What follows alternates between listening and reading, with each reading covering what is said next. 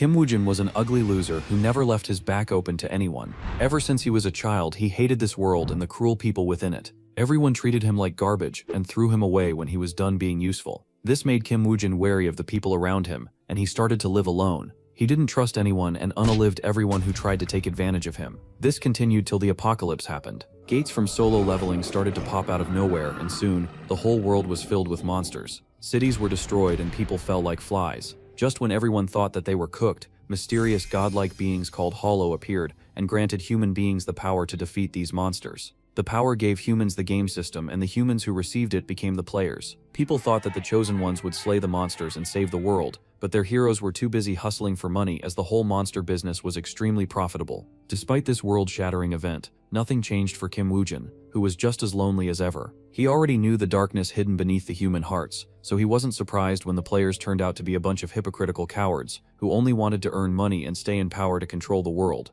Kim Woo-jin planned to stay out of this whole hero business for his whole life, but it all changed when he met Lee Se-jun. To Kim Woo-jin, Lee Se-jun was like an angel amongst the humans, as he was the only player to help humanity without wanting anything in return. Lee Se-jun's aura was so massive that similar-minded people started to join him to save the world. Kim Woo-jin was no different, as he also felt a duty to serve humanity as he was a human after all. So Kim Woo-jin joined the Messiah Guild and started following Lee Se-jun in his mission to slay all the monsters and save humanity. During this time period, he makes a lot of new friends whom he can trust his back to. Slowly but surely, Kim Woo-jin changed, but he didn't know if it was for the good or the worst. Back to the present, Kim Woo-jin stands in front of a gate which looks like an entrance to a boss room in Dark Souls game. Kim Woo-jin thinks that he is Eren, as he asks Lee Se-jun that if they beat the final boss behind this door, would they be finally free. Lee Se-jun answers that this might indeed be the final battle, at least for him. Kim Woo-jin is confused, so he turns back to Lee Se-jun to ask him what he means by that. But before he can say anything, Lee Se-jun unsheaths his sword and pierces it through Kim Woo-jin, turning him into a shish kebab. Lee Se-jun thanks Kim Woo-jin for his service and appreciates him for helping him reach this highest level. Kim Woo-jin falls down on his knees as his eyes fall onto the status screen, which flashes with the warning that he has been cursed with Balmung's curse.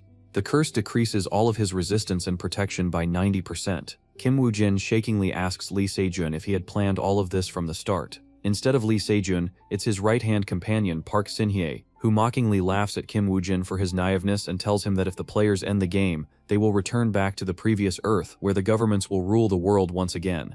Without their current power and abilities, how would they control the world with Iron Fist and enjoy their luxurious lifestyle anymore? Kim Woo-jin screams out Lee Se-jun's name loudly as the Heavenly Viper's poison spreads throughout his body. Seeing Kim Woo-jin still alive, Park Sin-hye can't help but feel admiration for him. Not only was Kim Woo-jin inflicted with Balmung's curse, he was also fed Heavenly Viper's poison. Only Kim Woo-jin was given this special treatment as all the other ones were easily too weak and just the Heavenly Viper's poison was enough for them.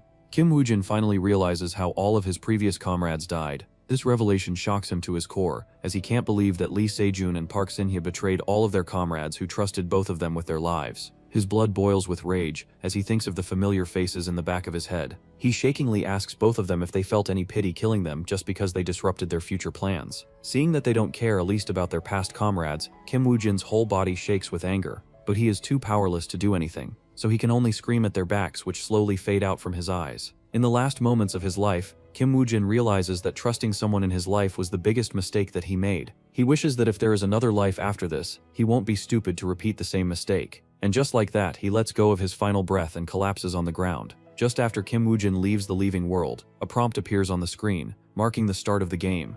Elsewhere, a military vehicle is speeding through the highway in which a bunch of militants are sitting. They discuss the recent surge in the numbers of monsters coming out from the dungeons. Some of them are worried, while others are happy as this means they will be able to earn more money. Amongst these people there is a man sleeping, who suddenly wakes and looks around shockingly. This man is Kim Woo-jin, who has traveled back in time to arrive at the moment when he first awakened his powers. Kim Woo-jin is shocked as just before this moment, he was betrayed by Lee Se-jun and died in the dungeon with his body left to rot there in the wild. However, now he is alive once again, and has traveled back in time to arrive at the time when the game had just started. Before he can process anything else, the vehicle suddenly stops as the driver looks in front of him with fear. The whole highway is filled with big and bulky orcs, who stare at them menacingly. The driver immediately informs the rest of the crew, who immediately picks up their weapons to fight and eliminate the horde of orcs. The chief of the crew briefs everyone that they are lacking ammo, so every bullet should be used carefully. Just as he is about to end his briefing, he notices Kim Woo-jin fighting against the orcs all by himself. With a submachine gun in his hand, Kim Woo-jin makes no waste of the bullets and eliminates the whole horde by himself. Every bullet from his submachine gun is a headshot, and soon every last bit of the green orcs are eliminated, as Kim Woo-jin stands in the middle, aura farming like a true alpha Chad. The other militants are shocked as they want to know who this Giga Chad is, who eliminated all the green orcs by himself. But Kim Woo-jin is lost in his own world, as he tries to get used to his body that has yet to adapt to the power of the system. He still feels as if he is in a dream, but gets woken up by the chief who berates Kim Woo-jin for jumping into the fight all alone by himself and taking all the kills. Kim Woo-jin doesn't care about this self-centered egotistic chief because his mind is still occupied with the thoughts of his last moments of his previous life where he was betrayed at the hands of his comrades. Just then, a notification rings in his ears, as a system panel appears before his eyes. The system congratulates him on his new player status and shows him the different classes available that he can choose from. Kim Woo-jin remembers that this was the day when he first received the power in his previous life, but this time there are a few changes. Unlike his previous life, Kim Woo-jin has 3 new different classes to choose from, and one of them is the Dark World Surrogate, a class that has the power to control curses and different poisons. Not just that, but the class also allows its user to summon undead monsters, making them a one-man army, Necromancer. This class previously belonged to a man called Johann Georg, who was also called the Immortal King, as he was nigh omnipotent, with his army of undead and his control over thousands of curses. With such power, Johann Georg was called the world's strongest player, and even Lee Sejun wasn't a match for him alone. Kim Woo-jin even compares Lee Sejun to a so-called hero and calls Johann Georg as the final evil boss of the game. In his previous life, Kim Woo-jin spent all of his life researching and analyzing Johann Georg to hunt him down for Lee Sejun. But in this life, with the power of the Dark World Surrogate, he will become the hunter of Lee Sejun and hunt him down.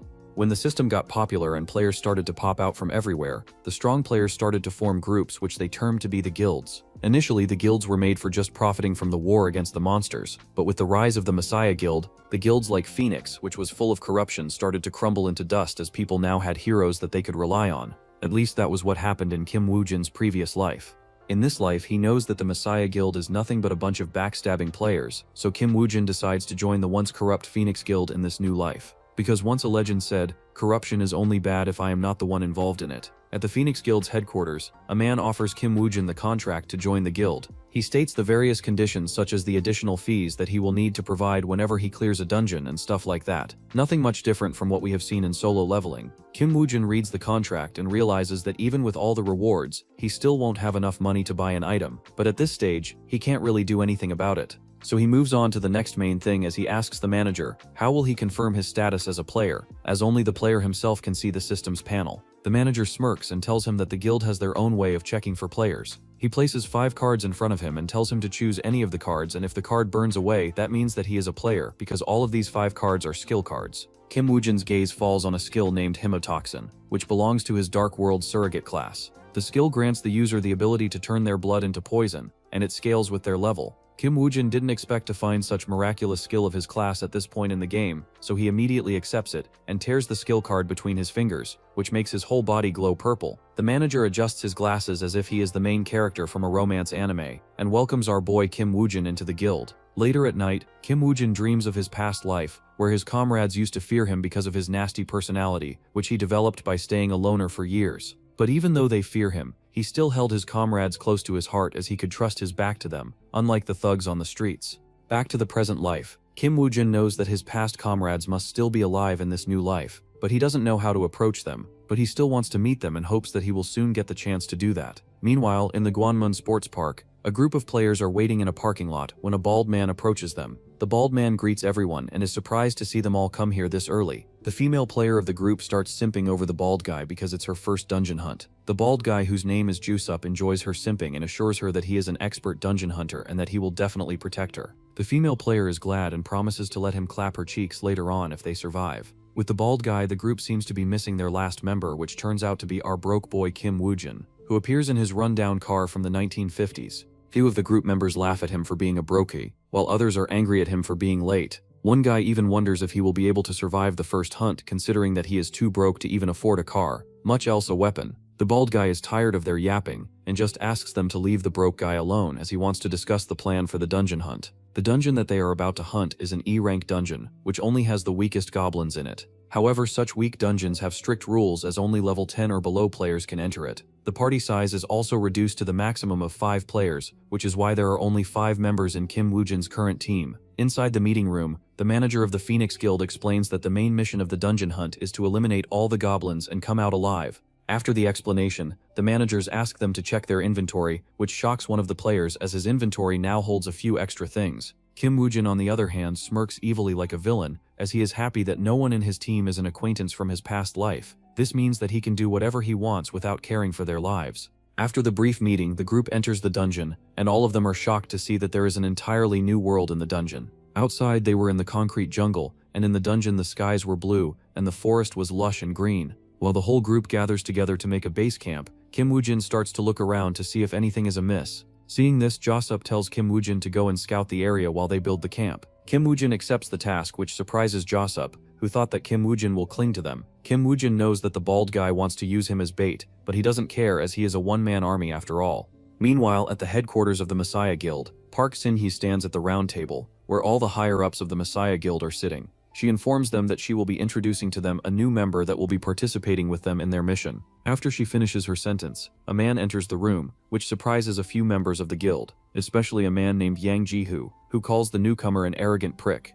The arrogant man introduces himself to be Suzuki Ichi, and is about to explain further, but noticing the heated gazes towards him, he realizes that most of the faces here are familiar, so he skips the self-introduction. Lee Si-jun, who is the guild master of the Messiah Guild, compliments Suzuki Ichi for being an ambitious man. But Suzuki Ichi only cares about his future tasks, which angers Yang Ji, who is sitting beside him, as he warns the newcomer to never talk to his master in such disrespectful manner ever again. Yang Ji, who wants nothing but to smash this arrogant prick's head right on the table. Suzuki Ichi is curious if it's his intonation that's annoying to Yang Ji, or is it because of the last time. This only further irritates Yang Ji, who bursts in rage, wanting to duel Suzuki Ichi to retrieve his honor. But he is stopped by a single word from Lee Si-jun and quietly goes back to his seat like a good dog he is. For now, Yang Ji can only swallow back his anger, as he promises to smash Suzuki Ichi's arrogance the next time he gets the chance. After everything calms down, Park Sin-yu asks the guild about the previous task assigned to them. One of the members answers that if it's just retrieving the mineral, it will only take 3 days.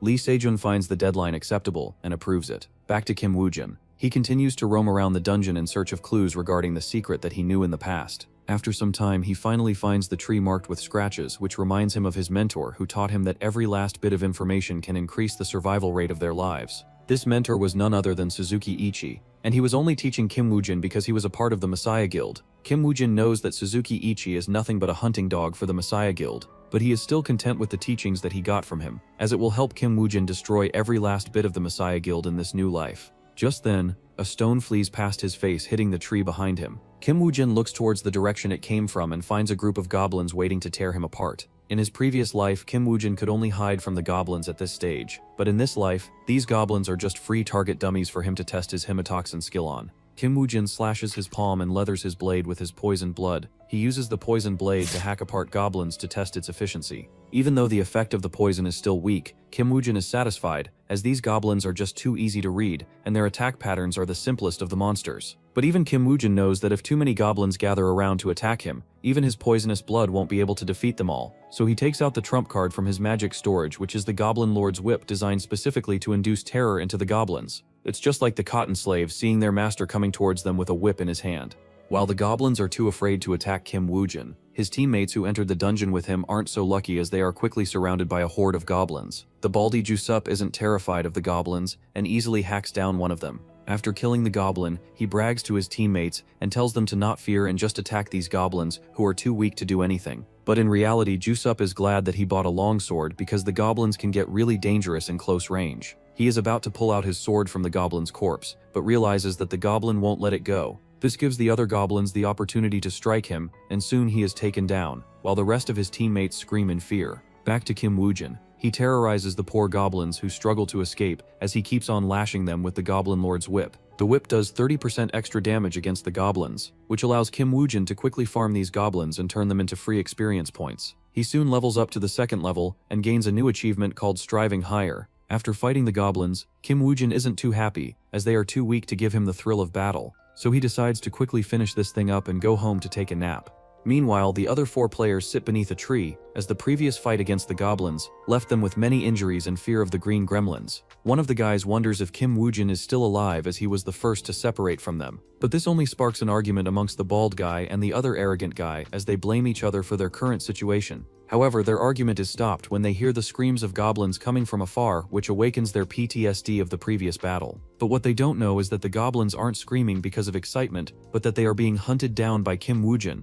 After hunting all those goblins, Kim Woojin finally unlocks a new skill called Skeleton Disease. Kim Woojin is surprised to get this skill this early, as this was the skill that turned Johan Jork into a one-man army. However, there is one fatal flaw in this skill, and that's that the caster can only resurrect the beings that he kills by his own hands. But Kim Woojin doesn't care about this flaw, as to him this skill is most suitable to increase his powers at his current stage. So he quickly uses the skill on a nearby dead goblin, and soon, a goblin skeleton rises from the dead. The glow in the skeleton's eye pleases Kim Woojin, as this is the look of someone who is born for battle.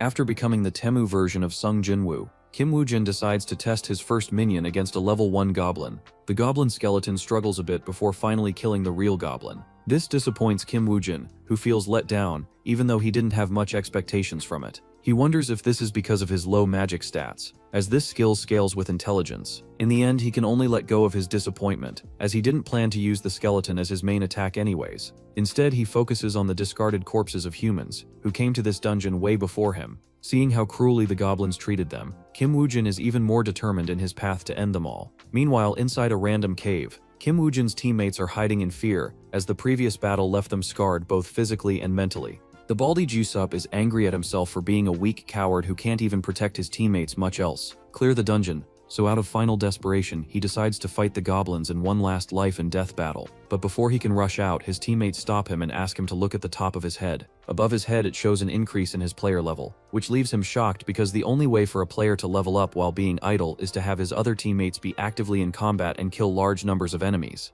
This makes him realize that the pawn that he discarded earlier is still alive and killing the goblins at a fast pace. On the other hand, Kim Woojin doesn't care if his teammates are leveling up or not, as he is having way too much fun toying with the goblins and making them regret being born in this dungeon. To eliminate a large number of goblins quickly, he decides to use clever tactics. He blocks the entrance to a goblin's lair with lots of wood, and then burns it down to create a big cloud of smoke. The smoke quickly fills up the air inside the cave, which suffocates the remaining goblins. This makes Kim Woojin smirk as he considers this as a revenge served hot and smoky by him for the players that the goblins killed that came before him. After the goblins are completely roasted, Kim Woojin waits for the goblin champion to appear. However, much to his disappointment, he sees no sign of him, so he is about to leave to look for other goblin lairs, when suddenly the whole ground starts to shake. Beneath from the earth appears a large and terrifying goblin, who growls at Kim Woojin with anger as he notices that all of his brethren are burned to crispy bacon bits. Kim Woojin is exhilarated to see the goblin champion appear before him, as this saves him the time for looking elsewhere for him.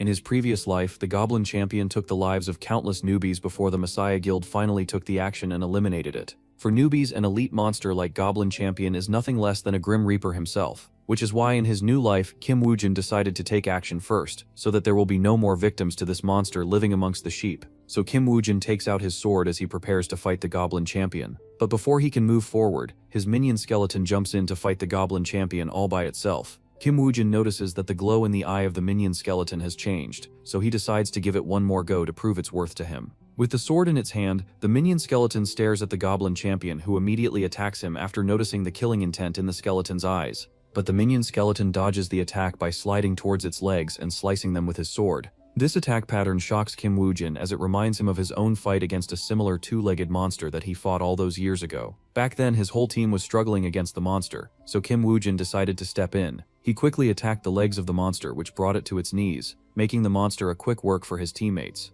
Now in his new life, the minion skeleton executes a similar strategy, and it even mimics his whole fighting style, which surprises Kim Woojin. He didn't expect the minion skeleton to be modeled after his combat style, but soon he remembers the skill's description, which stated that the minions summoned by the skill are affected by the user's magic. While Kim Woojin is contemplating about the skill, the minion skeleton quickly defeats the Goblin Champion as it awaits for the final call from its master. Kim Woojin tells the skeleton that in his previous life, he used all sorts of weapons and was unparalleled in one-to-one combat. But with the new development, he feels the need to change plans. After ending the Goblin Champion, Kim Woojin receives a legendary skill page from his class for his astounding achievement of clearing the Goblin Dungeon all by himself. Kim Woojin didn't expect to receive a legendary skill this early in the game, but he isn't complaining either. Meanwhile, back in the real world, the manager from the Phoenix Guild is shocked when he learns that the dungeon has already been cleared. He didn't expect the newbie team to clear the dungeon in just a single day. He quickly rushes outside and finds only 4 of the total members of the squad coming out.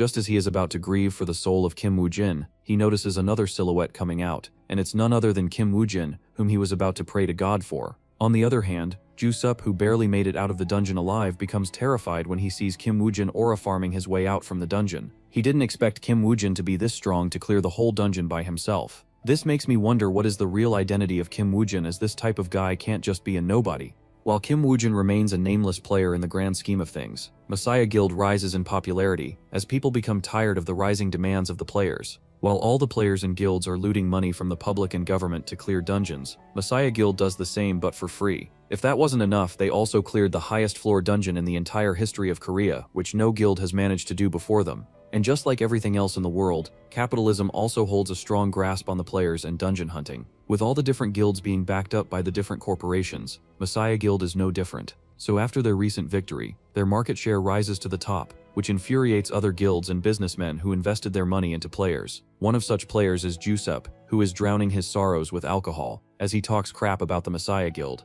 His friend beside him is listening to his yapping when his eyes fall on his forehead injury. Jas-up is too embarrassed to admit that he was injured by a goblin, so he lies that he got injured because of Kim Woo-jin, who disregarded the lives of his teammates to get a precious item in the dungeon. His lie quickly turns into a rumor which spreads throughout the whole guild, turning Kim Woo-jin into a greedy player who doesn't care about the lives of his teammates. Kim Woo-jin doesn't know about it, as he is busy looking for a way to connect with Lee Se-jun, but without looking too suspicious. After deciding on a lead, he heads to the guild to acquire some more funds, but for that he also needs to clear more dungeons. But when he arrives at the guild informs him that no one is willing to sign up with him for the dungeon hunt, which makes Kim Woo-jin learn about the rumors surrounding him. But in his heart he feels happy about the rumors, as this makes life easier for him, as he wouldn't need to make excuses to hunt the dungeon all by himself. Meanwhile, the manager and an executive from the guild talks about the orc dungeon that Kim Woo-jin put a request for. The executive remembers that this was the same dungeon which the rising star Jeon Young-gyo and his party failed to clear beforehand. The manager is a bit worried that Kim Woo-jin might be overestimating himself, but the executive just tells him to let Kim Woo-jin do whatever he wants, as he might give them a nice surprise. Kim Woo-jin, on the other hand, is oblivious to all of this, as he only cares about his goal of taking revenge on Lee Se-jun, and he has just the right way to get to him. Later at night, Kim Woo-jin, who is still a brokey, drives his old beaten car from 1950s and arrives at the location of the dungeon gate. An official from the guild guides him to the dungeon as he explains to him about the details for clearing the mission. The dungeon is called Orc Hunter, and it's a third-floor dungeon of the C class. The suggested level to clear the dungeon is level 13, which is far above the current level of the current Kim Woo-jin. Even though Kim Woo-jin knows that this dungeon might be a bit too much for him to handle at this point, he has one strategy that might just help him clear this dungeon all alone by himself. But for that he would need to hunt down an orc first, and then summon his skeleton to fight for him. But taking down an orc at his measly level is still a bit too far-fetched. But Kim Woo-jin's years of combat experience closes the gap a little bit. By using the same strategy that the minion skeleton used to defeat the goblin champion, Kim Woo-jin applies the same strategy against the giant orc. With his superior speed and sharp attacks, Kim Woo-jin leaves deep cuts into the legs of the orc, which forces it to fall down on its knees. This is exactly what Kim Woo-jin wanted, as a beast without legs is nothing but a sitting prey in front of him. He uses his sharp blade to put the orc out of his misery, and then uses his skeleton disease skill to summon a skeleton soldier out of the corpse of the already dead orc. While Kim Woo-jin is cooking up a plan to clear the orc dungeon all alone, outside in the real world, a new bald guy named Oh Sai-chan is in a meeting with a guy named Lee Jania. Oh Sai-chan slaps a player case file on the table as Lee Jania reviews it from head to bottom. The profile belongs to Kim Woo-jin, and it mentions his achievement of clearing a dungeon all alone by himself after just awakening his superpowers. Lee Jina has never seen something like this before, so he asks Oh Sai-chan if this report is even real, and not some made-up story by a fan who watches way too many manhwa recap videos. His words catches the attention of Secretary Lee, who had just come back after getting some coffee for the two of them. She asks Lee Jina if he doubts her credibility to write a factual report, which causes the poor Lee Jina to sweat like a monkey in a hot desert. To appease the lady, he starts praising her beauty and how she is so talented at writing these brilliant reports. Oh Sai-chan doesn't shy to contribute in the praises, as he assures Lee Jina that the report was written by Secretary Lee, so it must be 100% accurate. He is about to continue on with his compliments, when his tongue tastes the bitter coffee in his mouth. This almost causes him to spit the coffee out as he asks Secretary Lee if she used instant coffee instead of the premium one. Secretary Lee tells him that she bought this instant coffee when they had a meeting at the Phoenix Guild, and that she also wrote the report on reusable paper. This makes Oh-Sachin turn his attitude 180 degrees as he starts sipping the instant coffee, as it was the most delicious coffee in the world. This makes Lee Jaina look down on Oh-So-Fi-chan, as he is reminded of how stingy this guy is, in terms of saving money. He also blames his stinginess for the loss of hair on his head. If Oh-So-Fi-chan was about to hear his inner thoughts, he might have thrown a few hands with him. Oh-So-Fi-chan turns the conversation away from the meaningless bickery, as he asks Secretary Lee if they had any luck buying the rights to any new dungeons. The secretary answers that she looked into a few dungeons, but they were all too expensive. This makes Lee Jaina remember the dungeon that Oh-Sai-chan saved, to which Oh-Sai-chan replies that he shouldn't think about that one, as he has prepared a few more dungeons for him to clear. This puts Lee Jaina in a terrible mood as he begs Oh-Sai-chan to give him some rest as he just cleared a dungeon yesterday. But Oh-Sai-chan has watched way too many self-care gurus podcasts, so he just suggests Lee Jaina to buckle up like a real man and continue to strive hard, or else he might become lazy. Meanwhile, back to our boy Kim Woo-jin. He watches his new orc skeleton get obliterated by the big orc, and wonders if it is because his skill level is so low. But he isn't too worried about his skeleton minion getting destroyed, as he learned one main thing from the past user of this skill, that as long as there are corpses on the battlefield, he can just endlessly summon skeleton soldiers to fight on his behalf. With the new skeleton soldier, Kim Woo-jin clears out the orcs in front of him, and after fighting all day, he finally levels up and even manages to get his hematoxin skill to the 2nd level as well. But Kim Woo-jin isn't too happy with the results, as this dungeon seems to be a bit too ineffective in farming experience points. This makes him let go of his decision to hunt the normal orcs, as he decides to focus only on the orc hunters instead. But finding the orc hunter isn't so simple. It's a unique creature that hunts his own brethren, so he expected him to be the leader of the pack. At least this is what Kim Woo-jin deduced from his experience. But sometimes even the most experienced hunters can make a mistake. That's why Kim Woo-jin decides to change his hunting grounds and look for somewhere else in the dungeon. While he is drawing on the ground like a toddler, the skeleton soldier beside him tries to act as if he knows something, but Kim Woo-jin ignores this and just bonks him on the head as he leaves to check out the other hunting grounds. While this is all going on, the orc hunter has just finished hunting one of the orcs as it drags the body, leaving blood marks behind him for Kim Woo-jin to follow. After following the blood trail left by the orc hunter, Kim Woo-jin finally manages to lock in to the boss of the dungeon. As an experienced hunter, Kim Woo-jin knows that it's extremely dangerous to fight 1 versus 1 against a dungeon boss, so he decides to use some underhanded means to defeat it. He pulls out a bow and arrow from his inventory and laces one of the arrows with his toxic blood from the hematoxin skill, which is now level 2. He plans to inflict the poison on the orc hunter, so that he will be weakened, and then with the skeleton soldier by his side, it would be an easy fight for Kim Woo-jin. After carefully planning the strategy, he sends out his skeleton soldier to distract the orc hunter, so that he can get the time to shoot his shot. Since the orc hunter's skin and hide are extremely thick, Kim Woo-jin plans to shoot at its only weakness, which is its eyes. As the arrow escapes from Kim Woo-jin's bow, it lands right into the left eye of the orc hunter, which causes it to jump back in pain, as blood gushes out from its eye. The injury itself is already painful for the orc hunter, but when it learns that it has also been poisoned, he becomes even more enraged. Meanwhile, Kim Woo-jin receives the notification that the orc hunter has been successfully poisoned. Moreover, the upgraded skill will decrease the orc hunter's health bar over time. To Kim Woo-jin, this is just a nice bonus, as he didn't plan to bleed out the orc hunter slowly anyways. After being inflicted with poison, the once powerful orc hunter now becomes a sitting duck just for Kim Woo-jin to end its life and clear the dungeon.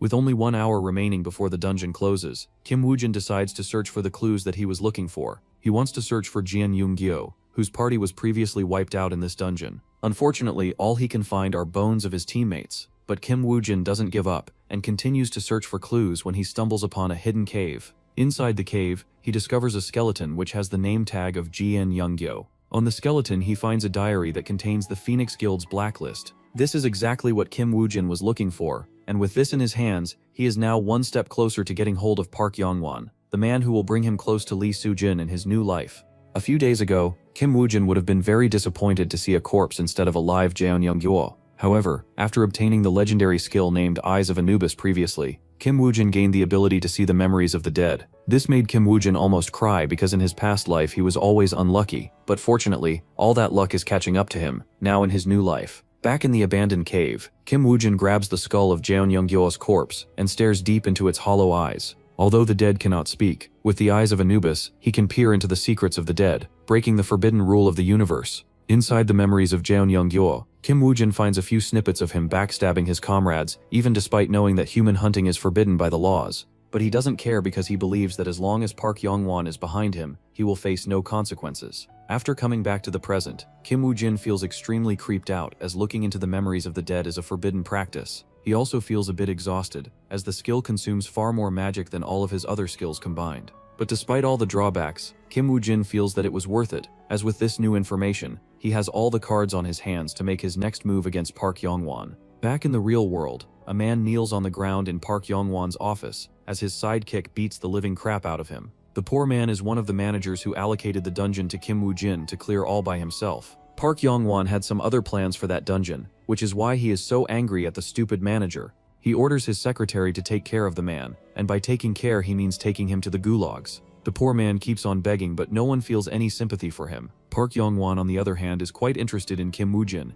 and his ability to clear a dungeon all alone. But his secretary reminds him of the terrible rumors about Kim Woo-jin and how he is a terrible person who wouldn't hesitate to betray his comrades. Park Yong-won doesn't really care about Kim Woo-jin's reputation, but he does agree with his secretary that Kim Woo-jin would have a hard time in the future, as the higher-level dungeons will get more and more dangerous to clear all alone. Before he can finish his remarks, he receives a message from the guild receptionist that Kim Woo-jin is at the doors to meet him. This piques the interest of Park Yong-won, who considers Kim Woo-jin to be a sheep barging all alone into the den of a lion. Meanwhile, in the Phoenix Guild's headquarters, the higher-ups are discussing the recent problem at hand about the bidding of the new A+ ranked dungeon. Since this is the highest-rated dungeon yet, all the guilds decided to participate together by sending 20 players each. From Guild Phoenix, 18 of the slots are split evenly between the 3 factions, while only 2 slots remain free. This puts a lot of pressure on the higher-ups who can't decide which players to send in. Just then, one of the executives receives a call from Park Yong-won, who requests him to give one of the 2 remaining slots to Kim Woo-jin.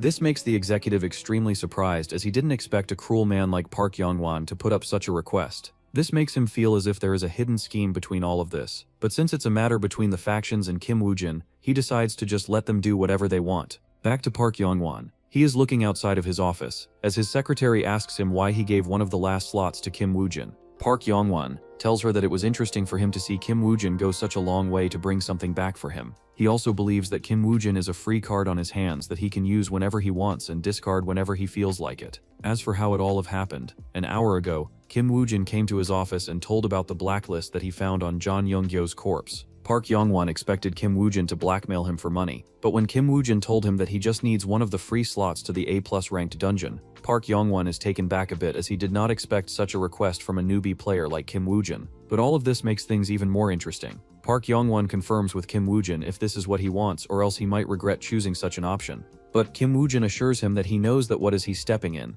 and as long as Park Yong-won can give him a free slot, he will let bygones be bygones. Park Yong-won accepts his deal, but on one condition. Later at the Gyeongbu University, a dungeon expert responsible for guiding the players participating in the A+ ranked dungeon holds a conference to inform them of the dungeon and dangers inside it. The dungeon is also an orc dungeon, but it has elite tier orc champions who are way stronger than the orc hunter. The maximum limit of the players entering is 150, and the level condition is to be below level 120. Kim Woo-jin knows about this dungeon from his past life, as it turned out to be a great tragedy. Nearly 70 people died in this dungeon, which was half of the total players that went inside of it. In his past life, Kim Woo-jin had already doubted that some of the players that died didn't die at the hands of the orcs but against other players. But since he didn't have any proof, he couldn't really uphold any justice for the players who died unjustly. But since he has gotten another chance at life, he decides to prevent such tragedy by participating in this dungeon. He is also quite curious about the reward for this dungeon, which was eventually won by the Messiah Guild, making Kim Woo-jin doubt if Lee Se-jun was ever kind-hearted from the start. He suspects that it was Lee Se-jun who caused the death of nearly half of the players. But he believes that he didn't do it directly, and instead used his moles planted in other guilds to do it on his behalf. After the brief meeting, the players finally gather at the gate of the dungeon as they get ready to teleport into the dungeon. Inside the dungeon, everyone is a bit lost, as there are way too many players inside. But the Messiah Guild is as formidable as ever, as they are the first to form a proper formation, which ignites the battle spirit in the other guilds as well. Just as all the guilds are preparing, an orc rushes out from the woods to attack them. The Messiah Guild takes on the first orc as their main tank aggroes the orc by using his skill, while the caster from his guild takes down the orc using her spells. Just when they thought that they were finished with their job, the whole ground starts to shake as a horde of hundreds of orcs rushes at the players with deep killing intent in their eyes. Meanwhile, Kim Woo-jin is sitting all alone on a nearby tree watching the whole battle happen in front of his eyes. He is calm and collected as he didn't plan to act along the guilds anyways, and always wanted to move alone. Now that this chaotic battle has given him the opportunity to charge ahead all alone, he takes the opportunity to leave and take care of his mission all alone by himself. Kim Woojin's plan is to let the guilds take care of the 1,000 orcs in the dungeon, so that he can focus on finding the orc champion. He then plans to eliminate the orc champion on his own, and get the reward of the dungeon without anyone else knowing. He knows that the guilds will first focus on killing the 1,000 orcs, as this is the best way to avoid casualties when they will be fighting against the elite orcs later on. But this also gives an opportunity to loners like Kim Woojin, who wants nothing to do with the other players. The large commotion of the battle catches the attention of the orc champion, who immediately sends out his army of orcs to see what's going on and eliminate the troublemakers. Kim Woojin watches all of this happen from the sidelines and is happy that the orc champion sent out all of his soldiers, otherwise it would have been difficult for him to take on the orc champion, while also dealing with the remaining orc soldiers. Back to the guild players, they have just finished taking down the first batch of the orcs when they hear about the movement of about 900 more orcs coming towards their way. The Lion Guild leader of the group decides to step back for a while, as their current equipment isn't enough to deal with the whole army of the orcs at this time of the expedition in the dungeon. But the other guilds aren't happy with their decision, as they call the Lion Guild Geld cowards for not facing the monsters head on.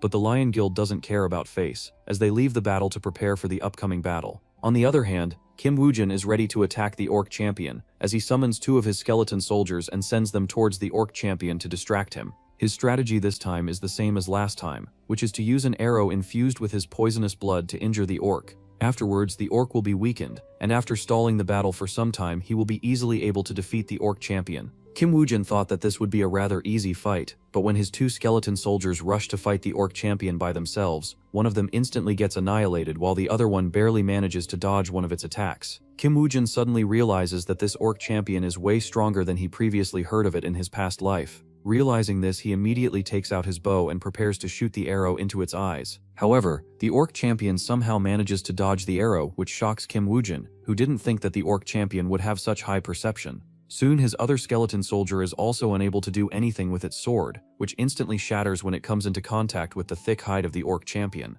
Kim Woojin feels a bit frustrated since his failure-proof plan got spoiled easily. With no way of defeating the orc at his current state, Kim Woojin decides to do the pro-gamer move, which is to retreat from any battle that you cannot win. But while Kim Woojin is retreating, the orc champion also chases after him. Normally dungeon monsters won't chase humans if they retreat, but orc champion seems to be a bit unique. After chasing Kim Woojin for a while, the orc champion gives up since Kim Woojin uses the dense woods to mask his presence.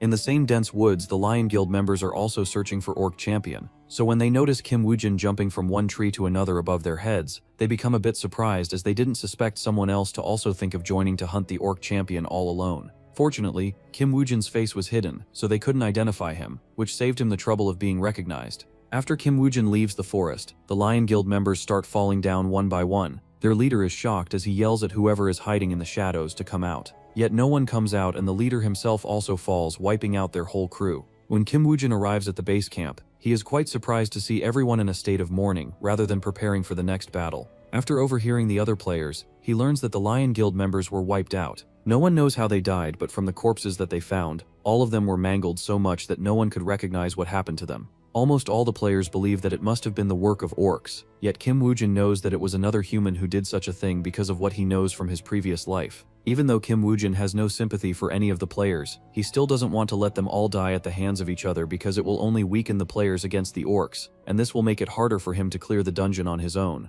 The following morning, all the players gather once again to fight the orcs once again. However, this time their morale is all-time low because of what happened to the Lion Guild, and of the sheer numbers of orcs on the opposite front. On the other side, Kim Woojin once again disappears from the battlefield as he heads out to fight the orc champion one more time. However, this time, he changes his strategy a little bit. Instead of equipping the bow and arrow on himself, he gives the set to his skeleton soldiers to annoy the orc champion from the sidelines, so that he can combat the orc champion on his own. The orc champion notices that the ant who ran away from his previous time is once again back to fight him. This time he activates the power of the orc fang from the start, so that he can eliminate this ant as quickly as possible, and let him feel despair. But just when orc champion is about to rush at Kim Woojin with the axe in his hand, he gets attacked by the arrows from the sidelines that are being shot by skeleton soldiers. With the distraction from the sidelines, the orc champion isn't able to focus on his fight against Kim Woojin, who uses this chance to get close to the orc champion. After getting close to the orc champion, Kim Woojin suddenly jumps in the air and slashes at the orc champion's chest. The orc champion's hide is extremely thick, so the attack doesn't do any physical damage to him. But the orc fang necklace on his neck is made up of a common material, so it isn't able to sustain the damage and breaks into 2 pieces. Kim Woo-jin immediately grabs the orc fang and activates it to gain all the buffs that the orc champion was using in the right against him. Without the buffs from the orc fang, the orc champion becomes weak and isn't able to block the arrows from the sidelines which are laced with Kim Woo-jin's toxic blood. With the addition of blood toxins, the poor orc champion becomes further weakened as his speed slows down, while also losing a certain amount HP every second as well. Kim Woo-jin on the other hand fully activates the buffs of the orc fang and equips a sword to finally take revenge on the orc champion for making him run for his life the last time. With 0 buffs on his side and being weakened by the blood poison, the orc champion stands no chance against Kim Woo-jin and his skeleton soldiers. Kim Woo-jin uses his agility to cut open the arm of the orc champion, which is holding the axe, which in return causes him to drop it on the ground. The skeleton soldier immediately picks up the same axe and rushes at the orc champion to kill him with his own weapon. While this fight is going on, a scout from a different players guild hears the sound of someone fighting, and when he arrives he notices that it's Kim Woo-jin and his skeleton soldiers fighting all alone against the orc champion. The scout can't believe his eyes that someone is fighting against the boss all alone. He feels the urgency to report this matter to the guildmaster, so he is about to leave when suddenly an arrow strikes his arm. His first suspect is Kim Woo-jin, but when he turns around to look, he finds that it's a member of the Skull Guild instead. The man from the Skull Guild feels no hesitation in unaliving the scout, as he doesn't want the news to spread and that he was on their blacklist. After eliminating the scout, the other Skull Guild members also appear as they ask each other what to do about Kim Woo-jin. A few of them suggest letting Kim Woo-jin kill the champion orc, and after he is done they can just jump in to eliminate him and take all of the loot. All of the Skull Guild members leave, leaving behind only one who drags the corpse of the scout that they just eliminated. He plans to leave the corpse to the orcs, as this will erase all the marks that might lead to them. Meanwhile, the rest of the players finally manage to defeat the last remaining few waves of the orcs, which only leaves them with the orc champion to hunt. The Phoenix Guild's current leader is leading his players to clean up the battlefield as they prepare to look for the orc champion. But just then, a notification pops out in front of everyone informing them that the orc champion has been defeated. This causes all of them to fall into chaos as they want to know which guild had the audacity to act all alone, ruining the agreement that they made. The Messiah Guild suspects the Lion Guild to be after this as they went all alone in the start. However, they also know that all of the Lion Guild members were eliminated, which leaves them even more confused. The source behind all of their confusion is currently enjoying the rewards of his victory against the orc champion.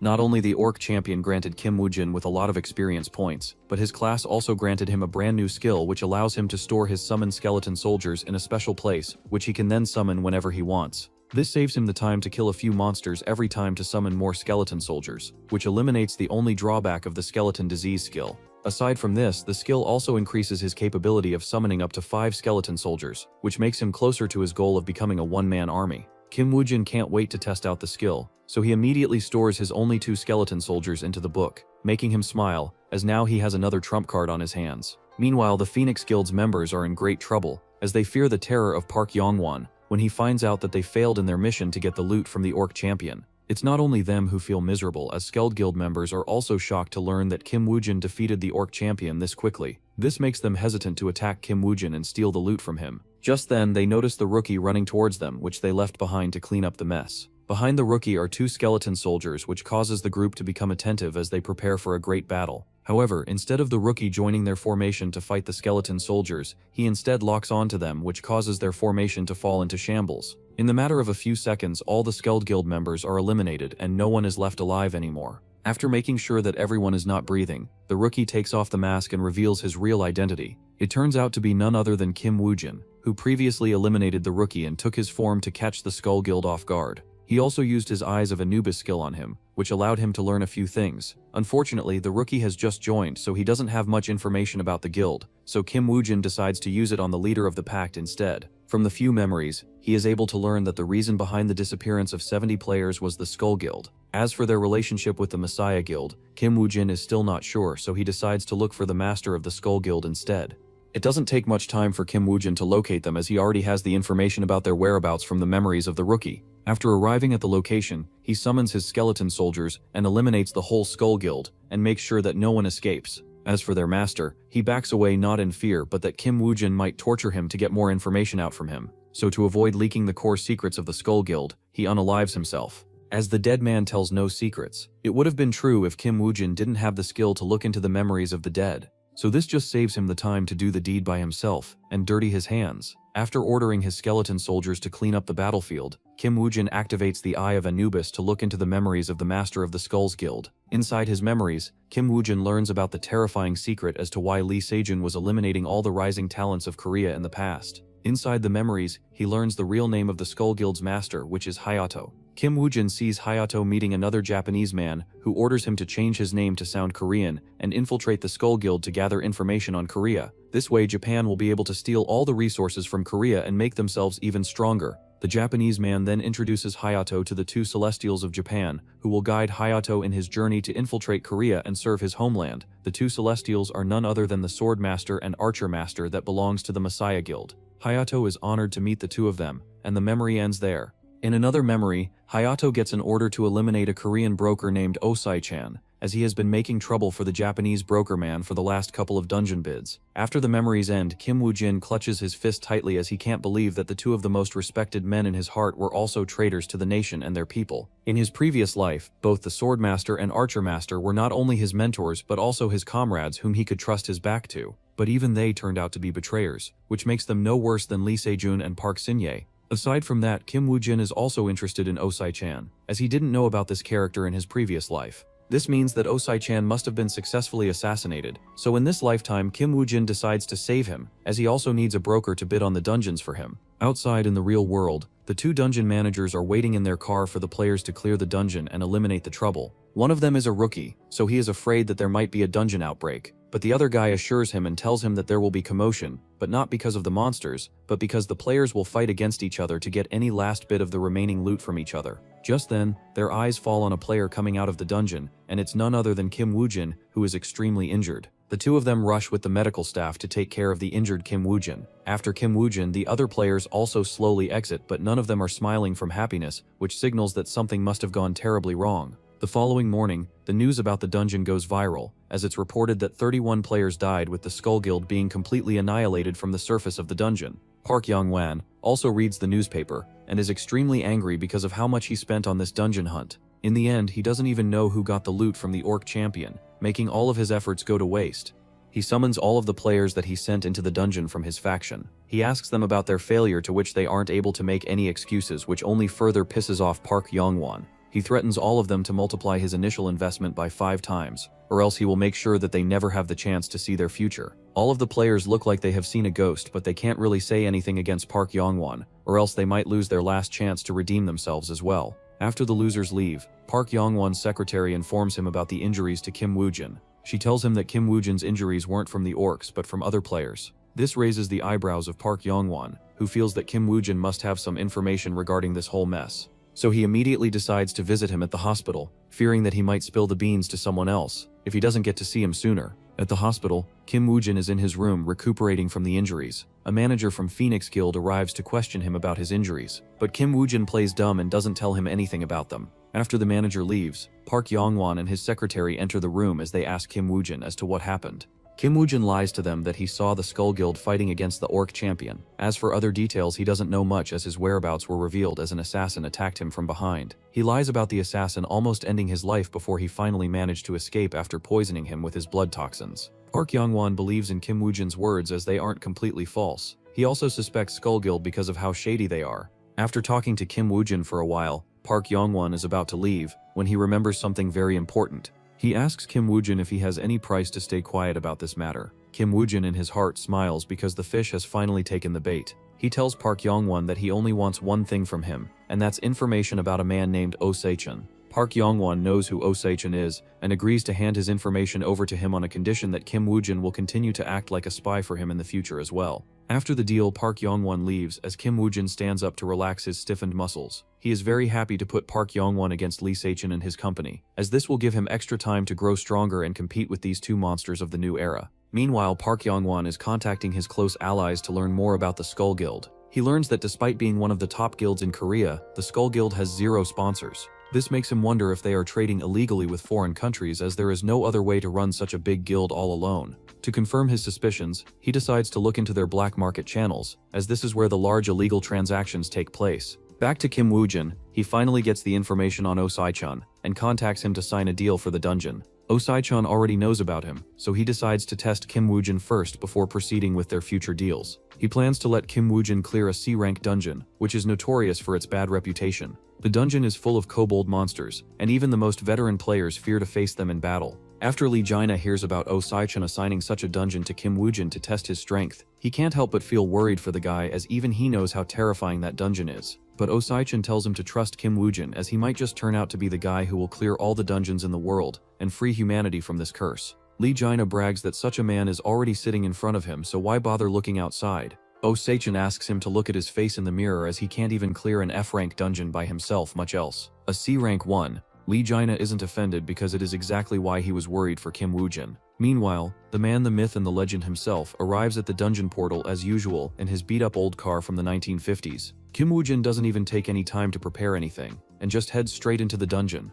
Secretary Lee is watching everything from the sidelines as she reports his behavior to Osai-chan. She asks him if she should turn on the timer to see if Kim Woojin can clear the dungeon in record time. Osai-chan is quite surprised that Kim Woojin would be this reckless. Lee Jaina agrees with him, but Osai-chan still wants to trust in his judgment, as he feels that Kim Woojin is rather special. Meanwhile, somewhere else, Kim Jae-hoon of the Messiah Guild is in a meeting with Swordmaster and Archermaster. They talk about the deaths of all the Skull Guild members inside the Orc dungeon. Kim Jae-hoon reminds them that events like this happen all the time in the dungeon, and that there is no way for them to do any investigations, as none of the members from the Skull Guild survived. But this doesn't appease the two masters, as they only become further angry, as they remind Kim Jae-hoon of his position on the hierarchy. Kim Jae-hoon starts to sweat profusely as he tries to calm down while apologizing that he was indeed a bit too harsh in his comments. He tries to make them realize that the Messiah Guild cannot control if anything goes wrong in the dungeon, and that there are far too many factors to count. But the two masters still blame him and the Messiah Guild for the blunder, as they lost so many resources because of this one big blunder.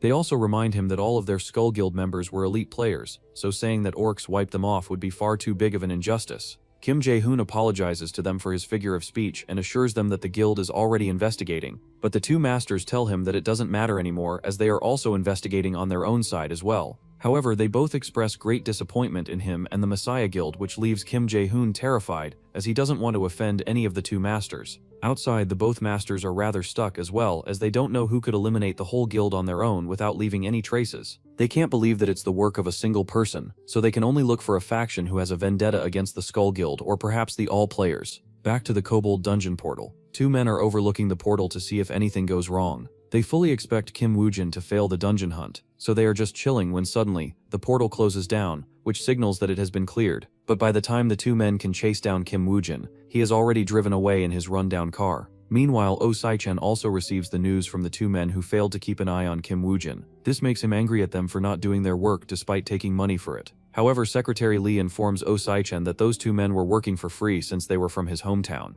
This makes Osai-chan feel guilty, so he lets both of them go without any more abuse. On the other hand, Secretary Lee assures him that Kim Woojin will definitely return to them, as he looked like a person who wanted a long-term contract. After telling him this, she leaves for something but doesn't tell Osai-chan anything about it. After she leaves, Lee Jaina enters the office as Osai-chan breaks the news that Kim Woojin cleared the dungeon all alone, and that just in 12 hours. Lee Jaina is rather nonchalant about it, as he is trying to hide all the snacks that he bought from the convenience store with the company's credit card. Osai-chan yells at him to go back and return the snacks, or he will turn him into a snack otherwise. Back to Kim Woojin. After he exited the dungeon portal, he received a walkie-talkie on his car, alongside a note which told him the timing of when it worked. On the other side, Kim Jae-hoon is struggling to secure his life and job, as he is worried how he will face his master after that last meeting. He wants to correct things but doesn't know how to, which makes him wonder if he should rely on other people in the guild to handle things. But just then he receives a call from someone who tells him that he knows something about the Skull Guild. This makes Kim Jae-hoon change his direction and head directly to meet that man. Inside a bar, Park Yong-won is in a meeting with Jung Hoon-young, a man with no affiliation with any guilds, and is known to be a ruthless guy. Park Yong-won wants him to protect an important person for some time. He wants to use that person as bait to catch some big fish in the muddy water. What Park Yong-won doesn't know is that someone else is watching him from the top, and that someone is Kim Jae-hoon. Kim Jae-hoon is wondering what Park Yong-won is really trying to do and how much he truly knows about the Skull Guild. While he is thinking about it, a bearded man appears behind him, which startles Kim Jae-hoon, who turns around to greet him. The bearded guy tells him about the information that he acquired from his previous meeting with Park Yong-won. Park Yong-won wanted to learn a few things about the Skull Guild from him, and in return he promised to share the secret of the Skull Guild members who died in that orc dungeon.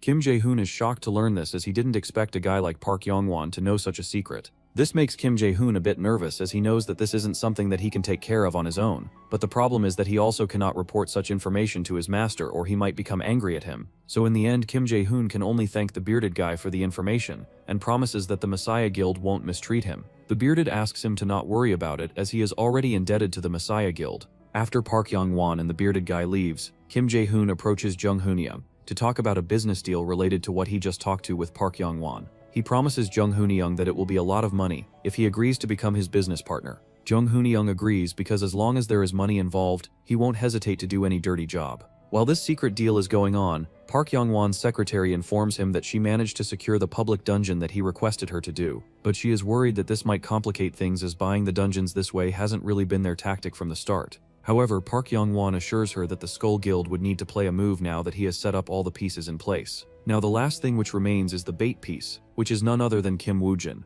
Back to Kim Jae-hoon, he becomes even more confused after his meeting with Jung Hoon-young, as he doesn't understand why would Park Young-won hire 5 bodyguards to protect Kim Woo-jin. Kim Jae-hoon doesn't believe that Kim Woo-jin was the person that could have eliminated the Skull Guild members who have been personally trained by the 2 masters. What he doesn't know is that Kim Woo-jin was once also trained by the 2 masters, so their skills depended on the experience which no one can beat Kim Woo-jin in. Meanwhile, Kim Woo-jin finally gets a chance to talk with Oh Sai-shan and asks him if he passed the test. Oh Sai-shan congratulates him for passing the test with flying colors. With this settled, Kim Woo-jin asks Oh Sai-shan to buy a few dungeons for him. He sends him the list in a secure locker and tells him the password for it. After hanging the call, Lee Jaina asks Oh Sai-chan if putting his bet on Kim Woo-jin is the right bet, because he feels that he is a bit too dangerous. But Oh Sai-chan assures him that everything will be fine, and it's not like that being a broker business isn't also dangerous or anything. Back to Kim Woo-jin, he is in a meeting with Park Young-won, who wants him to act as bait for his mission. Kim Woo-jin feigns concern as he mentions the dangers of being in such a situation.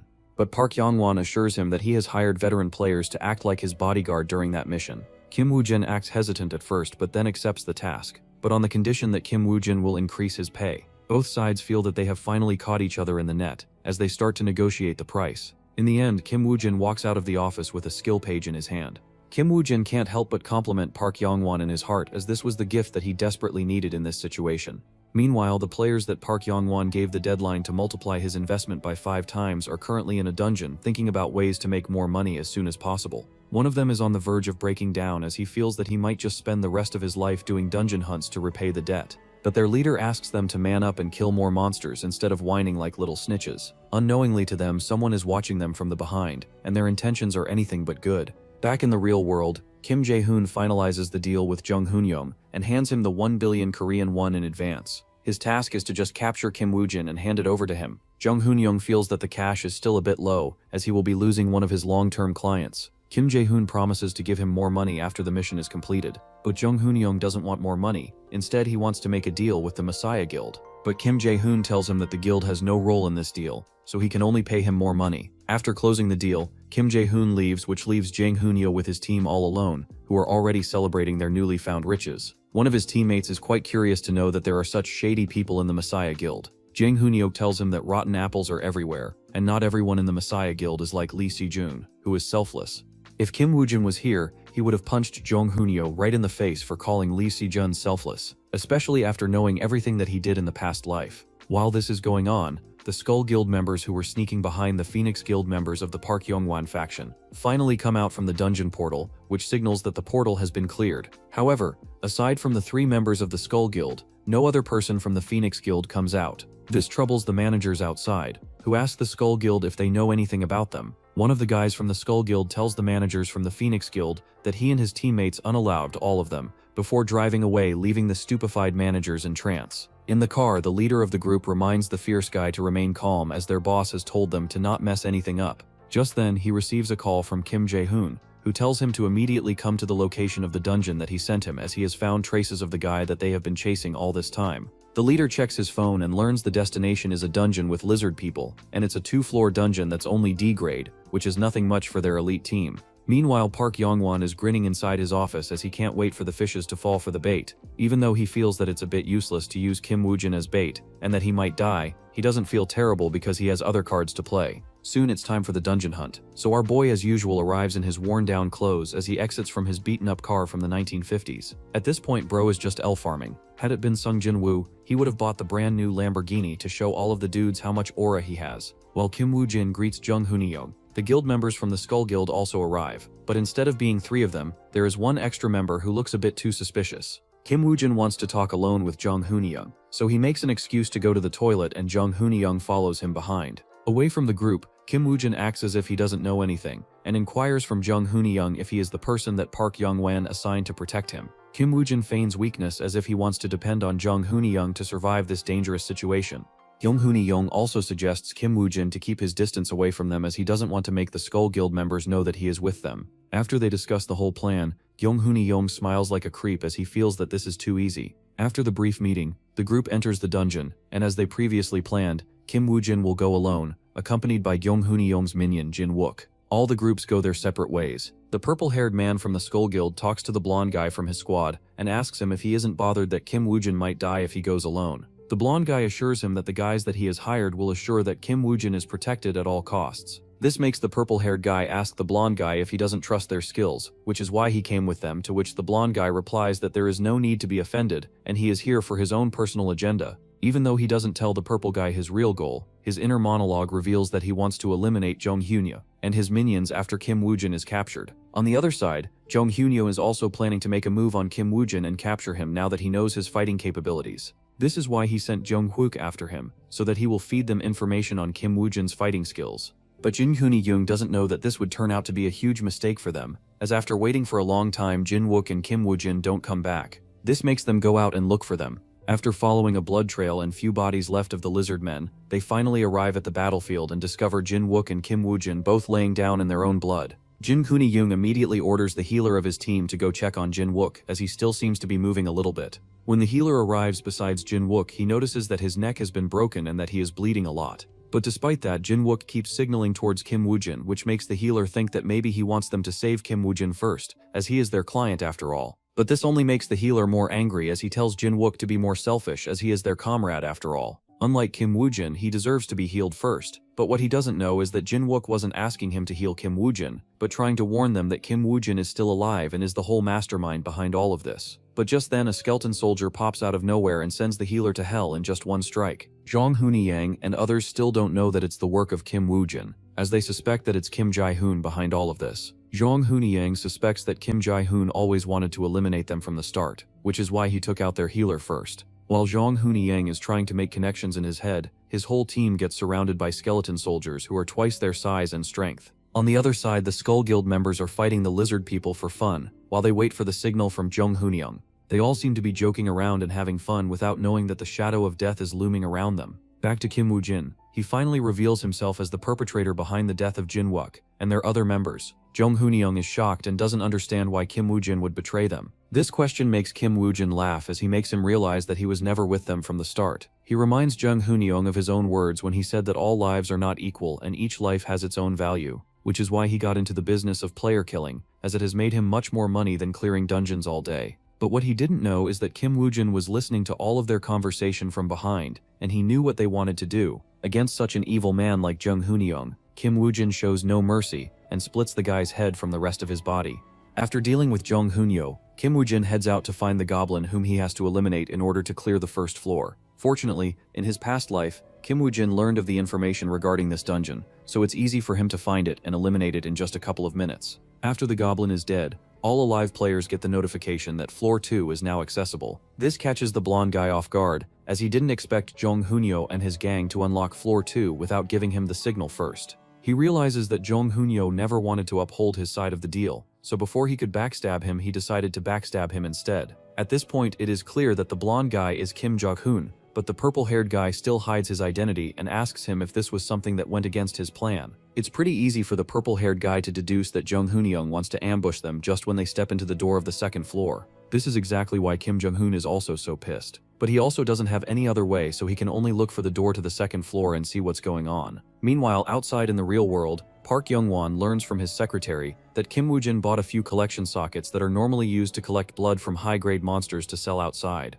This confuses Park Youngwon, who doesn't understand why would Kim Woo-jin buy these collection sockets when his life is in danger inside the dungeon. Back in the dungeon, Kim Jae-hoon and his party enters the second floor and are immediately attacked with a few blood vials which spreads blood all over their body and clothes. They turn to look at the attacker and discover that it's just Kim Woo-jin. Kim Jae-hoon asks Kim Woo-jin why would he attack them, to which Kim Woo-jin confesses about knowing their plan to attack him and Jung Hoon-young. After coming to the second floor, that's why he decided to act first. Kim Jae-hoon didn't expect Kim Woo-jin to know this much, so he signals his men to be cautious, as who knows if Jung Hoon-young and his teammates are waiting to ambush them. In the meantime, he asks Kim Woo-jin about the blood that he threw at them, to which Kim Woo-jin replies that it's the blood of a goblin, which is the favorite snack of the lizard people. Just as he says this, a giant lizard man pops out from behind them and gulps one of them in one single bite. This terrifies the Skull Guild and Kim Jo-hoon, who immediately make a distance away from the lizard man. The leader of the Skull Guild, whose name is revealed to be Matsumoto, suddenly rushes in to fight Kim Woo-jin. He is extremely furious at Kim Woo-jin for setting up such a trap for them and killing his teammates.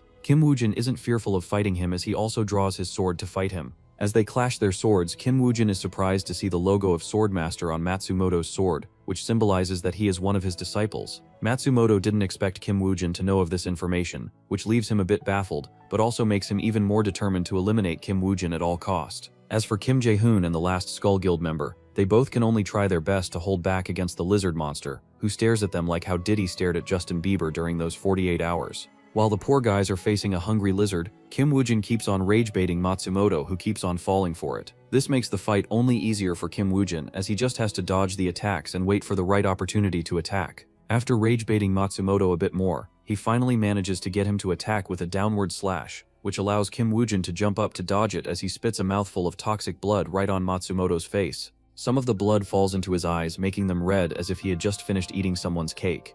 This only makes Matsumoto even more furious, as he realizes that he has been poisoned. Faced with such an opponent who would stoop to such a low level that he won't even hesitate to spit on his opponent's face, Matsumoto feels that he has truly met his match. All of his life he was taught to honor the rules of the duels, and his opponent doesn't care about that at all. Suddenly, Matsumoto remembers his master's teachings, so he calms himself and decides to use the only move in his arsenal that can perhaps defeat such a monster like Kim Woo-jin. Seeing Matsumoto change his stance, Kim Woo-jin immediately catches on to the skill that he's about to use, as he has seen Master Sword and Lee Se-jun use it countless times in his previous life. The sword skill is called the Holy Sword, which slashes a holy light at the opponent, cutting them apart as if they are made of butter. Unfortunately for Matsumoto, his opponent is a person who has the most in-depth knowledge of his skill. So just when the skill is about to strike him, Kim Woo-jin dodges at just the right time and appears behind the weakened Matsumoto to finish off whatever is left in his energy-less body. This brings Matsumoto to his memory of the day when he finally mastered the Holy Sword. His master told him that his skill is still far too unstable and that he can only use it once a day. Even after that, his body will be too weak to fight afterwards, and if he faces a monster who can't be taken down in one skill, it would be the end for him. He finally realizes what kind of monster his master was talking about, as he can be said to finally have met one of its kind. Matsumoto's death causes his companion to get sidetracked, which allows the lizard man monster to strike him from behind and take him out. With no one left to live, Kim Jae-hoon decides to use the pro gamer move, which is to ask for a truce. This only makes Kim Woo-jin laugh at him, as he reminds him that just a few moments ago, he was trying to kill him, and now that he can't win anymore, he wants to ask for a truce. Kim Jae-hoon tries to negotiate by saying that if Kim Woo-jin kills him, it would only make it harder for him to clear the dungeon. But Kim Woo-jin tells him to not worry about it, as he already has his own helpers. Saying this, he summons his skeleton soldiers, which shocks Kim Jae-hoon, who had no knowledge that Kim Woo-jin was a necromancer. Kim Jae-hoon tries to step back in fear, but the lizard man monster behind him doesn't give him the chance to retreat at all. It suddenly strikes at him, which Kim Jae-hoon barely manages to dodge. But when the monster is about to attack him for the second time, the fat guy that the lizard man monster smacked earlier gets back up once again and bonks the lizard man monster on the head. However, the lizard man monster only becomes even more angry and grabs the fat guy with its tail as he brings him towards its heinous mouth. The fat guy tries to negotiate with the monster as he tells him to not eat him, as he stinks from all the fat on his body that he has. The lizard man indeed hates the smelly fat on his body, so he decides to crush him instead of eating him alive. Kim Jae-hoon is so scared that he almost soils his pants, but he knows that he can't die here, so to survive he tries to run away and hide, till Kim Woo-jin and others can clear the dungeon. But the lizard man monster is keen on hunting him as it keeps on chasing after him no matter how much he runs. Kim Jae-hoon doesn't understand why the monster is so fixated on him, even when Kim Woo-jin's skeleton soldiers are attacking it from behind. Since the monster is focused on Kim Jae-hoon, Kim Woo-jin's skeleton soldiers have an easier time slowly chipping away the monster's health bar, which has already decreased a lot because of Kim Woojin's hemotoxin skill. The last time his hemotoxin skill leveled, it also gained the ability to decrease the stats of the target, which makes the lizard man move a bit slower, making it easier for skeleton soldiers to attack it. But despite all of that, the lizard man monster ignores the skeletons as if they don't even exist, and instead it keeps on running after the already desperate Kim Jae-hoon. Kim Jae-hoon, on the other hand, is shocked by the strength of skeleton soldiers who are even stronger than some of the elite players. He now understands why he didn't see Jung Hoon-yoon on the second floor, as he and his party must have been eliminated by Kim Woojin earlier. In the end, he can only beg Kim Woojin to spare him, but Kim Woojin is merciless as he sends one of his skeleton soldiers to block off Kim Jae-hoon's path, so that the lizard man monster can crush him. Till the last moments of his life, Kim Jae-hoon didn't understand why the monster would ignore the skeleton soldiers, and only attack him. It is only at the last few seconds of his life that Kim Woojin explains to him how the lizard man's eyes work. This answer was only known by Kim Woojin, who learnt it in his previous life, that lizard men are blind and can only see heat signatures of the living creatures. As for dead skeleton soldiers, they have no heat signatures, so they are practically non-existent to the lizard man.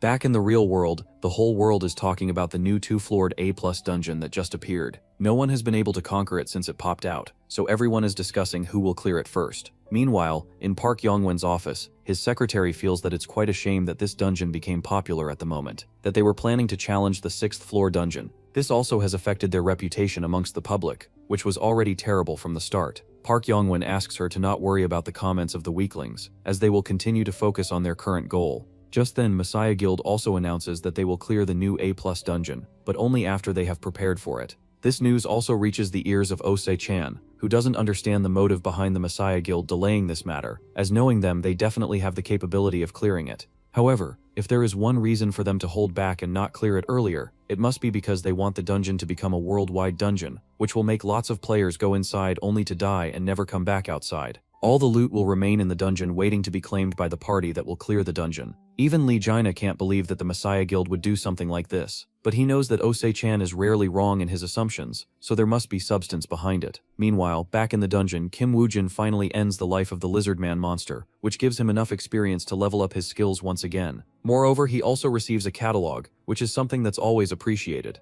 Aside from that, Kim Woojin was also able to learn a lot more about the current situation of the world, but this also came with a price that now the Messiah Guild knows about him, which means that it will be harder for him to pull anything like that once again in the future. Aside from that, he takes out all the loot that he got, which includes the sword that Matsumoto was using, which Kim Woojin hands out to his skeleton soldier as he can't publicly use it, or the swordmaster might come knocking on his door. He also uses his Eye of Anubis skill on Matsumoto to learn more about the Skull Guild and the Japanese forces behind them. After doing everything, he leaves the dungeon and arrives outside, where he informs the manager that everyone is dead except him and that he should report it to the higher-ups however he wants to. Meanwhile, he heads inside the trailer and talks to someone on the phone and tells them that all of the Skull Guild members and Jung Hoon-young's party died fighting each other and he barely survived on his own. He also talks about the Japanese faction which is behind Skull Guild and its name Yamato.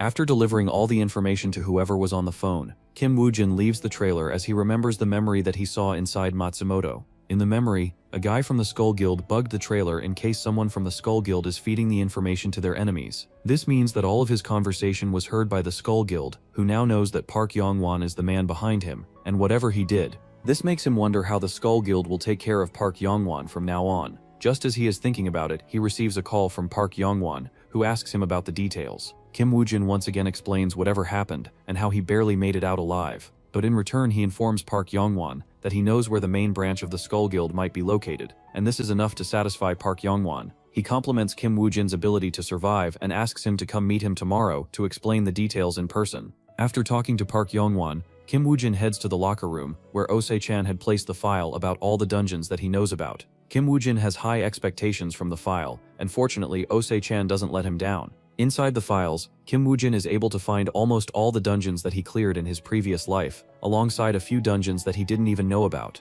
One of such dungeons is a 2-floored A-rank dungeon, which was kept hidden even in his past life. He reads the conditions to clear it, and wonders what's inside the lizard's egg, as it's something that he didn't even learn in his previous life. So this time, Kim Woojin decides to clear the dungeon before anyone else can, so that he can solve this mystery that's something he could never solve in his past life. So to get his place in the hunt, he immediately contacts Osei-chan, who is excited about his first real deal with Kim Woojin.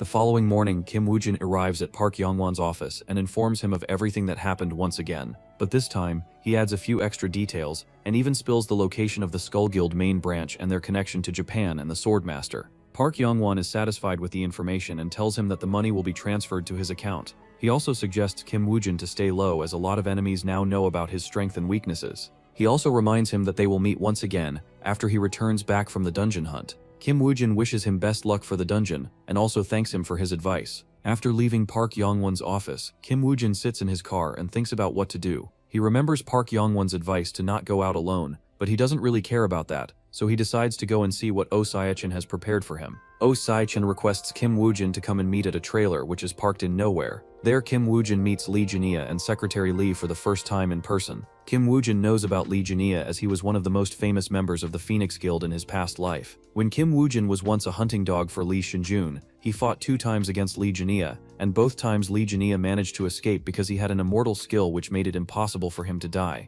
That's why Kim Woojin is a bit surprised to meet such a person out of nowhere. Kim Woojin didn't really like Lee Jinia in his previous life, so he is a bit biased against him in this life as well. So when he learns that Lee Jinia will act as his examiner in the upcoming dungeon, Kim Woojin feels a bit angry. He wants to meet Oh Sae-chan and talk about it, but Oh Sae-chan doesn't want to meet him in person, so they still talk on the walkie-talkie. Oh Sae-chan tells Kim Woojin that he still needs to test his abilities with a trusted pair of eyes. That's why an examiner is a must. Kim Woojin feels a bit helpless, so he can only threaten Lee Jinia to back out by asking Oh Sae-chan that if the examiner dies during the examination, would Oh Sae-chan punish him for that. Lee Jinia knows that Kim Woojin is trying to threaten him, but he doesn't really care as he is an immortal anyways. On the other hand, Lee Jinia also asks Oh Sae-chan if the examinee dies during the dungeon hunt, would he be punished for it? To which Oh Sae-chan yells at him and tells him that he will cut off his snack supply if something like that happened. Poor Lee Jinia can compromise on anything but snacks, as he needs 10,000 calories to maintain his normal life. In end, both Kim Woojin and Lee Jinia has no choice but to accompany each other to the dungeon and see how things go.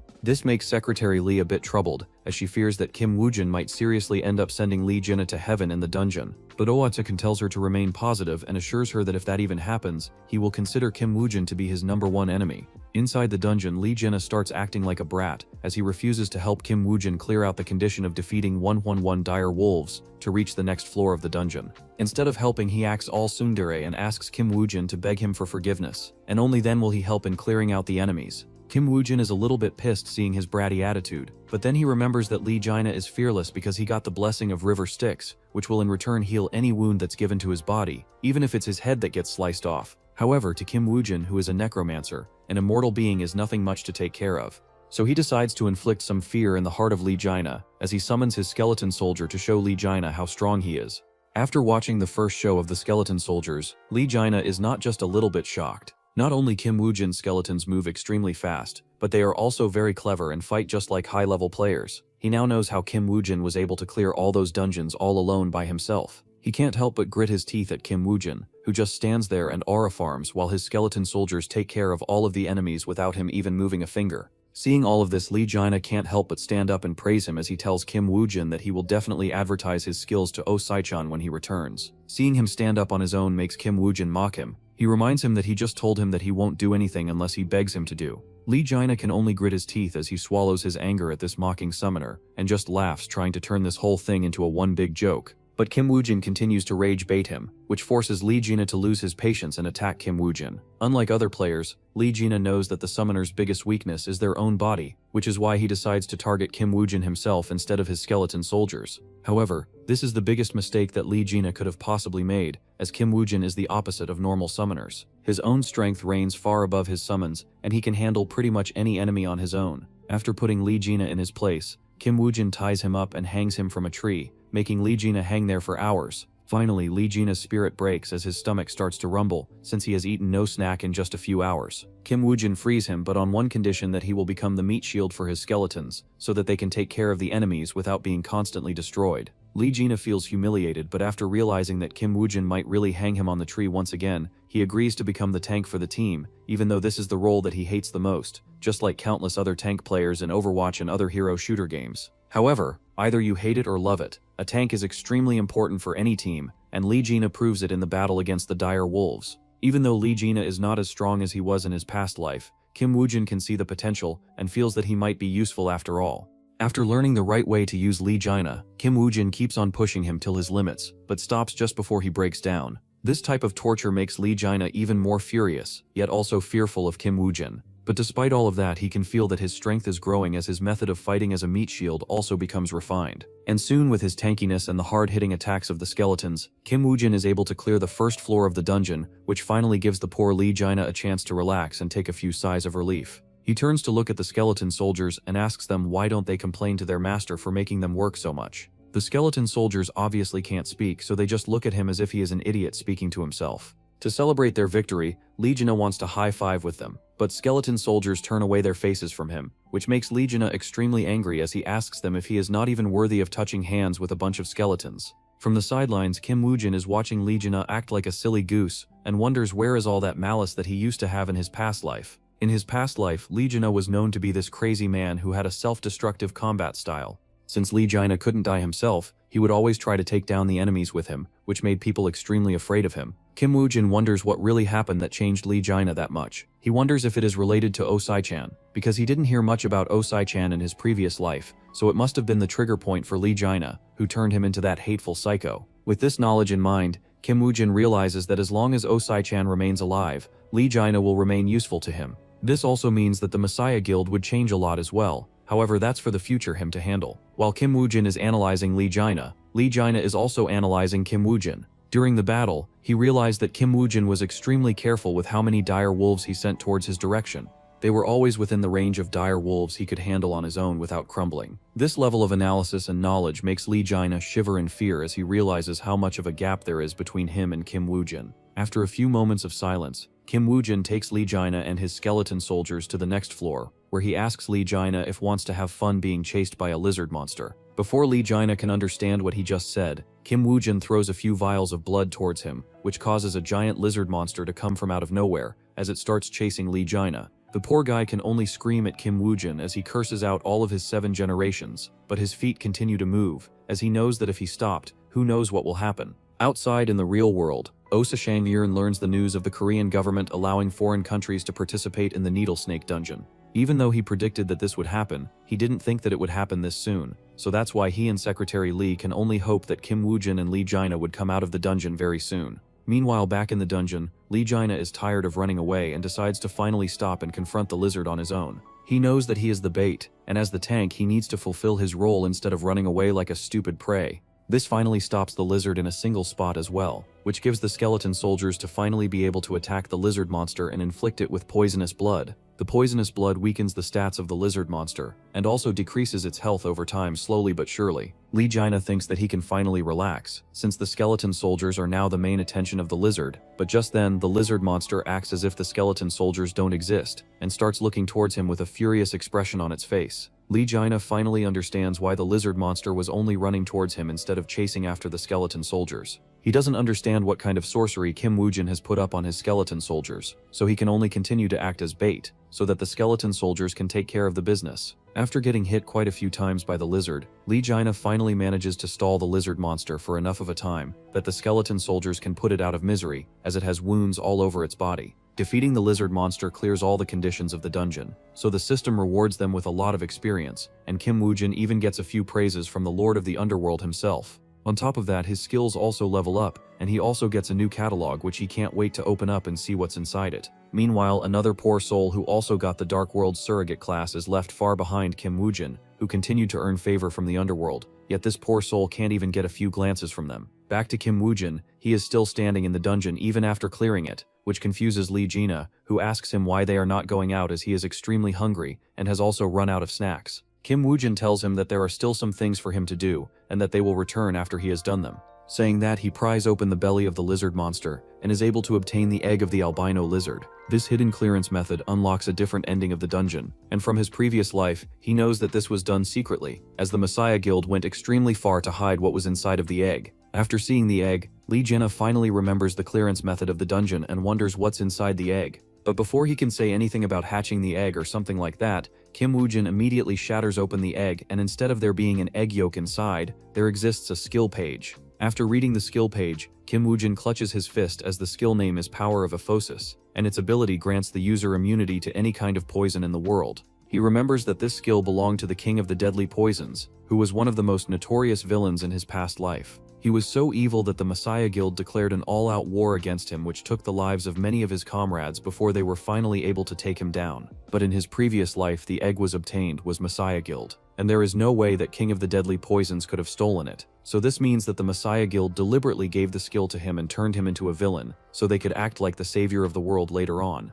This makes Kim Woo-jin hate Lee Se-jun even more, as he promises to himself that in this lifetime, he will definitely finish him with his own hands. Swearing on his soul, Kim Woo-jin learns the skill by tearing it, so that no second King of Deadly Poisons will grow up in his new life. Back in the real world, Kim Woo-jin and Lee Jaina comes out of the dungeon and are contacted by Oh Sai-chan, who asks them how did their experience go inside the dungeon since they cleared it only 3 days. Lee Jaina complains about the lack of snacks while Kim Woo-jin asks him if anything serious happened in the past 3 days. Oh Sai-chan tells him about the news of Korea opening the Needle Snake Dungeon to foreign countries, and how the world top 5 guilds will join hands together to clear the dungeon. On the other hand, he also mentions that the Dragon Hunter Guild was able to catch a golden dragon in a SS-ranked dungeon. This intrigues Kim Woo-jin because in his previous life, the dragon's body and items were only considered to be a superior grade crafting material. But later on, people learned that the dragon's gastric juice could be used to unseal certain items. Lee Se-jun's Balmung sword was also unsealed in a similar manner. Kim Woo-jin decides to get the dragon's gastric juice before anyone can learn of its value.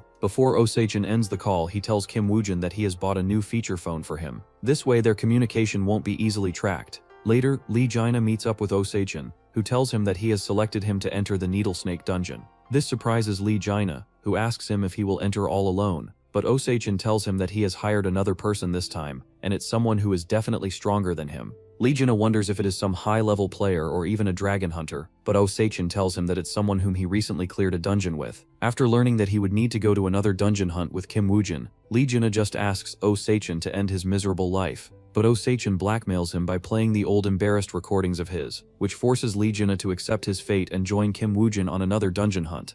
Outside the main center of Seoul, the whole city is in ruins. Amidst these ruins stands a worn-down building where Kim Woo-jin is sharpening his sword. While sharpening, he realizes that the sword has been badly damaged, and even if he sharpens it all day, it will still not cut like a new sharp sword. Moreover, in this rundown of a workshop that he has made for himself, it is impossible for him to repair the sword. So he just decides to leave it alone for some time and find a way to repair it later. For now, his main focus is on the briefcase sitting in front of him on the table. While opening the briefcase, Kim Woo-jin comments on Oh Sai-chan's ability to acquire such a thing. The item in the briefcase excites Kim Woo-jin, who can't wait to eradicate all of the Skull Guild members. He decides to test the item on the Skull Guild members when he meets them later on in the future. Meanwhile, Lee Jaina and Oh Se-chan are in a meeting where Lee Jaina asks Oh Se-chan if there is even a free slot available that he and Kim Woo-jin can use to enter the Needle Snake Dungeon. Oh Se-chan asks him to not worry about that stuff as he has already sent Secretary Lee to care for those side of things. Lee Jaina is surprised and asks Oh Se-chan if he is finally willing to spend his savings, to which Oh Se-chan replies that why would he need to when he has Secretary Lee with them. Just then, Secretary Lee enters the room like a boss woman and informs Oh Sai-chan that she has successfully acquired the 2 biddings from the Moscow Guild in Russia. She also mentions about the masks which Oh Sai-chan requested her to buy from the secret channels in the black market. Lee Jaina, who had no clue to their plan, is shocked and utterly dumbfounded. Meanwhile, the whole world is bustling with the news of the Needle Snake Dungeon, as it's the world's first multinational level dungeon with so many lives and billions of dollars of cash at stake. While everyone is worried and nervous about entering this high-level dungeon where no one has ever made it alive from. On the other hand, our boy Kim Woo-jin is just casually sitting in the Russian guild office alongside Lee Jaina, who is shaking from head to toe. The reason why he is shaking is not because of nervousness, but that the mask on his face makes it hard for him to snack on the munchies in his pocket. But unfortunately, he can't take off the mask as they are supposed to act as the Russian guild members where they got their dungeon slots from. Lee Jaina nervously asks Kim Woo-jin if he has any worries regarding the dungeon, considering that it's the dungeon with the highest fatality rate. Kim Woo-jin answers him that he is indeed worried, which is exactly why he was so surprised when Oh Se-chan gave him the legendary mask that even the King of the Dead, John George himself, couldn't acquire in his previous life. The legendary mask is named Grim Reaper's Mask, and its ability might seem useless to common players, but for a necromancer, this mask is nothing less than the most beautiful and seductive woman on the face of the planet Earth.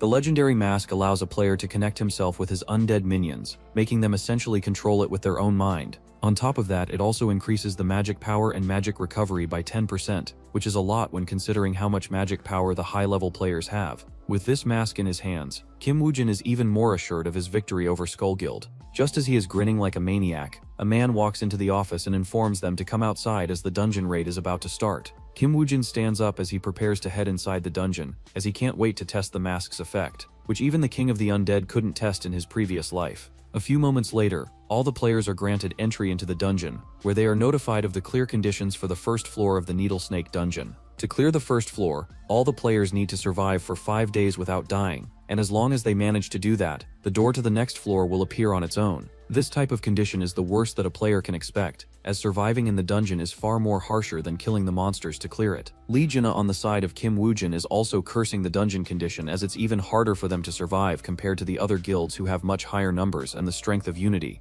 On the other hand, he and Kim Woojin are under the disguise of Russian guild members, which makes it impossible for them to stay along with the other players without exposing their identities. But Kim Woojin isn't worried about the survival condition, as he is way too eager to test the effects of the mask first. He asks Lee Jina to come with him as he wants to test out a few things first. This brings back the traumatic memories of Lee Jina, who remembers his past dungeon experience with Kim Woojin. He remembers how he was chased down by dire wolves and even the lizard monster who wanted to eat him alive. On top of that, Kim Woojin also bullied him by hanging him from a tree, where he almost died of hunger as he couldn't munch on his snacks for almost an hour. Seeing the worn-down expression on Lee Jina's face, Kim Woojin explains that this time, he just wants to test the effects of an item that he acquired, which puts Lee Jina at ease, who finally breathes a sigh of relief that he won't be tortured and abused this time. A few minutes later, both Kim Woojin and Lee Jina arrive at a forest away from the eyes of all the players. There, Kim Woojin summons his skeleton soldier. Lee Jina greets the skeleton soldier who was his comrade in the previous dungeon, but the skeleton doesn't pay any attention to him, which makes Lee Jina come off as a fool talking to an undead minion.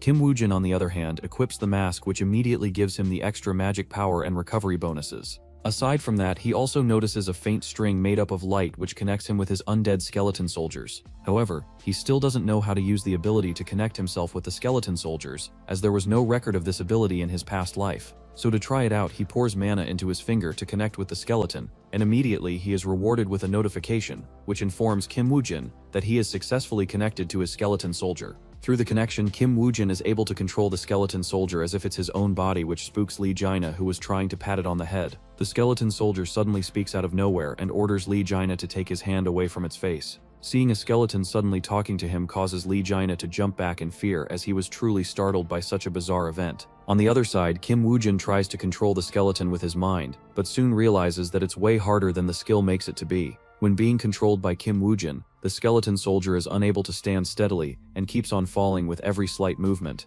This makes Lee Jina laugh at the dumb skeleton for not even being able to walk, which pisses off Kim Woojin, who is the one controlling it. While Kim Woojin is learning to remotely control the skeleton soldiers, the Haita Guild members are discussing their plan about clearing the dungeon. Their leader An Young-jun tells them to stay cautious for now, as who knows what kind of monsters will spawn during these 5 days. He also orders everyone to not leave the area, as more and more people are gathering here. And if everyone is on the same page, it might be advantageous to them to fight in a single group rather than splitting apart. Hakuai Guild members now understand why all the other guild members were also gathering into this area, and believe that they must also be trying to join together with other guilds to form a larger party to survive the first floor together. Anna Youngjune, on the other hand, is glad to see that there is no other guild aside from the Messiah Guild, who holds a strong reputation to hold everyone together. But with every guild gathering together on their own, it will be beneficial for the Hakuai Guild, as they can focus on their hunting while the rest of the guilds defend the formation. Back to Kim Woojin. He has now adapted himself to the remote control skill, and can now efficiently control the skeleton soldiers to be even more deadly and precise. While the skeleton soldiers have gotten even stronger, Lee Jina is still suffering the same as before. He looks behind only to find the skeleton soldier insta-killing the big orc, while he is unable to even kill a single one after so much time. As the elders say, comparison kills the joy, but here the skeleton kills the orcs while the poor man cries in weakness. Lee Jina can only curse the pervert that is Kim Woojin, and his even more perverted skeletons who fear nothing. Just then he notices that the orc that they just killed starts evaporating, as it turns into a giant skeleton. This shocks Lee Jina, who can't believe that Kim Woojin can still use his summoning skill even in such a state of controlling a skeleton soldier. But only Kim Woojin knows how difficult it was for him to use the summoning skill, as it consumed 3 times the magic power when used normally. With this much mana consumption, Kim Woojin can just hopelessly abandon the idea of using his blood poison skill, as he is almost out of mana. Back to Lee Jina, he is still sulking when the skeleton soldier being controlled by Kim Woojin asks him if his health is okay or not. But this only pisses off Lee Jina, who tells the Kim Woojin that is controlling the skeleton soldier that it's not proper etiquette for him to talk to him this way, without being upfront with him. On top of this, it's even more creepy to talk to a bag of bones which doesn't even have vocal cords for it to speak. His sarcastic remarks make Kim Woojin come out of the shadows as he asks Lee Jaina if he prefers to talk to him face to face. When facing the real Kim Woojin, Lee Jaina forgets about all the etiquettes as his whole body shivers from fear. He turns around and curses at Kim Woojin for scaring the crap out of him like this. All of a sudden, but fearing that Kim Woojin might bully him even more, he swallows the crude words that were about to come out from his mouth. Kim Woojin ignores this wannabe comedian and asks Lee Jaina what they should do now. Lee Jaina is confused and asks him if dealing with all of these orcs wasn't already enough, to which Kim Woojin replies that it was just a warm-up as he puts back on his mask. Lee Jaina becomes terrified after hearing these words and starts acting as he is very sick. He immediately starts scrolling through his head to find a disease to make an excuse. He remembers reading about ligma and acts as if he is suffering from it. Kim Woojin knows an easy-to-fix ligma, which is to inject iron straight into Lee Jaina's body. So he orders his skeleton soldier to put the raw iron into Lee Jaina's body, which causes the poor guy to suddenly jump back in fear. Seeing this, Kim Woojin tells Lee Jaina that he seems to be cured, so there's no point in wasting any more time as he wants to prepare for their upcoming plan. Lee Jaina follows Kim Woojin to another location, but instead of fighting monsters, Kim Woojin spends the whole time chopping trees, which confuses Lee Jaina, who doesn't understand what he is trying to accomplish here. Soon the first day and night of the dungeon passes by, as the sun rises up from the east to welcome the dawn of the second day. While Kim Woojin and his party is doing their usual stuff, the other guilds continue to fight monsters in hope of surviving the 5 days without dying. Soon the second day and night passes by as well, and the sun of the third day rises once again. The Hayate Guild has just finished their fight against the monsters, but just like their previous fights, the battle was extremely easy and the monsters were very weak. This bores a lot of the guild members who have nothing else to do, as there are no monsters attacking them at all. Their leader An Young-jun is also confused, as he feels that this survival quest is way too easy despite it being part of the hardest A+ dungeon. His instincts tell him that there must be something wrong, so he orders his guild members to scout the area even though it's dangerous. While Hayate Guild is patrolling the area, Kim Woojin stands in front of his masterpiece of a fort that he built using all the wood that he obtained after deforesting the whole dungeon. After 3 whole days, his hard work finally pays off as he levels up to level 20 and gains a new skill. The skill is called Skeleton Warrior Mastery, and its effects are out of this world. The skill allows Kim Woojin to summon more skeletons while also strengthening the previous summoned ones. Kim Woojin wastes no time in learning the skill, which puts a huge smile on his face. After learning the skill, he heads back to Lee Jaina and tells him that it's time to move out. Lee Jaina is confused and asks him why they would move so suddenly when they spent the previous whole day working hard to build this fortress. Kim Woojin answers that the circumstances have changed and that they do not need to spend any more time in this place. Lee Jaina asks him if it is because of the increasing number of monsters, to which Kim Woojin smirks and just arrives near the dead orcs as he uses his skeleton disease skill to summon 2 more skeleton soldiers. Lee Jaina is shocked to see Kim Woojin summon 2 extra skeleton soldiers, as previously it was known that he was only capable of summoning 5 skeleton soldiers at max. Kim Woojin tells him that the future is always susceptible to change, so he should learn to accept certain things. Back to the Hayate Guild. An Young-jun leads a squad of his own to scout the nearby area, which eventually leads him to finding the large number of corpses belonging to dead orcs. Following the trail of corpses, he arrives at the wooden fortress made by Kim Woojin and Lee Jaina, and it leaves him shocked. He knows that this structure is man-made and wasn't generated by the dungeon or the system, but he doesn't understand why someone would build something like this in a dungeon and in such a short time. Young-jun believed that their Hayate Guild already had the best members, so a person with such a brain and tactics would praise the creator. He signals his team to follow him as they head inside what looks like a labyrinth. Inside the labyrinth, he discovers an even larger number of orc corpses, which finally answers his question as to why the survival quest has been so easy all this time. Young-jun realizes his mistake and his lack of intel, so he decides to gather all the remaining players and plan on what to do next. Back to Kim Woojin and his party. Lee Jaina asks Kim Woojin as to why did they have to abandon their masterpiece, as it was allowing them to kill all the monsters at an extremely fast pace. Kim Woojin tells him that since he has extra skeleton soldiers now, they should start looking for real battles instead of farming for orcs in a labyrinth where they can't even do anything. Lee Jaina doesn't complain, as fighting head-on is also his own personal favorite style. Lee Jaina is about to take the lead as the tank, but Kim Woojin tells him that he will be the one in front this time. Saying this, he pulls out his sword, which scares Lee Jaina, who quickly reminds Kim Woojin that his ligma has already been cured, so he doesn't need injections of iron anymore. But after realizing that Kim Woojin is just taking the lead, he becomes hyped as he can't wait to show Kim Woojin that his role at the front lines isn't so easily replaceable, or at least what bro thought. But when they start to fight in reality, Lee Jaina is the first one to fall back from exhaustion, which truly leaves him shocked as he can't believe that Kim Woojin has better stamina than him. But since Kim Woojin is a mage-type character, Lee Jana believes that there must be something else which makes Kim Woojin's endurance far better than him. So to understand what that is, Lee Jana observes Kim Woojin's fighting style, and soon finds the biggest difference between him and Kim Woojin. Unlike his random and chaotic fighting style, Kim Woojin's attacks are precise and fast, which makes it far less exhausting for him to kill his enemies when compared to a brawler like him. Lee Jana knows that he can't one-to-one replicate Kim Woojin's style, but at least he can incorporate some of his strengths into his own brawler class. What he doesn't know is that Kim Woojin had planned this from the start, as he also noticed that Lee Jana's fighting style was way too wasteful in terms of resources, as his natural stamina and endurance are far better than him. So to make him better utilize his powers, Kim Woojin decided to indirectly teach Lee Jana some of his fighting style, so that Lee Jana won't be too awkward in learning from him, as he doesn't really like him in the first place. Soon, Day 3 and Day 4 passes as well, and the sun of the last day rises in its full glory. For the past 2 days, Lee Jana has been constantly refining his fighting style against the monsters, and after fighting for so long, he has finally learned how to control his unnecessary movements, which makes the whole battle far less exhausting for him. But despite such improvements, he still doesn't understand why Kim Woojin is trying so hard in a survival quest where fighting monsters is completely unnecessary. He wonders if Kim Woojin has something against the monsters which makes him so angry towards them. But he can't really complain, as fighting against monsters all these days has helped him level up quite a bit. Kim Woojin has also leveled up a lot, and for that he obtains yet another skill. Lee Jana, on the other hand, is finally on the verge of crying, as it has been 8 hours since he has been constantly fighting. He complains about it to Kim Woojin, who tells him to not get too worked up as they are going for a break right now. Lee Jana's anger washes away immediately, as he happily follows Kim Woojin wherever he goes. After clearing the area, Kim Woojin and Lee Jana sit down to relax and recover their energy. Lee Jana is extremely hungry, so he takes out his stash of snacks and starts to munch on them as if he is queso. Looking at the glutton, Kim Woojin decides to prank him as he sends over his skeleton soldier to look at Lee Jana with pleading eyes as if he is asking for snacks. As a foodie, Lee Jana knows that it's the look of a hungry person, so he shares a piece of his snack with the skeleton, which makes him very happy. Previously, the skeleton soldiers were way too indifferent to him, but now they are approaching him on their own. He is happily looking at the skeleton, who receives the snack from him and carries it to Kim Woojin, and hands it over to him. Seeing Kim Woojin munch on his precious snack nearly causes Lee Jana to spit out blood in anger. Kim Woojin laughs at Lee Jana for falling for his tricks, and tells him to not take it to heart, as he also wants the taste of his comradeship.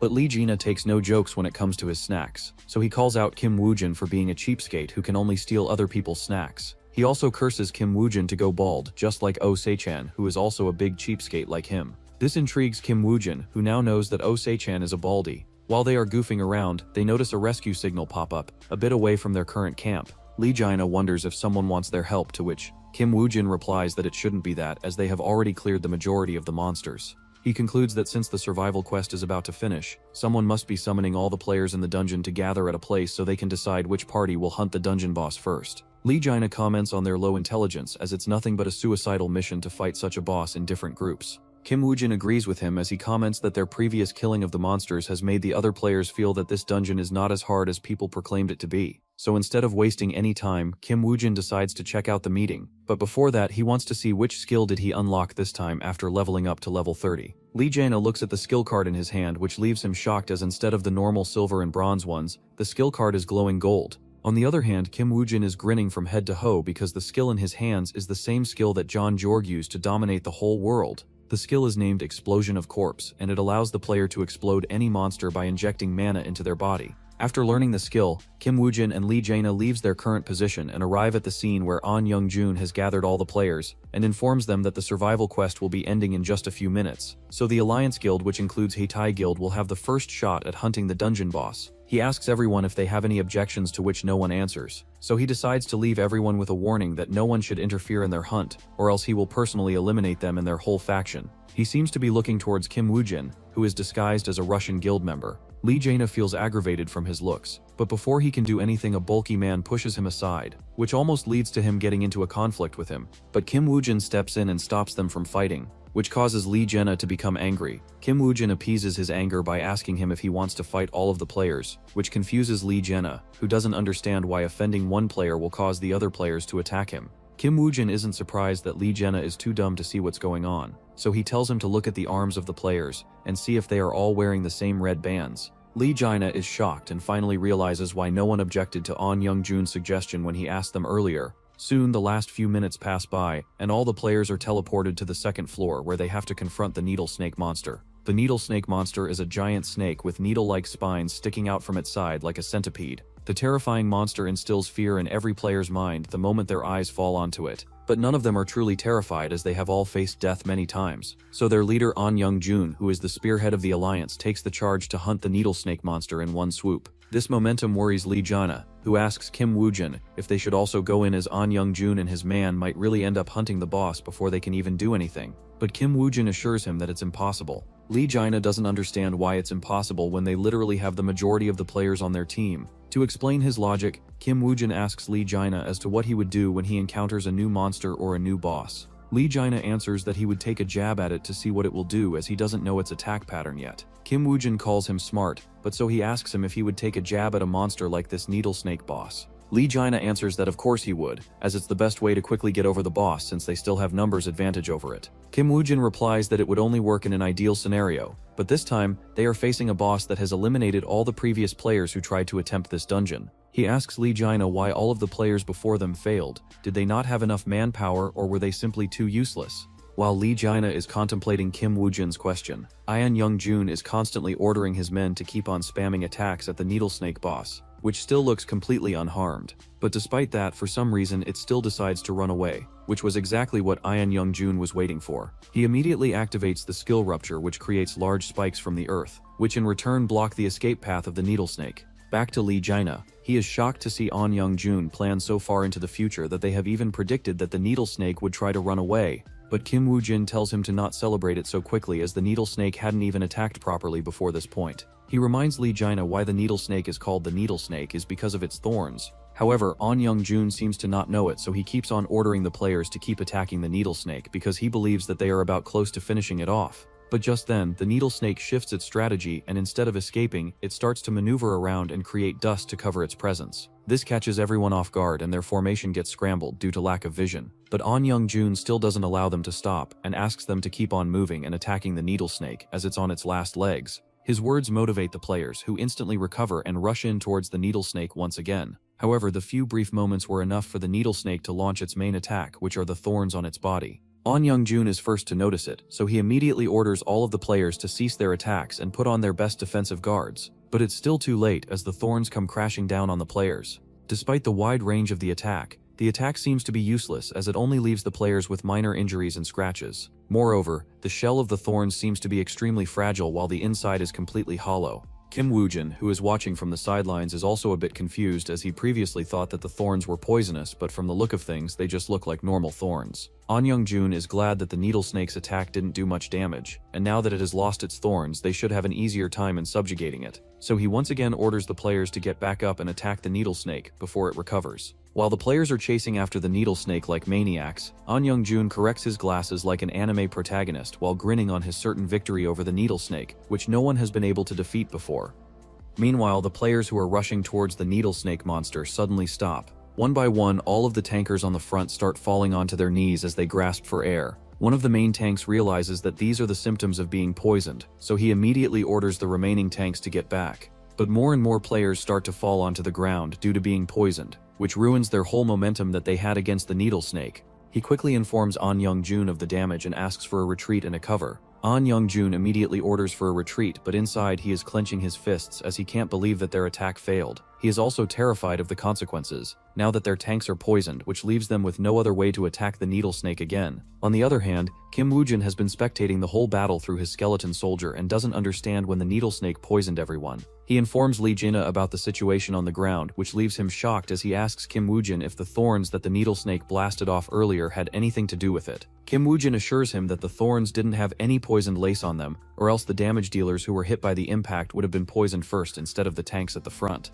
Lee Jina feels angry because he doesn't even know how the enemy poisoned everyone, and with such a difficult opponent, clearing this dungeon has become a near impossible task. But Kim Woo-jin doesn't seem to be troubled because poison is one of the few things that he has no fear of. He tells Lee Jina to stay behind as he will alone deal with the needle snake. Lee Jina looks at him as if he has gone crazy and asks why would he seek death by fighting against such a monster on its own. Kim Woo-jin reminds him that he's going alone so he doesn't need to care, but this only makes Lee Jae-na angry, who tells him that he isn't the one to be bossed around by others. Hearing this, Kim Woo-jin smirks and tells him to go ahead and confront the needle snake on his own, if he wants to. Remembering how all the other players who died terrible deaths due to the needle snake, Lee Jae-na falls back like a coward and lets Kim Woo-jin do whatever he wants. After informing Lee Jae-na, Kim Woo-jin jumps down the cliff and enters the forest where the Haide Guild and the Alliance were fighting against the needle snake. By analyzing everything that happened, Kim Woo-jin now knows that the needle snake emits a deadly poison which is odorless and colorless. Fortunately, he has just the right skill to counter it, which is his power of aphosis. This skill allows a player to be immune to all poisons, and also allows them to increase the toxicity of their poisons on top of them.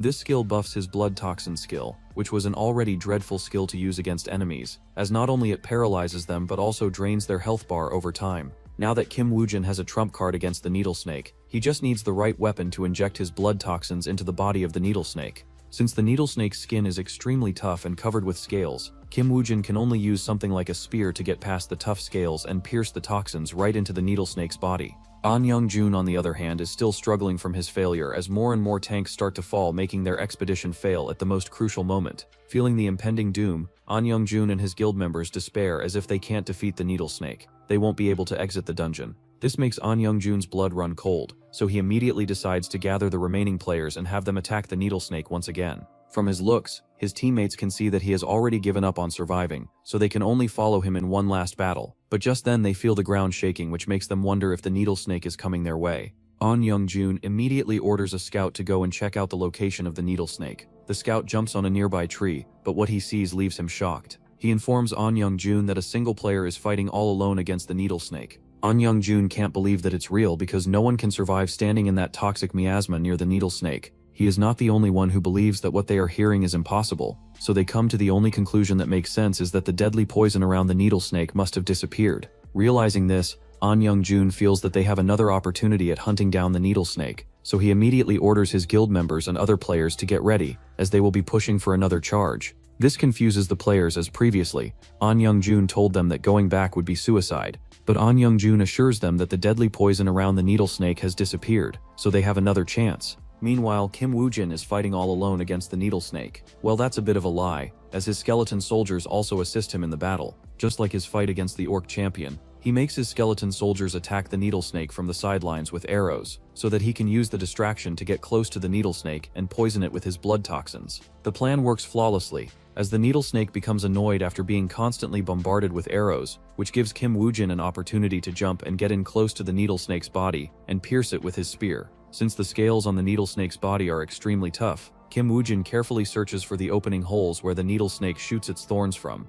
The thorns left behind open pores, which are the perfect target for Kim Woo-jin, as any attack on the pores deal critical damage. Looking at the pores, Kim Woo-jin also finally learns where the poisonous miasma came from earlier. The pores opened after the needle snake pushed out its thorns and became the source of poison. This is why the needle snake was acting earlier to be injured, so that the players would get close to it. Kim Woo-jin finally understands why all the previous attempts of clearing this dungeon failed so badly. But now that he has learned its weaknesses and strengths, Kim Woo-jin effortlessly destroys the needle snake in the battle, as he continuously attacks its weak points like its eyes and its pores, which have no protection of its tough scales. While Kim Woo-jin is poking holes into a needle snake's body, Lee Jae-na is stacking corpses just like how Kim Woo-jin told him to do earlier. This makes him angry because he was once a mighty player and now he has been reduced to his role as a corpse collector. He can only rant out his frustrations in front of the skeleton soldiers. But just then the skeleton soldier starts speaking as it tells him to report the situation. Lee Jae-na jumps back in fear as he almost had a heart attack because of its sudden speech. He is about to explain his work progress, but the skeleton soldier just tells him to quickly finish the remaining task and not waste time on explaining things. Saying this, the skeleton soldier has its connection cut as Kim Woo-jin has to focus on the needle snake once again.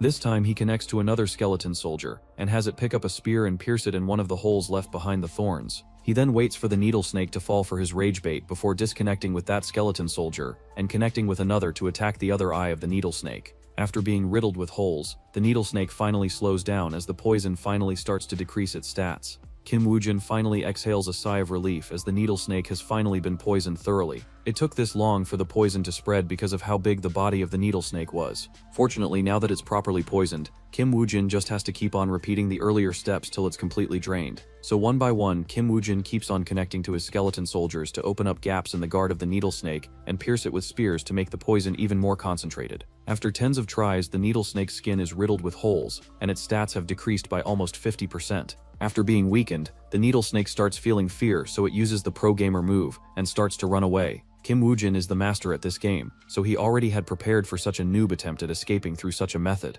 In a distance, the corpses stacked by Lee Jaina are rotting in the open air, and just when the needle snake arrive near them, Kim Woojin activates his corpse explosion skill, which causes all the corpses to explode simultaneously, creating a big boom, which takes a big chunk of the needle snake's health bar with it. The needle snake is frightened, but it knows that it can't continue moving in the same direction, so it decides to go the opposite way. Unfortunately for it, Kim Woojin had already planned for it. That's why he ordered Lee Jaina to stack monster corpses in all 4 directions. Soon another huge blast occurs and the needle snake's last escape plan fails alongside its hope to live. While all of this is happening in the dungeon, outside in the real world, Osei-chan is pleased to receive the news that Park Yongwon's faction failed to conquer the 4-floored dungeon, which resulted in huge losses for him and his team. With this failure, Park Yongwon's elite forces that he raised with all of his resources have now been exterminated, which means that he won't be able to participate in the future 6-floored dungeons. Removing his focus from the news, he turns to Secretary Lee and tells her to go rent a car and stand in front of the needle snake dungeon. Secretary Lee is confused and asks him why so early, to which Osei-chan informs her that he didn't pay a lot of money for no reason. In his contract with Kim Woojin, he signed a deal that Kim Woojin won't hold back his strength and do everything in his arsenal to conquer the dungeon as soon as possible. Secretary Lee is surprised that Osei-chan was willing to spend that much money on Kim Woojin, so she decides to go a bit further herself, and tells Osei-chan that wouldn't it be better for her to rent a diplomatic car for the duo, since they are currently disguised as guild members of a Russian guild. Being the cheapskate that Osei-chan is, he immediately starts to sweat and asks Secretary Lee if diplomats like to use compact cars instead of the grand limousines. But Secretary Lee doesn't give him any answer and slams the door after leaving. Back inside the dungeon, the poor needle snake is struggling under the constant harassment from Kim Woojin. Even Lee Jaina feels pity for the snake, as no one could have guessed that Kim Woojin had the ability to explode corpses. Not to mention, he even knew which side the needle snake would escape towards. The needle snake struggles for a while, before finally pitting everything on a last-ditch effort against Kim Woojin in hope to take down him with itself. But no matter what he tries to do, he can't do anything as the poison has completely spread throughout its body. While the needle snake is on its last breaths, the High-T Guild and the Alliance are rushing towards the needle snake in hope that they will be able to score the final hit. Unfortunately, halfway they receive the notification that the needle snake has been disposed of. All the players stop to discuss what to do. Now, leave the dungeon or try to steal the needle snake loot from the hands of Kim Woojin. Soon the majority of the players vote in favor of stealing the loot and start to run towards the needle snake once again. Meanwhile, Kim Woojin stands in front of the needle snake as he receives the achievement of being the first player to hunt down a needle snake in the whole world. The achievement grants him permanent stats, which makes Kim Woojin extremely happy, as the whole hunt wasn't in vain. Aside from that, his skills also level up and he is also granted with a Mastery Stone, which is a C-grade item, much higher than whatever Kim Woojin has on his hands. Now the last thing which remains to clear the dungeon is to take out the magic pearl of the yellow dragon from inside the body of the needle snake. Seeing this requirement makes Kim Woojin visibly twitch as he has to gut yet another monster to get its contents. Back to the alliance of players. They are running towards the needle snake when they are forced to stop yet another time. But this time it's because of Lee Jaina, who stands in their way like a wall. However, the players aren't afraid of Lee Jaina, who is just a normal human, but the 3 skeleton soldiers behind him who stand there menacingly aura farming. As much as An Young-jun is scared by the skeletons, he also finally understands how Kim Woojin was able to defeat the needle snake. For something to get poisoned, it needs to be a living creature, but since these skeleton soldiers are made of bones, they don't have to worry about poison at all. Even though he is half right, An Young-jun feels elated to have finally cracked the code, but despite that he doesn't feel happy at all. Because in the end, Kim Woojin still got the final victory, and despite them losing dozens of players, they weren't able to secure anything at all. Just as he is burning from hatred inside his heart, his gaze drifts into the space behind Lee Jaina, where he notices a giant skeleton structure rising from the ground in the shape of a serpent. An Young-jun is shocked and terrified once he realizes that Kim Woojin is trying to summon the skeleton soldier of the needle snake itself. This makes him lose all of his rationality, as he wants nothing but to see who this necromancer is. But Lee Jaina tackles him to the ground, not allowing him to move even one step. Seeing the deadly glare in Lee Jaina's eyes, An Young-jun and his teammates can only give up as there is no way they are getting past him and skeleton soldiers, so they decide to just leave and deal with them in the real world outside the dungeon. Meanwhile, back to Kim Woojin. He is disappointed to see the summoning of the needle snake fail as his skill level is far too low, But he already knew this, and the reason he used the skill was to just remove all the flesh from the body of the needle snake, so that he would have an easier time finding the magic pearl of the yellow dragon. And fortunately, his plan works, and the magic pearl falls straight into his hands. The pearl is of legendary rank, and it can increase a player's mana by 50 points while also giving them a 20% magic recovery boost. For a summoner and a caster, this is the perfect item. Back in the real world, the news agencies have already written articles on the failure of the dungeon, as it has been a week and no one has come out. They are waiting for the final call before publishing the articles. But just then, all the agencies receive the news that the players have finally conquered the Needle Snake dungeon, and that they have all come out safely, at least the majority of them. But just like the previous time at the Orc Champions dungeon, this time the players coming outside are angry and disappointed, showing their failure. They all yell at each other to look for any Russian and stop them leaving, as they have all the loot from the Needle Snake. But the media agencies give them no space to act, as both Lee Jina and Kim Woojin are allowed to leave in their diplomatic car arranged by Secretary Lee. Even the unruly Hatta Guild knows that it's not a wise choice to mess with diplomats, so they decide to drop the matter for now. Inside the diplomatic car, Kim Woojin and Lee Jina takes out their masks as Lee Jina asks him to show him the final item that he obtained. But Kim Woojin pays no attention to his words as he calls Oh Se-chan to inform him of the successful dungeon hunt. Oh Se-chan congratulates Kim Woojin for stealing all the spotlight and becoming the most trending player in all of the world right now. He asks Kim Woojin if he will drop this identity, as it would be a waste to not use such a famous identity once again in the future for some extra benefits. Kim Woojin also wanted to have another identity, so he was about to propose the same plan, but since Oh Se-chan mentioned it beforehand, he realizes that he can get even more benefits from the cheapskate that is Oh Se-chan. On the call, Oh Se-chan also informs Kim Woojin of the failure of Park Yong-won's faction in the 4th-floor dungeon. The one leading the elite team into the dungeon was the personal bodyguard of Park Yong-won, Jin Hae-jae-mai. But despite such an elite player leading a team of even more elite players, they were still wiped out. Even though it's completely normal for whole teams to get wiped out in dungeons, but Oh Se-chan still believes that the matter this time isn't so simple. So after digging in a little bit, he found out that Skull Guild had somehow infiltrated into the ranks of Park Yong-won's faction. On top of this, he also managed to find the players who were being funded by the Yamato faction from Japan. Kim Woojin processes the whole information inside his head, but he doesn't understand why Oh Se-chan would give him all this information. Oh Se-chan answers him that he already knows that Kim Woojin has some sort of connection with Park Yong-won's faction, so it's not a big deal to give him some of this information. Kim Woojin can accept this reasoning, but despite that, he still feels that Oh Se-chan isn't so simple, and that's why he was assassinated in his past life. After ending the call, Kim Woojin stops the diplomat car in the middle of the road and asks Lee Jina to get out. He then goes over to his old trusty car from the 1950s, which ruins all of his aura that he farmed in front of Lee Jina all this time. The old rundown car makes Lee Jina talk crap about it, but when he learns that it belongs to Kim Woojin, he immediately shuts his mouth and starts praising him for not being materialistic and actually caring for the environment. Seeing Lee Jina be an obedient good boy, Kim Woojin decides to treat him with the lunch money that he had put for him in the car's dashboard. Hearing the word lunch money instantly makes Lee Jina forget all of his pain and humiliation as he quickly opens up the dashboard, only to find that it only has 2,500 Korean won in it, which is barely 2.5 if converted into dollars. It's at this moment that Lee Jina realizes that Kim Woojin might be an even bigger cheapskate than his boss, Oh Se-chan.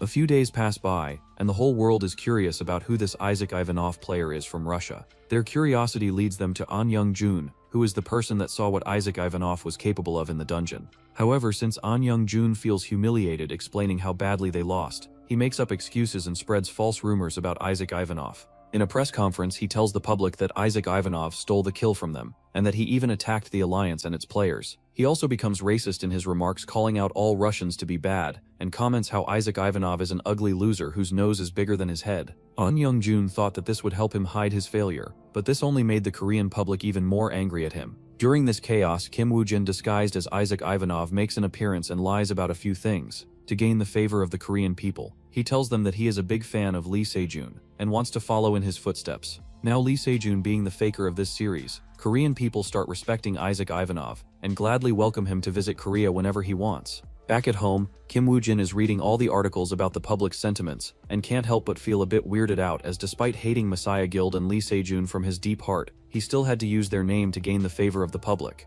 However, he is more than willing to sacrifice a bit of his dignity for this favorism, as he wholeheartedly believes that Lee Se-jun and the Messiah Guild won't be able to resist any longer, and might even invite him to join their guild. But before that happens, Kim Woojin needs to make sure that he is completely ready. While Kim Woo-jin is cooking up the plot, he finally receives the notification that he had been waiting for. The notification reads that Park Yong-wan has finished clearing the 6th-floored dungeon. The scene then shifts to Park Yong-wan, who is celebrating the glory of clearing the 6th-floored dungeon. He is extremely happy and in a good mood. However, just a few moments later, his secretary informs him of the terrible news that Jin Hyemi's elite team was wiped out in the 4th-floored dungeon. This news wipes off all the smiles on Park Yong-wan's face as he immediately cancels the live conference and heads to his car. Inside the car, his secretary informs him that they got the news from an anonymous tip and that they also sent an account statement as well. Park Yong-wan asks her if they can even trust an unknown anonymous tip, to which his secretary tells him that they have no reason to not believe it, as it does sound half true. According to the investigation done by the guild,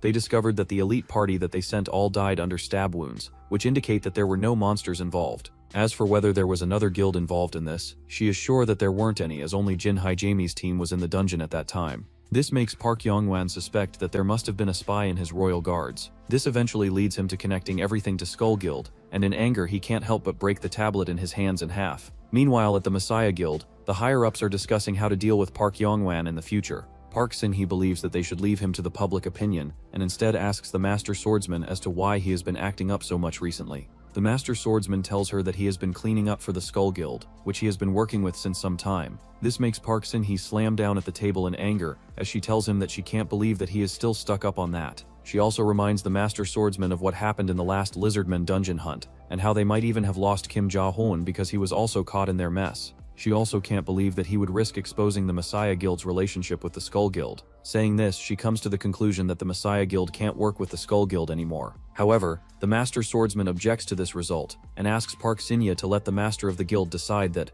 Park Sin-hye in response coldly stares at him, and informs him that this decision itself was made by the Master. This disappoints the Master Swordsman in the Messiah Guild, so he, alongside the Master Archer, decides to end their cooperation with the Messiah Guild, as it seems that it isn't going to work anymore. While one party breaks up, the other is on the verge of joining. Park Yong-wan invites Kim Woo-jin to his office, where he tells him of what happened to Jin Hyemi's squad. Kim Woo-jin has to pretend as if he doesn't know anything, and after offering his condolences to Park Yong-wan, he asks him if he needs his help in eliminating the Skull Guild. The reason why Kim Woo-jin offered to help Park Yong-wan is because in his previous life, Park Yong-wan was an ambitious man who earned a lot. However, he feared that the Messiah Guild might take it all from him, so he sold all of his exotic items and defected to a foreign nation. So in this lifetime, Kim Woo-jin wants to prevent that while also using Park Yong-wan for his own goals. On the other hand, Park Yong-wan also wants to use Kim Woo-jin to do the dirty work for him, but he didn't expect Kim Woo-jin to speak about it on his own. But even he knows that everything comes at a price, so he asks Kim Woo-jin for his price. Kim Woo-jin states his condition that he wants to become his royal guard. Park Yong-wan is a bit surprised, as this makes him unable to throw away Kim Woo-jin after he has finished using him, but he is able to afford this much cost to eliminate Skull Guild, so he accepts the offer and gives Kim Woo-jin the promotion and the protection to do whatever he wants. After getting his approval, Kim Woo-jin arrives at the Lion Guild headquarters, where his contract is upgraded from the lowest-ranking member to an elite class member. The managers at the guild are envious of him, but they know that Park Yong-wan isn't so simple that he would let himself be used in such ways. But to Kim Woo-jin it doesn't matter because the hunting for him has just begun. After exiting the guild headquarters, Kim Woo-jin calls Oh Se-chun and asks him to forge a fake ID for him. Lee Jina, who is sitting in front of Oh Se-chun, wonders what is Kim Woo-jin about to cook this time. Oh Se-chun, on the other hand, starts negotiating with Kim Woo-jin because forging a fake ID for Dungeon Hunt is extremely risky and can be a tricky process. After coming to a deal, Oh Se-chun puts down the phone as Lee Jina asks him if he is really going to give him a fake ID, even without knowing what he will do with it. Oh Se-chun reminds Lee Jina that he doesn't trust any human. He only trusts their desires, as desires do not lie. So this is the best way for him to test whether Kim Woo-jin intends to walk with them or not. Meanwhile, a car is speeding up on the highway. Inside the car, a man informs another mysterious figure that Kim Woo-jin is after the Skull Guild. He also informs him that most of the Skull Guild is going to enter a dungeon today. He suspects that Kim Woo-jin and Park Yong-wan might use this opportunity to get inside that dungeon using a fake ID. The mysterious figure doesn't care as long as Kim Woo-jin enters the dungeon. At Yongjong Island, Kim Woo-jin arrives to sign up for a D-rank dungeon that he will participate in. However, instead of participating under his real ID, he uses the fake ID given to him by Oh Se-chun. After getting the token, Kim Woo-jin reads the dungeon conditions, and no matter from which angle he looks at, aside from having the capacity of 60 players, the dungeon is a basic sloppy dungeon that can be cleared by anyone, which is exactly why Skull Guild set up a trap for him here. And even though he knows that it's a trap, Kim Woo-jin still blatantly walked in as it's the best opportunity for him to pull out the Skull Guild from its roots. While waiting for the dungeon opening, Kim Woo-jin looks out from his car to see which players will be going inside. Aside from the usual Skull Guild members, he also spots Yang Ji-hoo. Back at Oh Sai-chan's office, he also learns of the news that Yang Ji-hoo will be participating in the dungeon hunt. This makes him a bit worried as Yang Ji-hoo is a fearsome rookie under level 50, who is also a member of the Knights of the Round Table. Meanwhile, Kim Woo-jin also didn't expect that the Messiah Guild would send Yang Ji-hoo after him this early. He also remembers the Knight of the Round Table and what they truly represent. The Knights of the Round Table are all the holders of legendary items related to King Arthur. Their followers are also considered the members in some sense. The Knights of the Round Table hold the greatest authority in Korea. After the governments fell during the Great Catastrophe, the Knights of the Round Table took the mantle to protect the weak people who couldn't protect themselves anymore. But later, the Knights of the Round Table became weakened and came under the control of Park Sin-kyo, who controlled them like dogs. This eventually made them the hunting dogs of the Messiah Guild. Unfortunately, Kim Woo-jin didn't understand this in his previous life, like how they used the King of the Deadly Poison to weaken the Knights of the Round Table, and which is why so many of their members fell. As for his current life, he remembers that Yang Ji-hoo holds the legendary Gawaiian's necklace. That item is extremely dangerous, which is why Kim Woo-jin doesn't hesitate to use the only mastery stone in his possession to increase the level of skeleton mastery skill. This now makes the skeleton 20% stronger, and gives him extra 5 slots in his skeleton soldier's arsenal. Just then, the manager of the dungeon announces that the dungeon is open, and that they can head inside. Kim Woo-jin walks out from his old broken car and heads straight into the dungeon. The condition of clearing the first floor of the dungeon is to kill 3,000 monsters, which upsets a lot of players who wanted to be quickly done with this dungeon. While the Skull Guild members are complaining, Yang Ji-hoo is with 4 of his underlings, as he tells them that their priority is to finish Kim Woo-jin at all cost. While he is explaining the mission to his underlings, his gaze falls onto the Skull Guild members, who are in their traditional costumes, making them an easier target. This pisses Yang Ji-hoo, who now understands why they were so useless in all of the previous missions. He promises to himself that he will deal with the Master Swordsman and Master Archer after he eliminates Kim Woo-jin and leaves the dungeon. After giving a small briefing to his underlings, he sets them off as he also can't help but be anticipated to hunt down the rat that is Kim Woo-jin.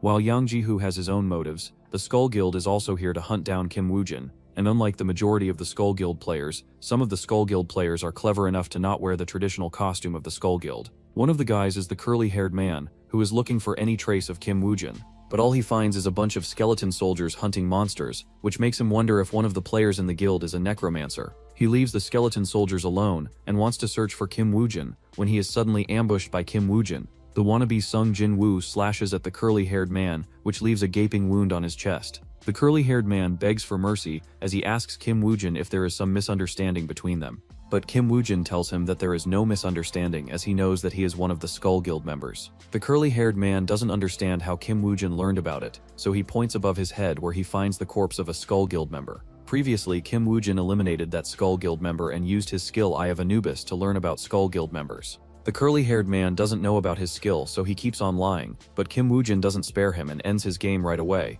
In Kim Woo-jin's eye, the dead tell no lies, which is why he would rather use his Eye of Anubis skill to learn the truth from their memories. After looking into the memories of the curly-haired man, Kim Woo-jin still doesn't find any trace of Yang Ji-hoo, which makes him wonder if the Skull Guild is moving without the orders of the Messiah Guild. This makes him question whether the alliance between the Messiah Guild and the Skull Guild has formed cracks. Soon, the first day passes as the players clear the 3,000 monsters, which clears the passage to the second floor. At night, Yang Ji-hoo's underlings are frustrated because they couldn't find any trace of Kim Woo-jin the whole day. Yang Ji-hoo calms them down and tells them to not worry, as they now know that Kim Woo-jin is a coward.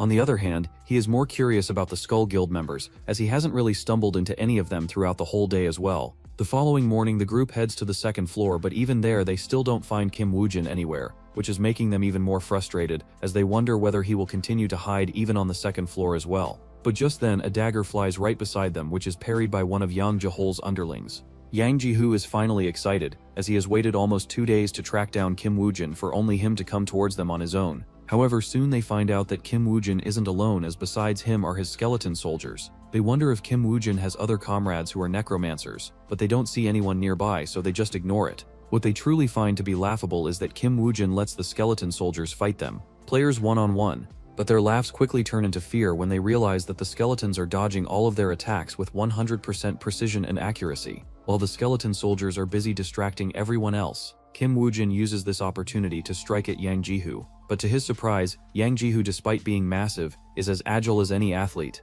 Yang Ji-hoo is disappointed in Kim Woo-jin's skill, as he wanted something more from him, especially after hearing so much about him from the Skull Guild. Kim Woojin on the other hand is struggling against Yang Jihoo, as he is the first real opponent that he has faced ever since being reborn again. So he decides to stop holding back and use all of his abilities if he wants to defeat him. Their heated battle catches the attention of the sponsor of Yang Jihoo.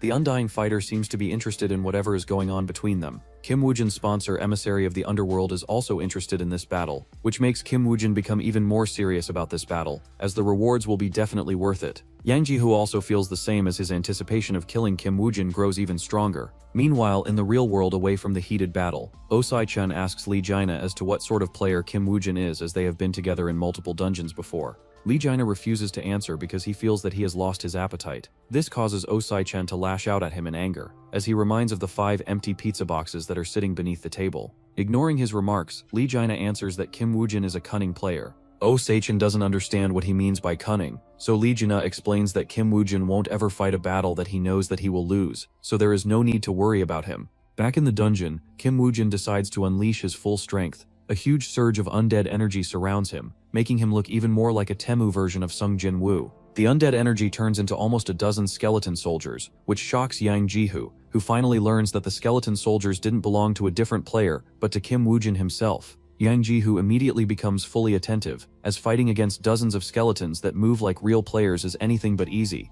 But this also makes him even more fired up, as it's been a long time since he had such a heated up battle. However, when he is about to guard against the skeleton soldiers, he realizes that they aren't running towards him, but his underlings who are already miserable under the few skeletons that Kim Woojin summoned earlier.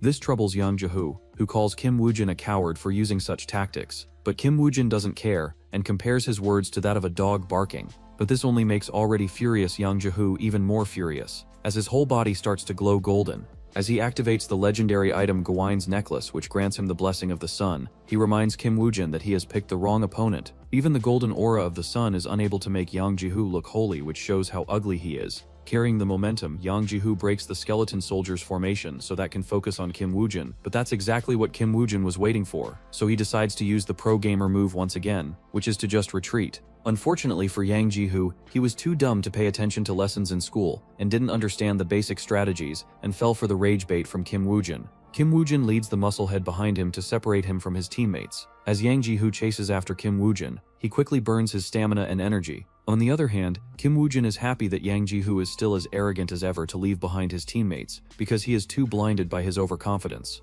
He is also glad that Yang Jihoo is too dumb to understand the real usage of the Gawaine's necklace, and can only use the basic blessings, which just give some free stats. He compared this usage to a precious pearl hanging on a pig's neck, which doesn't make it look any prettier. Just then, Kim Woojin activates his corpse explosion skill, which detonates the corpses he had carefully placed in his retreat route. The explosion hits point blank on the face of Yang Jihoo, who takes considerable damage from it. However, Kim Woojin knows that it's still not enough, so he keeps on running to create even more distance. In the meanwhile, he uses this distraction to wear the Grim Reaper's mask to control the skeleton soldiers to inflict blood poison onto the bodies of the underlings of Yang Jihoo, who were also distracted by the explosion. With the poison in their bloodstreams, Kim Woojin isn't worried about them escaping. Just then, Yang Jihoo recovers from the explosion and is furious at Kim Woojin for using such underhanded techniques. In his anger, he doesn't hesitate to activate his haste skill, which consumes double the stamina, but gives him extremely fast speed. Just when he is about to catch up to Kim Woojin, he stops as the earth beneath his feet starts to fall, dragging him below. If this wasn't enough, Kim Woojin has stacked corpses below, which he then explodes to create an even larger area of effect. After the dust settles, Yang Jihoo appears to have worn out the effects of his blessings as he yells at Kim Woojin to stop playing around and fight him like a man. But Kim Woojin tells him that he's just too useless, and doesn't understand how to utilize the resources around him in a real battle. Yang Jihoo grits his teeth at his words, but Kim Woojin continues with his insults as he calls him a meathead who only knows how to charge and head first without caring for his teammates and people around him. That's why all his life, not a single member of his team had ever survived. Kim Woojin calls him a team killer, who is useless even on his own, and even with a team. These words pierce the heart of Yang Jihoo, who remembers hearing the exact same words from the mouth of the most hated person in his life. That person is Suzuki Ichi, and he is a person that Yang Jihoo hates the most, because he always uses underhanded techniques in the battle to defeat him and have never fought him fairly one-on-one. Yang Jihoo finally understands why he was so furious at Kim Woojin, and why he keeps falling for his rage baits. This makes him even more enraged as he activates the Blessing of the Sun once more, which gives the extra stats and the golden aura, which doesn't make him look cool at all. Emitting the golden aura, he promises to himself that he will kill both Kim Woojin and Suzuki Ichi with his own two hands. But just when he is about to make a move, Kim Woojin tells him that it's about time to finish it. He doesn't understand what Kim Woojin means by this, so Kim Woojin explains to him what just happened. He first tells Yang Ji-hoo that his skeleton soldiers don't need verbal orders from him, so when he mentioned the word retreat before running away, he didn't mean anything by it. So his skeleton soldiers never left the battle and continued to battle against his underlings till the end. This makes Yang Ji-hoo realize that he was played like a fool from the start. If this wasn't enough to make Yang Ji-hoo feel hopeless, Kim Woojin also reminds him that the duration of his blessings of the sun must be about to end, which truly shocks Yang Ji-hoo, as he doesn't understand how does Kim Woojin knows about the secret duration of his Gawain's necklace. Shakingly, Yang Ji-hoo asks Kim Woojin as to who he truly is. Kim Woojin is about to answer him, but then suddenly stops. Yang Ji-hoo at first doesn't understand why would Kim Woojin do it, but when the last few seconds of his blessings end, he almost throws up blood in anger, as he realizes that Kim Woojin was just trying to stall for time. He curses the entire 9 generations of Kim Woojin, but Kim Woojin is nonchalant and doesn't care about mere superficial insults. By this point, Kim Woojin's skeletons have also finished their task of eliminating all of Yang Ji-hoo's underlings, so it's time for Kim Woojin to deal with their boss as well. But to rub salt on Yang Ji-hoo's wounds for one last time, Kim Woojin informs him that his underlings are already dead, so he doesn't need to wait for them. Hearing this, Yang Ji-hoo loses the last bit of his rationality, as he jumps towards Kim Woojin with the intention to devour his blood to avenge his fallen teammates. Kim Woojin's skeleton soldiers welcome his attack on their master's behalf. Back to the real world, Lee Jaina is speeding down the highway as he was ordered by Osai-chan to check on Kim Woojin if he manages to leave the dungeon. And if he doesn't, and Yang Ji-hoo comes out, they would also need him to be there to gather information. Although Osai-chan trusts that Kim Woojin will be the winner in this battle, he still needs to make sure that once he comes out, he will still be aligned with their motives. Because for now, their collaboration has not been goal-oriented. But with the recent shenanigans, like Kim Woojin becoming close to Park Yong-won and the attack on Skull Guild, this is all subsequently leading to them fighting against Messiah Guild,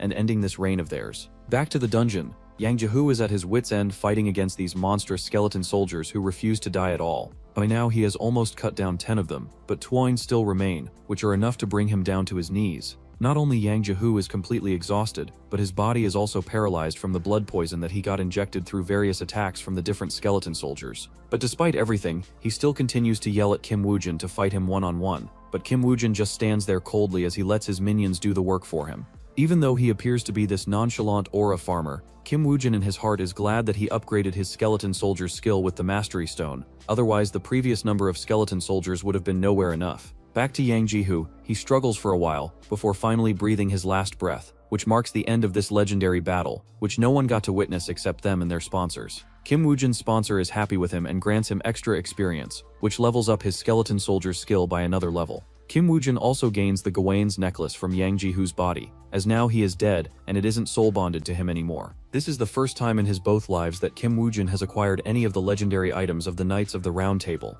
The Gawain's necklace grants the user plus 40 various stats alongside the sun's blessing, which can be activated once a day. Even though Kim Woojin is happy to acquire this time, what he is really interested in is the memories of Yang Ji-hoo, which will finally allow him to see Lee Sejun of this life. So without any hesitation, Kim Woojin activates his skill Eye of the Anubis, which allows him to peer into the memory of the dead Yang Ji-hoo. Inside the memory, Kim Woojin finds the first memory of Yang Ji-hoo, when he first arrived as the newest member at the Knights of Round Table. There he meets the highest seated member, which is the Master Lee Sin-hip, who is as distant as ever, still emitting an aura, even in this world of memories. Seeing his face makes Kim Woojin clench his fists in anger. Now that he has killed one of the core members of the Knights of Round Table, he knows that the Messiah Guild won't stay back and would definitely make a move against him. But at this point, Kim Woojin doesn't care, as no one who has worked for the Messiah Guild is a person with integrity, so he will personally slay them all with his hands to avenge himself and all the innocent people who suffered at the hand of the Messiah Guild. Meanwhile, all the remaining players in the dungeon are hiding in fear because they don't want to risk their lives against the dungeon boss of the second floor.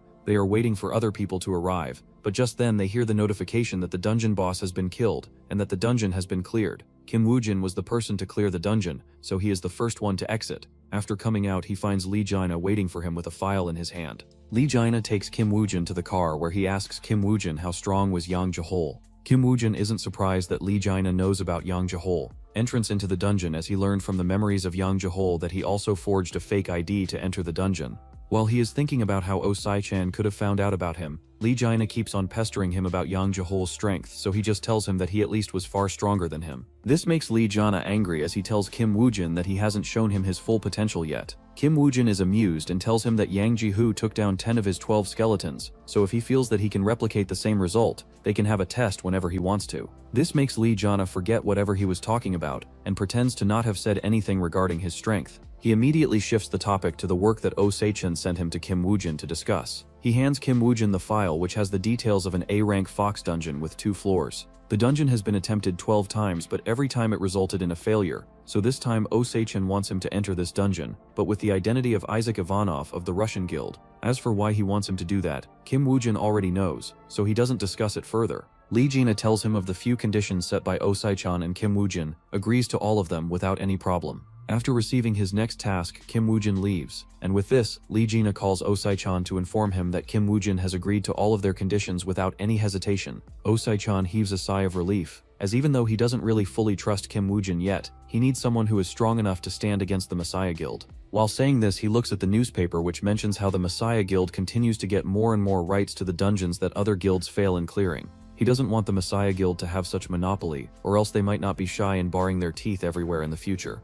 Meanwhile, Kim Woojin arrives at the rundown building to prepare for his upcoming Fox dungeon. This is a dungeon that Kim Woojin is most familiar with as he had already cleared it in his past life. This is also the dungeon which led to Kim Woojin meeting with Lee Sejun, who then invited him to join the Messiah Guild. So this time, he prepares to show off once again, but under the guise of Isaac Ivanov from Russia. But before that, he has some other businesses to take care of, which includes some manufacturing of items and equipment from all the materials that he has been gathering all this time. Soon the last few remaining days pass by, as it's finally time for Kim Woojin to head inside the Fox dungeon and get acquainted with Lee Sejun in this new life under a new identity. Besides him, this time is old comrade, Lee Jaina, who is also under the guise of the same Russian as last time. They both head inside the dungeon alongside the Messiah Guild. After entering the dungeon, Lee Jaina, who was all hyped up, immediately starts to shiver as the temperature inside this dungeon is below freezing, just like the average dad joke fathers will make early in the morning. Lee Jaina is not the only one affected, as Messiah Guild's new members also seem to be struggling in this cold temperature. However, their current leader immediately orders them to wear their Arctic clothes and start moving, as standing in this weather will only make their movements slow and sluggish. Kim Woojin also drags Lee Jaina with him away from the Messiah Guild. After making some distance, he stops and asks Lee Jaina to man up and not let mere cold defeat him. Under his rage bait, Lee Jaina gets heated up and forgets about the cold. Meanwhile, he himself enjoys the warmness coming from the Gawain's necklace, which holds the blessing of the sun. He also wears his Grim Reaper's mask to not just aura farm, but so that he can also control his skeleton soldiers from afar remotely. Lee Jaina asks Kim Woojin of their plan this time, in this dungeon, and if they are going to build a fortress once again, as it's another survival quest. But Kim Woojin replies that there is no need to create a fortress this time, as he summons his skeleton soldiers who are fully dripped out with leather armor made from the hide of the needle snake. This level of lavishness shocks Lee Jaina, who is upset that despite him contributing in the needle dungeon last time, he didn't get any leather, and instead he hoarded all of it. Kim Woojin tells him that he didn't hoard all of it, and sent him his part to their office. Lee Jaina immediately catches on to the fact that Osei-chan must have stolen the needle skin leather for his own use. Poor Lee Jaina can only curse Osei-chan silently, who in the real world starts sneezing, wondering who is remembering him for his good deeds. Meanwhile, the Messiah Guild is setting up their camp when suddenly their leader realizes that Kim Woojin and Lee Jaina are both missing. She asks other members, who apologize to her that they forgot to check on them, and forgot as they were busy building the camp. She is disappointed in them, but what has happened, so she leaves them to finish the camp while she herself goes to check on both of them, to see whether they are capable enough to be invited to the Messiah Guild to join them, or have an alliance with them. So she takes another member with her, and tracks down Kim Woojin and Lee Jaina, who are fighting against a pack of snow wolves. When she arrives at the scene, she is shocked to see giant skeleton soldiers completely destroying the snow wolves, who hold no candle against them. She instantly realizes that Kim Woojin is way above her pay grade, and that she must inform the guild about them and have them join the Messiah Guild at every cost. Just as she is admiring Kim Woojin and his skeleton soldiers, she hears the whistle, which signals that her team is in danger. She immediately rushes back to the camp, which has been raided by the snow wolves. Her squad members are barely able to hold on their own against the snow wolves before their leader arrives and takes charge of the battle. While they are all fighting against this pack of the snow wolves, one of the scouts notices a huge wave of snow wolves approaching the base, which causes all of them to panic, as they were already struggling against one pack, not to mention the endless wave of snow wolves. The leader finally understands why 12 teams failed before them. On the top of the hill, Kim Woojin and Lee Jina are watching the monster wave approaching the camp of the Messiah Guild without doing anything. Lee Jina comments that they might just be annihilated by this wave if they don't do anything. Just then he notices that Kim Woojin intends to help the Messiah Guild, which surprises him as even he has no surety whether he will survive against such a wave or not. But Kim Woojin is confident because just before this dungeon he bought a new skill called Aura Field, which can either buff or debuff depending on the condition.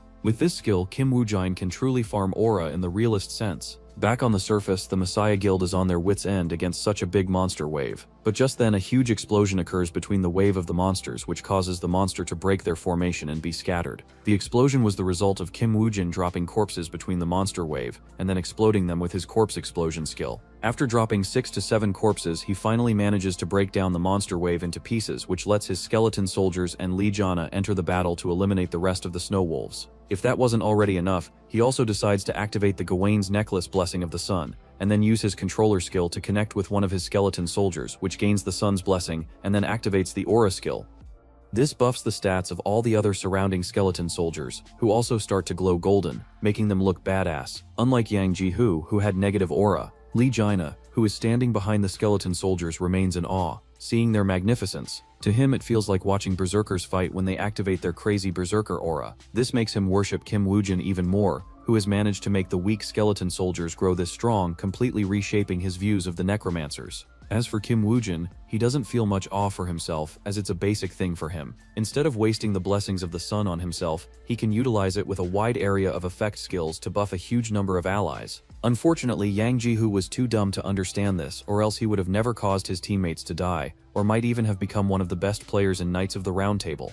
Aside from that, Kim Woojin just stands on top of the hill, as he continues to rain down explosive corpses onto the wolves, as if he is the United States Air Force dropping bombs on already war-torn countries. The Messiah Guild is also in awe of Kim Woojin's skills, but they also understand that Kim Woojin is doing this to disrupt the wave and allow the Messiah Guild to wipe out the remaining injured wolves by themselves. So the leader immediately orders everyone to take their weapons and annihilate all the remaining wolves. Back in the real world, Oh-sai-chan tells Secretary Lee of the plan that he made with Kim Woojin. They both plan to rescue the Messiah Guild when they are about to be annihilated, as this will make Kim Woojin their savior, and they won't be able to do anything against them afterwards. On top of that, to save their face in public, the Messiah Guild would also offer benefits to their saviors, which is like hitting 2 birds with 1 stone. But Secretary Lee reminds him that this all depends on whether Kim Woojin is capable of doing that, as this requires skill level way beyond the levels of Messiah Guild, who are already at the top of Korea. Oh-sai-chan tells her that it's a gamble, and that's why he was also willing to give loan to Kim Woojin,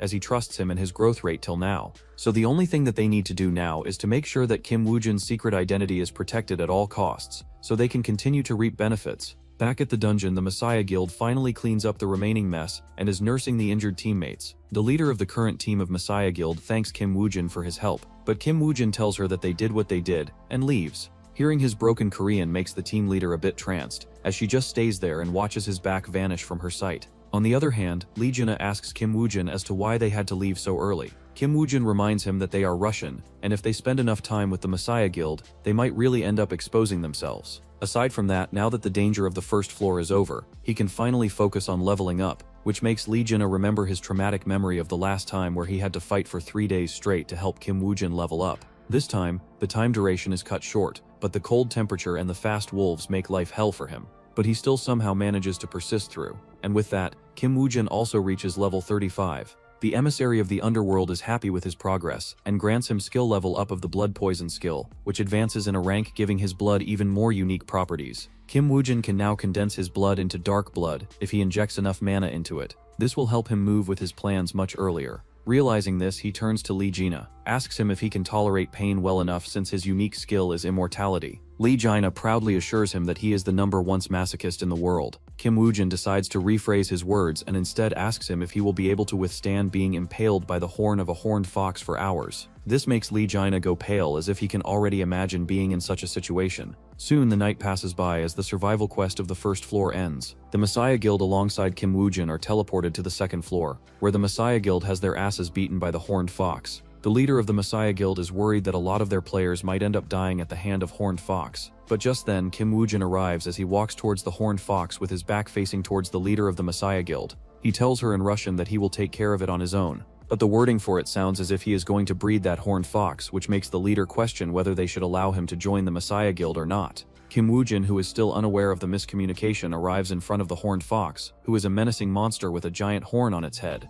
The horned fox immediately notices the new enemies and rushes towards them to attack them. One of these new enemies is Lee Jaina, who is the bait this time for Kim Woo-jin to hunt down the horned fox. Lee Jaina remembers the briefing that he got from Kim Woo-jin last night. He told him that the horned fox is extremely fast but deals low damage, but that amount of damage is enough to cripple his skeleton soldiers, so he needs someone to hold down the horned fox so that he can inject it with his new dark blood to poison it in one go. That's why he asked Lee Jaina if he can stay alive and mentally stable with a huge horn in his chest for a couple of minutes. Back to the present, Lee Jaina wants to curse at Kim Woo-jin in Russian, but unfortunately, he doesn't know much Russian and can't expose that he's Korean by cursing in Korean. The horned fox, on the other hand, is having fun toying with Lee Jaina, which pisses him off even further, so he decides to let it pierce him with its horn, so that it will be stuck inside him for a while, which will give Kim Woo-jin the time to finish it off. Following the plan, the horned fox pierces through Lee Jaina's chest, but he grabs it and doesn't let it run away. Kim Woo-jin, on the other hand, takes out his bow and arrow and infuses his dark blood on the arrow and shoots it straight through the eye of the horned fox, which instantly gets poisoned, and all of its stats start to decrease. This opens up a gap in the whole battle, which Kim Woo-jin and his skeleton soldiers immediately exploit and slay the horned fox in one go. The leader of the Messiah Guild watches from the sidelines and is utterly in disbelief, seeing just two men defeat the boss that all of them combined couldn't even put a dent into. The disparity is enough for them to worship the duo, especially Kim Woo-jin, who is in the spotlight. After removing the horn from the horned fox, all the players inside the dungeon meet the requirement to leave the dungeon as the second floor has been cleared. Outside the dungeon, the whole media is waiting to hear the news of Messiah Guild's victory, but when they learn that the dungeon was once again solely conquered by the duo from Russia, the news outlets explode as everyone seems to be talking about the Russian players. Meanwhile, Kim Woo-jin, who is behind all of this craze, is sitting in the car talking to Oh Sai-chin on the phone. He tells Oh Sai-chin that he should help him publish this news, that he is willing to donate the glacier horn to the Messiah Guild if they desperately need it. This shocks the Lee Jaina sitting beside him, who wants to cry because without him conquering this dungeon wouldn't have been so easy. But both of them ignore him and proceed with their deal. By the time Kim Woo-jin reaches home, the news of his words has already spread throughout the media. In the news about his other identity, Isaac Ivanov mentions that he wants to cooperate with the Messiah Guild in clearing another dungeon. Aside from that, his words on donating the horn to Messiah Guild also sparks a lot of conversations, which makes people wonder whether the Messiah Guild should accept it or not. While Kim Woo-jin is reading through the stuff, he receives a call from Park Yong-won, who invites him to his office to discuss future cooperations. The following morning, Kim Woo-jin arrives at the Lion Guild's headquarters, where he meets with Park Yong-won, who praises his work in dealing with the Skull Gang. Thanks to Kim Woo-jin, the Skull Guild was forced to give up on Korea as they all fled to Japan. Although Park Yong-won wishes that he could have destroyed every last one of them, he is fine with them being forced to leave Korea. Park Yong-won promised Kim Woo-jin last time that if his performance was praiseworthy, he would award him with something equal to his merits. So that's why he decides to hand Kim Woo-jin a skill that will help Kim Woo-jin overcome a serious defect of the blood poison skill. The skill is named Blood Mist, and just like its name, the skill basically allows the player to create mist out of their blood. Normally this skill would be useless, but for Kim Woo-jin this is practically the best skill he could wish for at this point.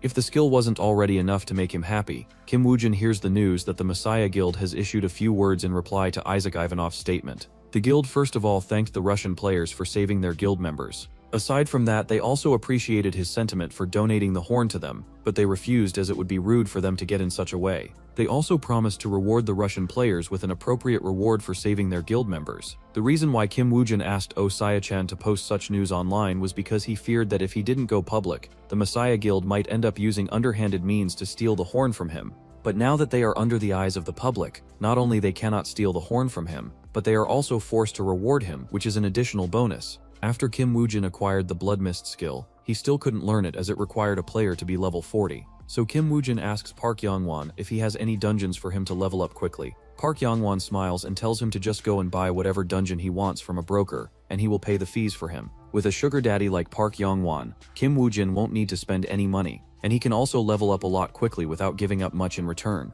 Meanwhile, at Oh Sai-chun's office, Lee Jaina is grumpy after hearing the news that the Messiah Guild will be offering a reward to Kim Woo-jin. He feels as if he was played by his wife, who took away his house, and as well his children. Oh Sai-chun asks him to calm down and tells him that it's not that serious. Moreover, didn't he get hundreds of boxes of Chocopes from the Russian guild fans which he has been munching on since the last few days? Lee Jina can't really say anything against this, so he goes back to Kim Woojin and asks Oh Se-chan as to what reward will the Messiah Guild hand over to Kim Woojin. Oh Se-chan tells him that it's the skill called Golem Summoning, and it was already decided by the council even before they announced it. This makes Lee Jina even more jealous of Kim Woojin. Oh Se-chan ignores his grumpiness and tells him that they have been contacted for yet another dungeon, and this time it's Park Yongwon. Lee Jina is confused as to why would they cooperate with Park Yongwon, since Oh Se-chan seems to hate Park Yongwon with all of his guts. But Oh Se-chan tells him that business is business, especially business that includes two different parties. Lee Jina asks Oh Se-chan as to who this other party is.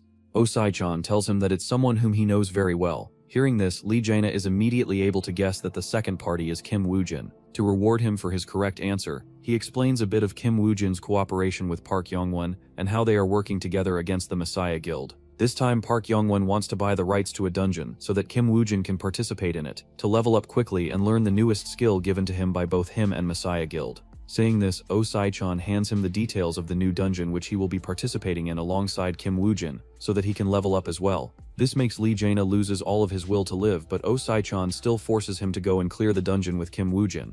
Inside the dungeon, Kim Woojin greets Lee Jina, who is in no mood to talk with anyone. To lighten up his mood, Kim Woojin takes Lee Jina for a light walk, which ends up turning into a whole adventure. Meanwhile, back in the real world, at Hansung Group, which is the #1 financial institute of Korea, and the institute which has been funding the Messiah Guild all this time, Park Sin-yo is the CEO of the Hansung Group, and she is shocked to hear the news that Yang Jahawa died in the dungeon while he was pursuing Kim Woojin. Park Sin-yo is furious as Yang Jahawa didn't even inform the guild that he was acting on his own, which led him to die out there in dungeon, and he even got his Gawain's necklace stolen or robbed. This pains her very much as this has never happened before that they have lost a legendary item of the Knights of the Round Table. She also realizes that at first it was just a few of the Skull Guild failures, but soon things got so worse that their alliance is splitting apart, and they might lose the support or Master Swordsman and Master Archer too. She pins all of the blame on Park Yongwon, as if Park Yongwon wouldn't have interfered with the operations of the Skull Guild, everything would have gone well. The real problem is that she can't even take out Park Yongwon in one go right now.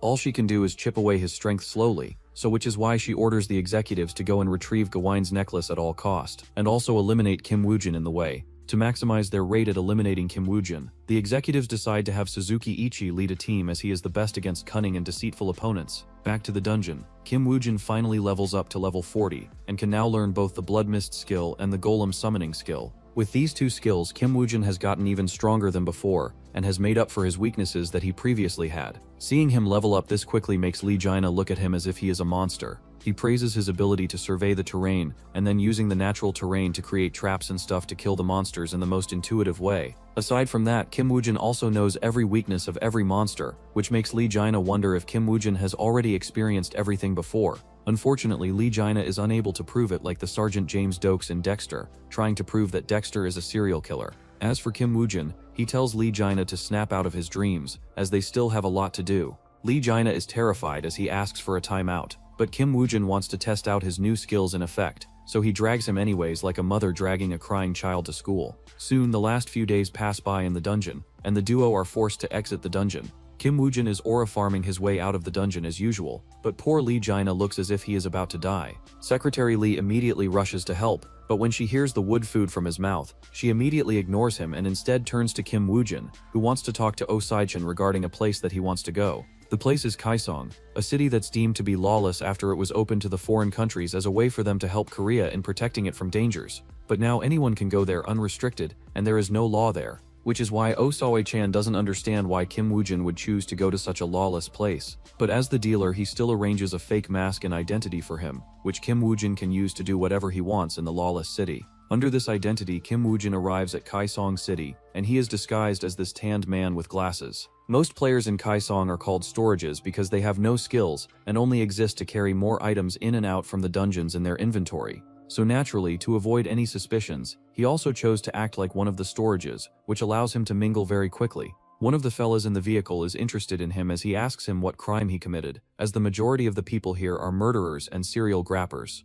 Kim Woojin replies that he was betrayed, to which the other man feels pity for him and motivates him by telling him to go stronger and take revenge for it in the future. Kim Woojin's eyes glint as he remembers the face of Lee Sejun and his betrayal. He promises to himself that he will wipe off his existence from this planet and avenge himself and his past comrades. While Kim Woojin is adapting to Kaohsiung City back in Seoul, Lee Jina asks Oh Se-chan, Why did Kim Woo-jin want to go to Kaohsiung City so badly? Oh Se-chan doesn't answer his question, and instead asks him why is he eating this much food on company's lunch money, to which Lee Jina makes him remind of the needle snake leather which quickly shuts off Oh Se-chan's mouth, who looks as if he has eaten a fly. Lee Jina tells him to not shift the topic and just tell him what Kim Woo-jin is planning to do.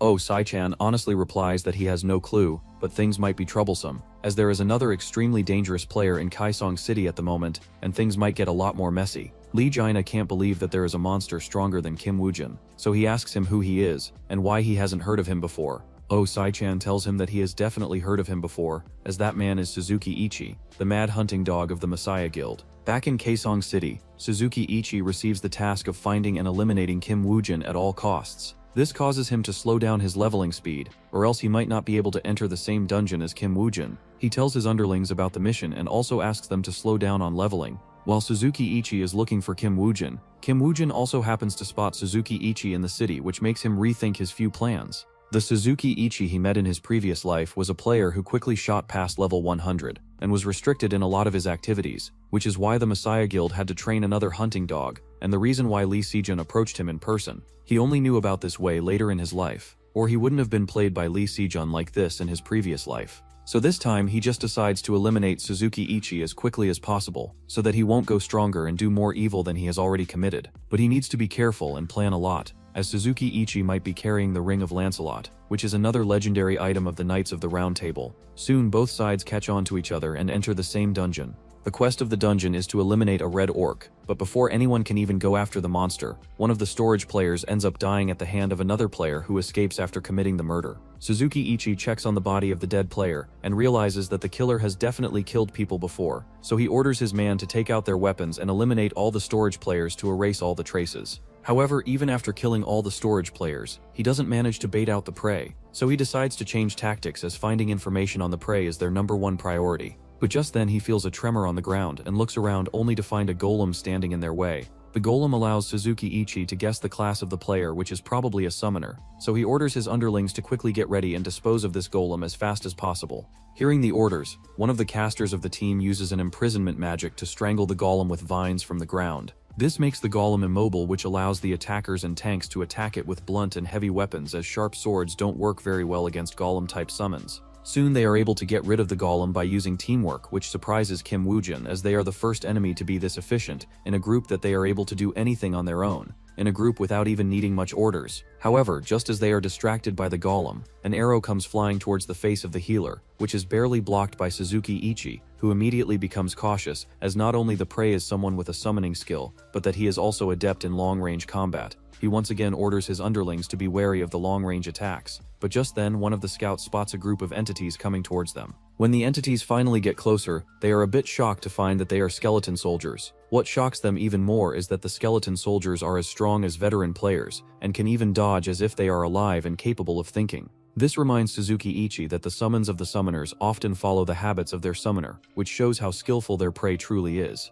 The number of the skeleton soldiers matches the numbers of Suzuki Ichi and his underlings, so the fight is pretty fair, but Suzuki Ichi doesn't want to waste his time on these skeleton soldiers, so he reminds his underlings to treat these skeleton soldiers as real veteran players, and attack them on their weak spots, where they aren't wearing the thick leather armor. While he and his underlings are focused on the skeleton soldiers, Kim Woo-jin closes the distance between them and arrives in the middle of the battle. This terrifies Suzuki Ichi, who jumps back to avoid Kim Woo-jin, and as the dust settles, he can see the face of their prey. But too bad for him, Kim Woo-jin is under the guise of Isaac Ivanov, the Russian player, and he is also wearing the Grim Reaper's mask. The appearance of the Russian player shocks them, as they don't understand why they would attack them. From all of his previous acts, the Russian player seemed to be quite the admirer of the Messiah Guild, and so for him to turn on them like this out of nowhere doesn't make any sense to them. Kim Woo-jin, on the other hand, is also finalizing the plan in his mind, which starts with one of his favorite tactics, which is to retreat the moment he gets a chance to. Seeing him run away from the battle immediately after joining it throws Messiah Guild away, as they can't understand his tactics or motives at all. One of the players of the Messiah Guild sees this as a sign of Kim Woo-jin being weak, so he starts to chase after him to steal all the glory. But Kim Woojin wanted him to do this as he had carefully planned his escape in the direction where he had first killed that storage guy at the start of the dungeon. The corpse of that player explodes and the player chasing after Kim Woojin gets heavily injured as well as poisoned from the effect of blood mist that Kim Woojin carefully mixed in with the effects of the explosion. One of the healers quickly rushed towards the player to heal him, but Suzuki Ichi knows that the poison has already spread throughout his body fully, so he decides to just end his misery and put him to eternal sleep. He thought that this would be the end, but just then all the other players around him start to fall down one by one as they get poisoned, which he is unable to detect at start because his Ring of Lancelot gives him immunity to negative effects. While Suzuki Ichi is confused and distracted, Kim Woojin uses this opportunity to have his skeleton soldier attack him from behind, so he can use this blind opportunity to enter Suzuki Ichi's sphere without him noticing. But he still underestimates Suzuki Ichi, who easily blocks his attack, which grants both of them a notification from their sponsors. This raises the stakes of the battle very high, which forces Kim Woojin to go all out, as Suzuki Ichi is many levels above Yang Jiko, whom he previously fought. Back in the real world, Osai-chan is chilling in his office like a top Jiko, while Kim Woojin puts his life against the mad dog Suzuki Ichi. He learns from Secretary Lee that Kim Woojin entered the same dungeon as Suzuki Ichi, which makes him wonder if Kim Woojin is really an enemy of the Messiah Guild, as Suzuki Ichi is the second core member of their group that he is targeting right now. This makes him open up to Kim Woojin a bit more, so he decides to give him even more benefits. This includes one of the things that he has been hiding from anything, and that's the Pharaoh's power. Back to the dungeon, Kim Woojin is on his knees, as his blessings of the sun have ended, taking away all the stats buffs that he previously had. However, despite that, he was still unable to defeat Suzuki Ichi, who still had some stamina and fighting strength left in him to finish him off. Aside from that, this battle has cost Kim Woojin way too much of his blood, and since his blood is toxic, it's very difficult for him to get a blood transfusion. That's why Park Yongwen gifted him a special skill which he can use under these circumstances. The skill is a vampiric skill that sucks the blood of the enemy to heal the player. So when Suzuki Ichi gets close to Kim Woojin to finish him off, Kim Woojin jumps and attacks him with his blood-sucking skill, which drains the last bit of the energy left in Suzuki Ichi's body, turning him into a mummy on its last legs. Kim Woojin, on the other hand, is finally able to move a little bit, as he asks him why he is still working for Lee Sejun even though he knows his true self. Suzuki Ichi laughs like a madman, and tells him that players should never bow down to a government, and if the game ends, the players will go back to being normal humans, and all the power that they enjoy right now will be taken away from them. Kim Woojin is disappointed in Suzuki Ichi, as he tells him that his death is deserving, as those who believe in the law of the jungle should be crushed by those who are stronger than them. Kim Woojin puts an end to Suzuki Ichi's miserable life, as he equips the second legendary equipment of the Knights of Round Table, making him a special existence among them. After doing that, he activates his skill Eye of the Anubis to peer into his memories, to understand more about Lee Sejun and his motives.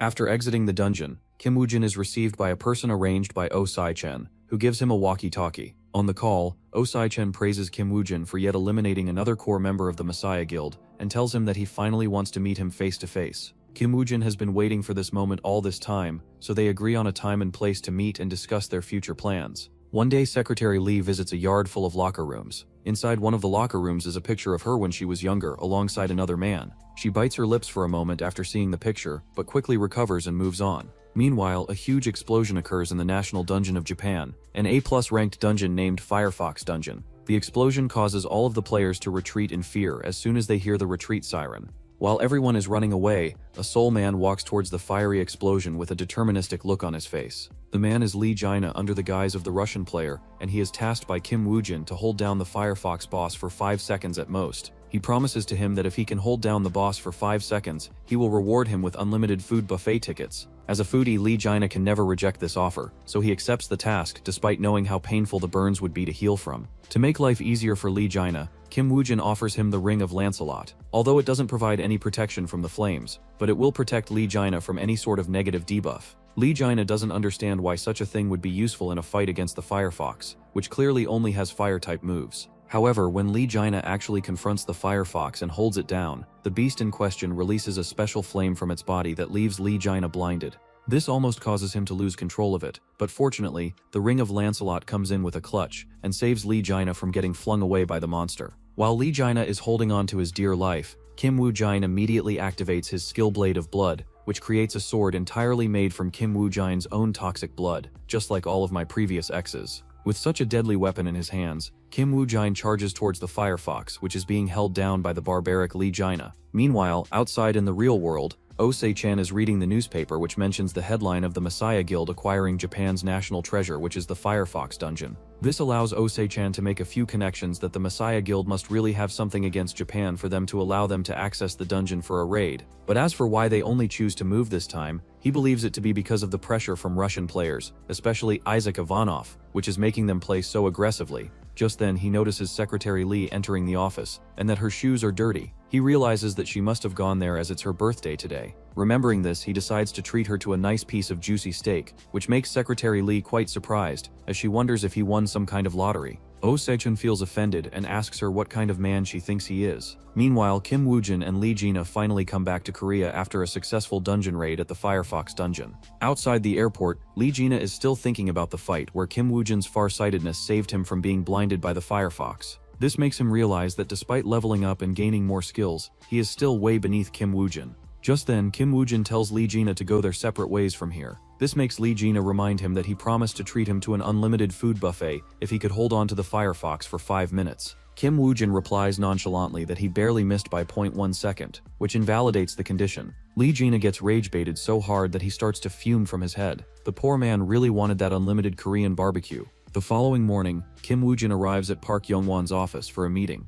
During the meeting, Park Young-won brings up Isaac Ivanov and praises his ability of clearing the whole dungeon by himself once again. Kim Woo-jin smiles, pretending that he has no connection to Isaac Ivanov at all. While they are discussing, Isaac Ivanov, Park Young-won's secretary, enters the room and informs Park Young-won that Johan Jorg rejected their offer and joined the Messiah Guild instead. Park Young-won is furious at Johan Jorg, as he is one formidable player, and now that he is with the Messiah Guild, they would have another skilled opponent to face. This news also surprises Kim Woo-jin, who didn't think that Johan Jorg would join the Messiah Guild this early into his new life. He wonders if this is a butterfly effect, because he killed Suzuki Ichi earlier. Kim Woo-jin realizes that he didn't calculate this into his plans at all, and now that the future is changing, he would have to change his plans accordingly. So he decides to set up one of his pieces earlier, as he suggests Park Young-won to invite Isaac Ivanov to join their faction instead. Park Young-won tells him that if they could invite him, they would have already done it, but they have nothing at hand to entice him into joining their guild. However, his secretary informs him that they might just have the right thing on their hands.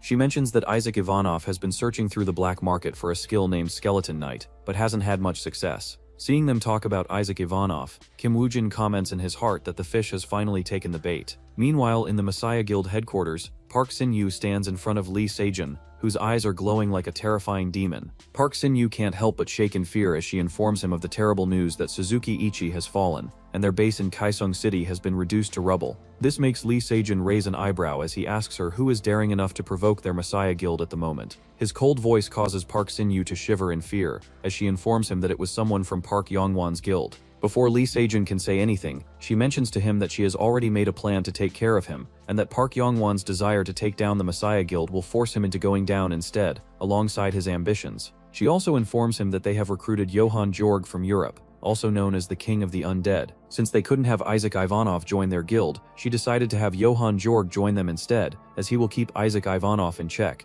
as that man has already cost them a lot. She also feels that Johan Jorg's ambitions are open and clear, which makes it easier for them to control him. Lee Se-jin puts a hand on her shoulder and tells her that she is indeed right. It's far easier to control people with great ambitions. Hearing his words puts a fear deep into Park Sin-ye's soul. If her subordinates were to see her like this, they would be shocked, as this is the same Park Sin-ye, who is known as the Ice Queen, unfazed by everything. While Park Sin-ye is planning against Park Young-won, Park Young-won is also planning with them, as he has just finished a meeting with Frontier Guild of America and decided that they would cooperate to keep the Messiah Guild in check. But Park Young-won feels that there must be some catch in their willingness to cooperate with him this easily. So he decides that if they move against him, he will make sure to use their reputation against them. But still, to be even more careful, he orders his secretary to call Kim Woo-jin to his office tomorrow. The following morning, Kim Woo-jin arrives at his office, where Park Young-won tells him about his cooperation with the Frontier Guild and orders him to go and do a dungeon raid with them in 2 days. Kim Woo-jin accepts the task, but he still feels that it's way too obvious for Park Young-won to make an alliance with Frontier Guild, and that there is no way Park Sin-hye would not have expected this. So he decides to call Oh-sak-chan to get more intel, as knowing too much never truly hurts anyone. Unless it's the secret that your wife is cheating behind your back and that your kids aren't even your own biologically. 12 days pass by in an instant, and Kim Woo-jin arrives at the meeting place with Frontier Guild. Aside from him, Park Yong-won also sent some of his other elite players as well who are excited to meet Frontier Guild. Park Yong-won told them that Frontier Guild will be the front man of this dungeon raid, which means that they will stay at the backlines and enjoy the rewards. Just as they are discussing, a person from the Frontier Guild walks into the room and introduces himself to be Jamie Kim, a legal expert of the Frontier Guild. Jamie Kim has a few things to inform them, which includes their role in the upcoming dungeon raids. He tells them in the contract that they signed with Park Yong-won, the elite players from his faction won't have to do anything and just accompany them inside the dungeons. On top of that, they will be legally required to not participate in any dungeon round without accompanying the Frontier Guild with them. This makes the elite squad from Park Yong-won's faction extremely furious, but Jamie Kim tells them that it's all in the contract and that if they don't like what they are hearing, they can just complain to Park Yong-won and they will cancel the contract with him. This instantly cools down all of their hot-headedness, so Jamie Kim feels that his task is completed and leaves the room after informing them that the dungeon raid will start in 30 minutes.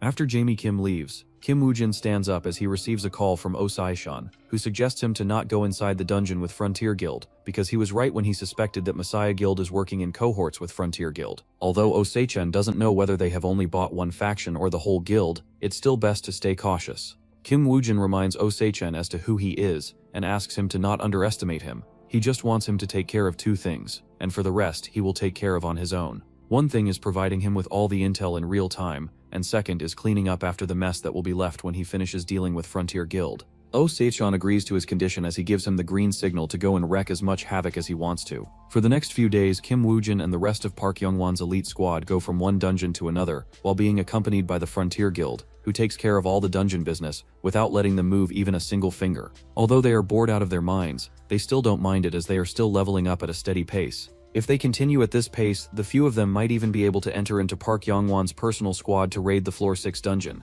Kim Woo-jin realizes that Frontier Guild might be helping them level up so that Park Yong-won can enter the 6th floor dungeon as quickly as possible, which will allow them to take care of the other things behind his back. As he is making the deductions in his mind, he receives the notification that the dungeon has been cleared. The Park Yong-won's faction is about to stand up when suddenly Frontier Guild arrives and their captain starts to bash them as he reminds them that they are not allowed to move even a finger without their permission, or that he will make sure that they are never able to walk again. After exiting the dungeon, Kim Woo-jin is already in a foul mood when Oh Sai-chan calls him to inform him that Park Yong-won has announced that he will be entering the Floor 6 dungeon very soon. Oh Sai-chan don't blame Park Yong-won for moving this quickly, as he has not much time to build his foundations to stand against the Messiah Guild. But this is exactly what the Frontier Guild is taking advantage of, as once Park Yong-won is in the dungeon, they will be able to show off their true colors to the world. Kim Woo-jin already knows this, so he asks Oh Sai-chan to cut off his yapping and just hand him over the intel that he requested from him. Oh Sai-chan tells him to not get so easily rage-baited like the lion, and that he will give the report to him in person tomorrow. The following morning, Kim Woo-jin is waiting at a cafe for Oh Sai-chan when Secretary Lee arrives instead of him. She apologizes to Kim Woo-jin that Oh Sai-chan was busy and couldn't make time, so instead she will be handing over the report to him instead. Inside the report, Kim Woo-jin finds all the information of guilds suspected of being connected to the Messiah Guild, which includes all top 5 guilds in the world, with Frontier Guild being one of them. This truly shocks Kim Woo-jin, who didn't expect that the Messiah Guild would be this deep into the things already. Aside from that, he also finds all the information on the players who are working for Messiah Guild in other guilds, and players who hold the legendary items. One of the players is that arrogant prick from the Frontier Guild named Sam Oliver, who holds the legendary item Percival's Spear. Kim Woo-jin didn't expect the Percival Spear to be on such a player, especially someone who he had plans of eliminating in the next couple of days. He thanks Secretary Lee for providing him with this report, as this is more than enough to repay him for all of his efforts. But he wants just one more thing from them, and it's the same thing that he had requested them the last time, but this time, it's on this player Sam Oliver. While Kim Woo-jin is plotting against Sam, Sam is also plotting against him as he just received the task from the Frontier Guild to quickly eliminate Kim Woo-jin the next time they enter the dungeon. He remembers how haughty was that lady from the Frontier Guild when ordering him, but he had to bear it as they are the one who provided him with the Percival's Spear, and if he fails in his task, that would mean losing the legendary item which he cannot afford to lose at all cost. So to eliminate Kim Woo-jin, he sets up another dungeon raid, but when they enter the dungeon, he is worried to learn that it's a survival quest instead. This makes him anxious because Kim Woo-jin might just hide for the whole 4 days of the survival quest, which will make things harder for him. So he decides to quickly take action and eliminate Kim Woo-jin in one go. Kim Woo-jin, on the other hand, also realizes this and decides to show these American players who is the real boss. So while the Frontier Guild members are discussing how to tackle Kim Woo-jin, he makes space from the Lion Guild and escapes the second he gets an opportunity. By the time Frontier Guild notices this, Kim Woo-jin has already gotten further away, leading to a chase between him and the Frontier Guild players. After running around for a while, Kim Woojin disappears, leaving the chasing Frontier Guild members to stop and go back to Sam to consult on what to do now. This is exactly what Kim Woojin wanted them to do, so he gets down from the tree that he was hiding in and takes out the special item that he acquired from the Firefox dungeon. The item is a legendary ring called Plus Ultra, and just like its name, which is referenced from My Hero Academia, it allows the player to go past their limits and achieve strength that is impossible for their current level. One of the attributes of this legendary ring is leveling up all the skills by 1, and this is exactly what Kim Woojin wanted to acquire. As with this, his skeleton soldier skill would elevate to the next level, allowing him to summon newer types of skeleton soldiers. Just when he upgrades the skill, a pack of wolves come out from the bushes and look at him as if he is the tastiest meal ever. The real irony is that Kim Woojin also feels the same, as these wolves are the best test subject for him to test his upgraded skeleton soldier skill on. Meanwhile, the remaining players of the Frontier Guild arrive back at the spawn point, where they meet Sam, who is disappointed in them for letting Kim Woojin escape like this. However, since it has already happened, he decides to change his plans and focus on surviving the quest and saving their strength by not rashly chasing after Kim Woojin. To save time and prevent news from going out, he also eliminates all the other Lion Guild players. His teammates' blood run cold, seeing him massacre other players like this, but they follow his orders without any disobedience. After giving orders to everyone, Sam leads the Frontier Guild to search for any leads leading to Kim Woojin. During their search, he finds a few monster corpses, which makes him wonder if Kim Woojin was attacked by monsters while running away. However, just then the monster corpses explode, destroying the whole formation of the Frontier Guild. By the time Sam realizes that they have walked into a trap, a lot of the Frontier Guild players are injured from the explosion, making it harder for them to escape. If the explosion wasn't enough, he also notices skeleton soldiers surrounding them, which gives him only one option, which is to fight head-on. Kim Woojin cleverly separates the Frontier Guild from Sam by using his skeleton soldiers, which singles out Sam, who has no way to rely on his fellow players to fight against the enemy. One of the giant skeleton soldiers makes use of the distraction to ambush Sam, but Sam clears out the dust using his skill and blocks the attack in time. But the spear in his hand gets cut in two, making him take out his legendary item, Percival's Spear, instead. The Percival Spear increases his physical stats by 30% aside from giving a huge buff to his penetration skills. Percival Spear's special ability is that any wound caused by it can't be healed easily. With the spear, Sam blasts open the chest of the skeleton soldier, but before he can follow up with an attack, the skeleton soldiers start to retreat all of a sudden. After the skeleton soldiers have retreated, a new skeleton soldier in the shape of a wolf makes an entrance, which is the newest skeleton soldier acquired by Kim Woojin. Kim Woojin connects himself to the bestial skeleton soldier and starts jumping around Sam Oliver. Sam is troubled by the speed of the bestial skeleton soldier, as it's way faster than the normal humanoid skeleton soldiers. Worried that he might get exhausted if he prolongs the battle, Sam decides to risk it all on his most deadliest skill, but unfortunately, just as his spear is about to land on the bestial skeleton soldier, it sidesteps as if it knew what was already coming, and jumps up to bite his arm that was holding the Percival Spear. After the bestial skeleton soldier has taken down Sam, Kim Woojin disconnects with it and walks towards Sam, who is trying to grab the spear which landed on the ground not further away from him. Unfortunately for Sam, Kim Woojin picks up the spear as he comments that no matter how good the weapon is, it doesn't matter if you cannot hit. Sam, who is under the jaws of the bestial skeleton soldier, begs mercy from Kim Woojin and promises to tell him everything that he wants to know if he will spare him. Kim Woojin can't help but smile after hearing his words, because only Kim Woojin in this world has the ability to hear the secrets from the dead, using his skill, Eye of Anubis. After finishing off Sam and learning the secrets from him, Kim Woojin focuses on clearing the dungeon, and while he is doing it, in the real world, Jamie Kim of the Frontier Guild comes running into Chief Naomi's office, who is the same woman who gave the Percival Spear to Sam Oliver to finish off his task. She learns from Jamie Kim that Sam Oliver has betrayed them and killed all of their informants standing outside the dungeon. In the footage of the video, she sees the two of the men hired by her spraying down using their assault rifles on a person who looks like Sam Oliver. The supposed Sam Oliver kills both of the men with his spear and looks towards the camera as he mentions about a deal with Kim Woojin about taking care of things. All of this is seen through the camera by Chief Naomi, who is terrified of the consequences of what will happen if the news exposes who is behind her. So she immediately decides to take care of both of them before anyone can learn about it. While Chief Naomi is shaking in her boots, the supposed Sam Oliver is picked up by Lee Jaina in a van. After getting into the van, Sam Oliver takes off the mask and under it is Kim Woojin's face. It turns out that the special item that Kim Woojin requested from Oh Sa-chen was a replica mask of Sam Oliver's face. With the mask, Kim Woojin can roam the world in Sam Oliver's face, and do things that he can't do under his personal identity. However, it's not the time for him to use this identity, as he plans to hide himself in a dungeon, so that Chief Naomi can suffer as much as she wants. He isn't too worried because from the memories of Sam Oliver, he discovered that only Chief Naomi's faction is working with the Messiah Guild, which means that the Messiah Guild has still not grown that much compared to Kim Woojin's past life. Just then he calls Oh Sai-chan, and learns all the details from him. Most of these details are already known by Kim Woojin through the memories of Sam Oliver. After both sides finish exchanging information, Kim Woojin asks Oh Sai-chan to reserve a dungeon for him. Oh Sai-chan asks him what dungeon he is planning to hide in for a while, to which Kim Woojin answers him that it's the infamous brawler of the Frozen Forest dungeon located in Taiwan. Hearing that it's this dungeon makes Oh Sai-chan terrified, as this dungeon is known to be one of the hardest dungeons on the planet, as even the Messiah Guild has failed 4 times to conquer it. Kim Woojin is deeply aware of this dungeon, as it's one of the few dungeons that were still unconquered even in his previous life. One of the biggest problems with this dungeon is that it has a level cap of 60, which is why Lee Sejun and other big players didn't have the chance to conquer in his previous life. So this time Kim Woojin decides to take the mantle in his own hands, as he has started to realize that if he wants to take his revenge on the Messiah Guild, he needs to do things that he did not do or did not have information in his past life. Oh Sai-chan confirms from Kim Woojin if he really wants to try out this dungeon, to which Kim Woojin assures him that he has already made up his mind. Lee Jaina, who is sitting in front of him, hears this and acts as if his wife just announced that she's getting a divorce. He begs Oh Sai-chan to not let Kim Woojin attempt the dungeon, but Oh Sai-chan doesn't listen to him and approves of Kim Woojin's request. Kim Woojin also asks Oh Sai-chan if he should use the identity of Isaac Ivanov to get some benefits from the Messiah Guild, as he will be conquering a dungeon that even the Messiah Guild had not been able to clear before. Kim Woojin's bait is successful, as under the pressure of the public, the Messiah Guild is forced to donate a unique item over to Kim Woojin for attempting the dungeon.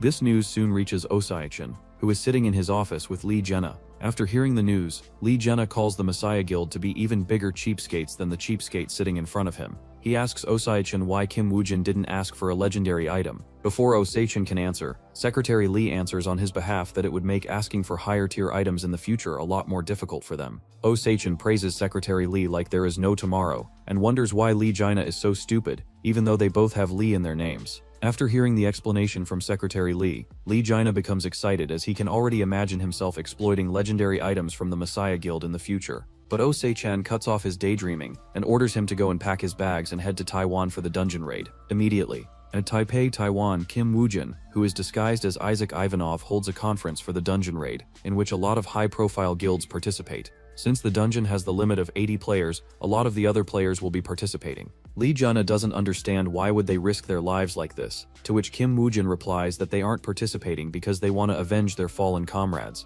but that the thousands of players who died in the dungeon, the accumulated treasures are more than enough for people to risk their lives to steal. Just then, a man in a suit enters the room and informs Kim Woojin and Lee Jaina that the dungeon raid will be officially starting in 1 hour. Kim Woojin nods in approval, but he tells him that he has a request for him. He tells the man he wants to make an announcement to the world. The announcement is that he wants to clear the dungeon by himself, so everyone who is entering into the dungeon should not interfere with his plans. He tells everyone that his goal is to clear the game and save humanity from their impending doom. While Kim Woojin is preparing to enter the dungeon, Chief Naomi is losing her mind because all the traces of Sam Oliver and Kim Woojin have been erased by someone. This makes her extremely desperate, as she asks Jamie Kim to do whatever he can to find both of them before Park Yong-won gets out of the dungeon. On the other hand, Oh Sai-chan also hears Kim Woojin's shocking announcement, but he is used to such behavior from Kim Woojin, so he just takes it as his declaration against the world, especially the Messiah Guild, who doesn't want the game to end. Soon an hour passes by, and all the players enter the Frozen Forest dungeon. Inside the dungeon, Kim Woojin and Lee Jaina becomes the center of attraction, as they want to see how strong this legendary player is.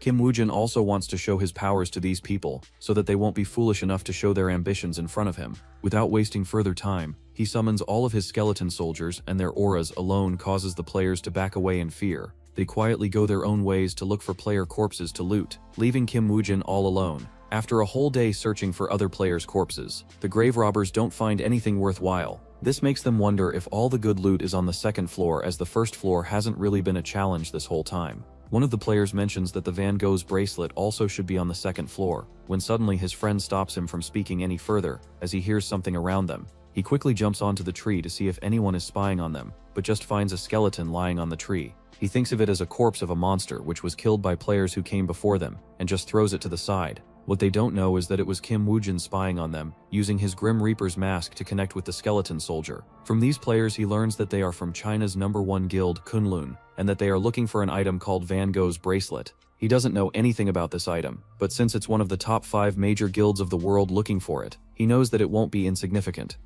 Even though Kim Woojin doesn't know the sort of abilities the Van Gogh's bracelet contains, he would still love to acquire it to see for himself. While Kim Woojin is thinking about the bracelet, Lee Jana is pissed that so many people entered the dungeon, but they are the only 2 people actively making efforts to clear the dungeon. Kim Woojin already expected this, so he isn't so affected by their behavior. Instead, he asks Lee Jana to rest as the second floor would definitely be way harder. Soon the night passes by and the following morning, Kim Woojin and the other players are teleported to the second floor. Compared to the temperature on the first floor, the second floor is way too cold. Despite wearing heavy armor and clothes, all the players shiver from the cold. However, soon a player realizes that what they are being affected by isn't the cold but fear. This scares all the players as they wonder which kind of terrifying monster is on the second floor for them to make them shiver like this. Kim Woojin is also curious to know which sort of monster is capable of instilling such fear into the players. To his knowledge, only dragons are capable of using such tactics. But since it's a 2-floor dungeon, there is no way for a dragon to exist on this floor. While Kim Woojin is going through different options in his mind, the other guilds start to move in the name of searching for the boss.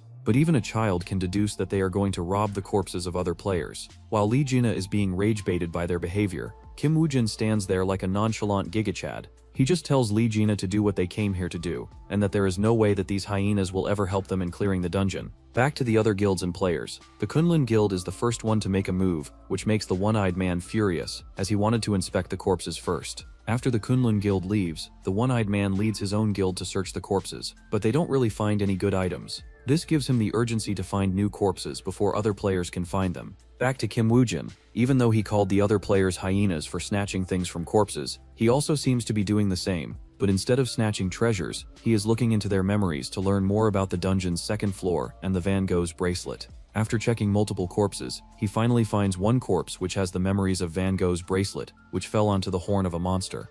Kim Woojin buries the fallen player and turns to Lee Jina, as he wants to discuss their plan before the final battle. He quickly summons a giant sawtooth skeleton soldier which Lee Jina begs to let him ride it. Kim Woojin allows him to ride it and even hands him the legendary Percival's spear. Lee Jina shakingly asks Kim Woojin if he wants him to fight the boss this way. Kim Woojin gives him full points for correctly answering his own question. After the duo leaves, Kunlun Guild players arrive on the spot and notice the grave made with stones. One of them suggests digging it, but the other player tells him to just leave it as they have no time unless it belongs to one of their brothers. Back to Kim Woojin, he informs Lee Jina of what he learned from the memories of the dead players, but doesn't tell him how he acquired this knowledge. He just informs him that the boss is an ogre who has survived 23 attempts and has now grown into a hunter. Lee Jina doesn't understand this concept, so he asks Kim Woojin to explain this concept to him as if he is a 5-year-old child. Grok, or Kim Woojin in this scenario, explains to Lee Jina that after the dungeon raid is failed, the dungeon regenerates new monsters in it for the next attempt, but the monsters which survive become even stronger with each failed attempt.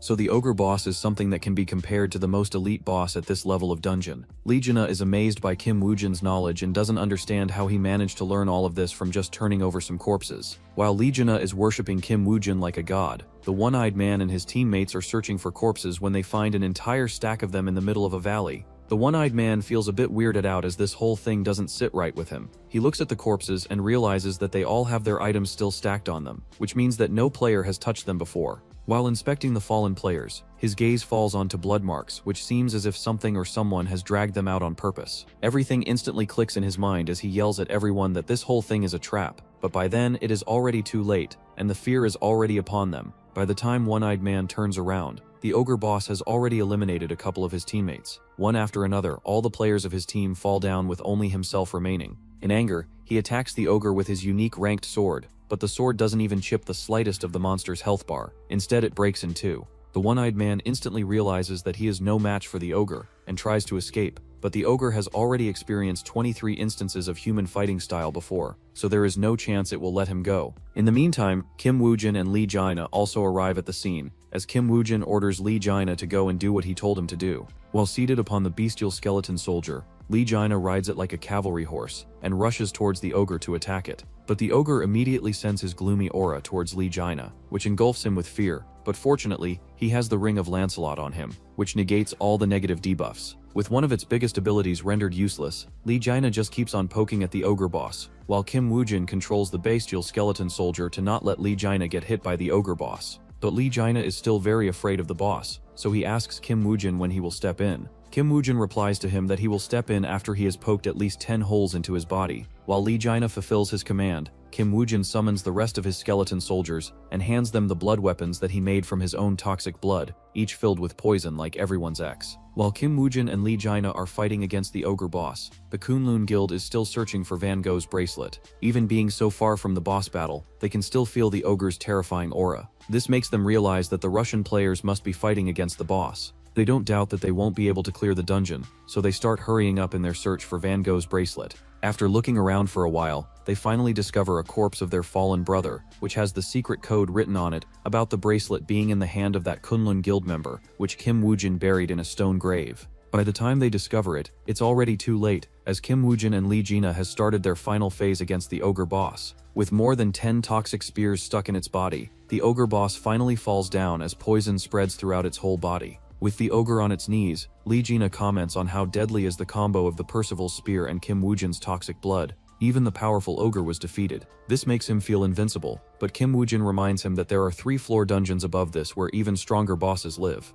Aside from that, there is the strongest monster Lee Si-jun. To hunt that guy, Kim Woojin needs much more on his hands than whatever he has right now. After the ogre boss dies, Kim Woojin receives a new title for being the first player to kill the boss of this dungeon. To reward his achievement, his sponsor rewards him with a golden skill page. The skill is named Berserker, and it allows the user to go into a berserk state which increases all of their states but at the cost of health bar decreasing over time. Lee Si-jun is extremely envious of him as his sponsor never rewards him with skills like this. Aside from the skill, the most important item that Kim Woojin obtains from the dungeon is the Van Gogh's bracelet, which he can't wait to see its effect after getting out of the dungeon. In the real world, a huge crowd is gathered outside the dungeon to welcome the champions, but Kim Woojin doesn't stay longer between them and immediately leaves in his car alongside Lee Jaina. On the other hand, the Kunlun Guild members are upset that they weren't able to find Van Gogh's bracelet. They can only hope whoever found the bracelet isn't Isaac Ivanov, as that would make things extremely tough for them. Inside the car, Kim Woojin looks at the description of Van Gogh's bracelet, which is a legendary bracelet that grants a player to equip 5 rings on one hand at a time.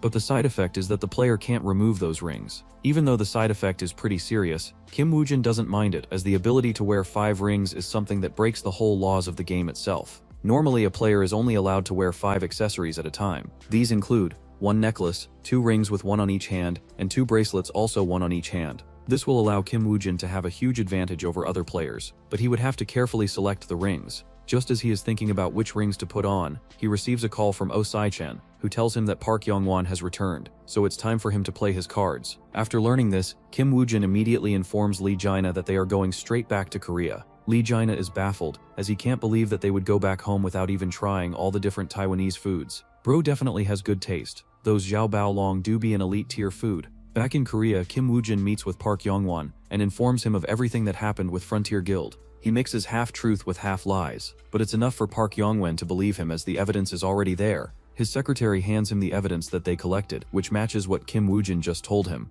Park Yong-won can't believe that those evils from Frontier Guild were scheming like this behind his back. He promises that he will make them pay thrice the pay for it, but for that he needs Kim Woojin to do one thing for him. While Kim Woojin is finishing his deal with Park Yong-won, Oh Sai-chan is in his office smiling from head to toe. This makes Lee Jaina feel creeped out, as he wonders whom Park Yong-won swindled this time. Oh Sai-chan tells him that he is just getting what they deserve from Park Yong-won, and that person will soon be coming back with all the stuff. By that person, Oh Sai-chan means Kim Woojin, who has secured the briefcase from Park Yong-won, which includes the Skeleton Knight skill that Park Yong-won is willing to offer to Isaac Ivanov for his cooperation. The news of Park Yong-won supporting Isaac Ivanov in his greater goals causes an uproar in the public, as everyone starts to praise him after villainizing him for years. The news reaches to Park Sin-hye, who grits her teeth as this makes it harder for her to handle Park Yong-won from now on. In front of her kneels Chief Naomi, who is trembling from head to toe. Park Sin-hye reminds her of her failure, and asks her if she knows what to do. Park Yong-won, on the other hand, is also reading the newspaper and is quite happy with his decision. His secretary informs him that Kim Woojin has successfully delivered the package to Isaac Ivanov, and is now asking for their next move. Park Yong-won comments that Kim Woojin is quite an ambitious man, and just tells his secretary to arrange a slot for him in the 3-floor dungeon to test him. If he performs well, he will see if he is worth investing in. Park Young-won's secretary immediately arranges a slot for Kim Woo-jin in a 3-floor dungeon alongside a guide for him that will make sure that he doesn't fall in the dungeon. Even though the dungeon is a C-rank dungeon, the elite player chosen by Park Young-won still feels a bit aggrieved, as she can't believe that they are making her take care of a newbie like Kim Woo-jin. But Park Young-won's secretary reminds her that it's the decision of the guildmaster, which makes her even more furious, as she complains that ever since Park Young-won has become the guildmaster, the political scene has shifted way too much. She even threatens to join the Messiah Guild if this continues. While her teammate is trying to calm her down, Kim Woo-jin arrives on the scene, and when she notices his rundown car from the 1960s, she immediately forgets everything that she said and starts praising Kim Woo-jin for being a cheapskate just like her. If only she met Oh Se-kwon, she would have screamed without the S. Now that Jung Yeon-hong isn't mad anymore, she agrees to be Kim Woo-jin's guide. Inside the dungeon, Kim Woo-jin receives the notification of the condition to clear the first floor of the dungeon, which is to kill 1,000 monsters. But he isn't too worried about that, as his focus is on Jung Yeon-hong, as she is his guide, and he knows that Park Young-won wants to test him. Jung Yeon-hong also wants to test his skills, so she tells him to go and kill a monster for her. But Kim Woo-jin questions her, which monster he should kill, and how many and when. Seeing him question so many things already gets on her nerves. She just tells him to do whatever he can, to which Kim Woo-jin replies to her that he needs some time for preparation. Hearing his answer, Jung Yeon-hong leaves him alone and goes back to do her own side of things. Back in the real world, Lee Jaina is sitting in Oh Se-chan's when he learns that Kim Woo-jin is yet on another dungeon raid. This causes Oh Se-chan to tell him to go and do a few dungeon raids on his own to level up quickly so that he won't be left too far behind. Lee Jaina listens to his advice from one ear and lets it out from the other side. He complains that dungeon raids with Kim Woo-jin are already too exhausting and that he doesn't want to spend any more time in a dungeon alone. While they are yapping, Oh Se-chan receives a notification that a monster escaped from a dungeon gate, which caused a lot of catastrophe. Seeing the news makes Lee Jaina remember when the last time such an event happened and how much Korea suffered from it. Oh Se-chan immediately shuts him up as he reminds him of the promise to never speak about that event in front of Secretary Lee. But it's already too late, as Secretary Lee stands up as she recalls the scene from all that time ago. She was still in high school when the tragedy struck. The dungeon gate that the Messiah Guild was managing broke out and so many people died that day. One of those people was her own father. Remembering this event makes Secretary Lee unable to sit in the office anymore, so she leaves outside to get some fresh air. Meanwhile, in the office, the air becomes gloomy as Oh Se-chan berates Lee Jaina for being stupid enough to not remember such a basic thing. Lee Jaina apologizes, but he is also curious as to what kind of man was Secretary Lee's father. Oh Se-chan answers that he was an extreme workaholic and a father who would do anything for his daughter. So when that tragedy struck, he too was heartbroken, which explains his hatred towards the Messiah Guild as well. Back in the dungeon, Yoon Yeon-hee is cleaning up the monsters for their 1,000 monster hunting goal. Since it's a C-rank dungeon, the monsters aren't really tough, and at their pace they will be able to reach the second floor in just one day. Just as she is about to search for another monster, a guild member comes rushing towards her. He tells her that the newbie Kim Woo-jin is cooking something weird and that she needs to see this. He leads her to the place where Kim Woo-jin has just set up a trap for monsters. The trap consists of multiple wooden pillars and each player has small blades on it. So when the monsters chase after Kim Woo-jin, they get pricked by the blades, which allows Kim Woo-jin's poison to seep into their bodies. And since Kim Woo-jin is on top of the wooden pillars, no monster can reach him. Jung Yeon-hong is watching him with an amused expression, but then she notices that the quantity of the monsters around Kim Woo-jin is increasing, and if it continues to increase, he might be in trouble. So she is about to jump in to save him, but her teammate stops her and tells her to let him cook. Jung Yeon-hong tries to tell Kim Woo-jin that you are not that guy, pal. But Kim Woo-jin proves her wrong by using his blood mist skill to create a deadly poisonous miasma that paralyzes all the monsters near him, leading to an easy multi-kill. This brightens the eyes of Jung Yeon-hong, who sees absolute potential in the skills of Kim Woo-jin. Realizing this, she decides to pull him into her own squad at all cost. On the other hand, Kim Woo-jin has lost an immense amount of his blood, but it was worth it, as the emissary of the underworld likes his display of strength and awards him with a skill upgrade. But Kim Woo-jin is more focused on replenishing back his blood, so he heads towards a monster corpse and uses his blood-sucking skill to replenish his blood. On top of the tree, Jung Yeon-hong orders the guild member to go and inform Kim Woo-jin that he has passed her test. Later at night, Kim Woo-jin once again meets Yoon Yeon-hong, who praises his ability of using his toxic blood in such a unique way. She wants him to join her team, but Kim Woo-jin tells her that he will take 100,000 Korean won per use of his blood poison. He explains that each use of his blood poison skill uses a lot of his blood, so it's like a consumable but of a greater strength, and it is also replenishable. Kim Woo-jin successfully manages to rage bait Jung Yeon-hong, whose forehead veins are close to exploding. Not wanting to lose such a talented player, she agrees to paying him a certain amount, but only 30,000 Korean won for each use. They continue to negotiate, and at the end of the day, they both agree at 73,000 Korean won, which Jung Yeon-hong almost bled from her heart when agreeing to. The following morning, Kim Woo-jin alongside the rest of the team hunts monsters in groups as everyone wants Kim Woo-jin's blood poisonous debuffs onto their targets. Kim Woo-jin is surprised by how they are so efficient in their moves and starts to see Lion Guild in a new light. But Jung Yeon-hong immediately exposes herself when she tells him to use less blood for his skills, as it's 73,000 Korean won per use. Kim Woo-jin now knows why they were fighting so optimally, because Jung Yeon-hong didn't want to waste more money on his blood poison skill. However, Kim Woo-jin's skill is still extremely efficient despite how much he charges for it, and with his help, the group quickly arrives at the third and final floor. The last floor is a survival quest, which is pretty rare for the last floor of the dungeon. Jung Yeon-hong briefs everyone of their tasks, as she also dispatches some scouts to go and check around the area around them to see where it is safe to camp. The scouting group immediately scatters as they start to look out for various clues and stuff regarding this floor. After traveling as far as they can, they realize that this final floor is extremely small and that there aren't any monsters around. Aside from that, they fight giant steps of a monster, which makes them worried that this survival quest might be a survival quest against a boss instead of common monsters. They quickly head back to Jung Yeon-hong to inform her of what they discovered. After hearing the results of the scouting, Jung Yeon-hong becomes a bit anxious. She isn't worried that they won't be able to defeat the boss, especially now that they have Kim Woo-jin with them. She is more worried about the casualties, but before she can even strategize with her comrades, the ground starts to shake as a white troll rushes at them from a distance. Jung Yeon-hong is surprised by the sudden intrusion of the white troll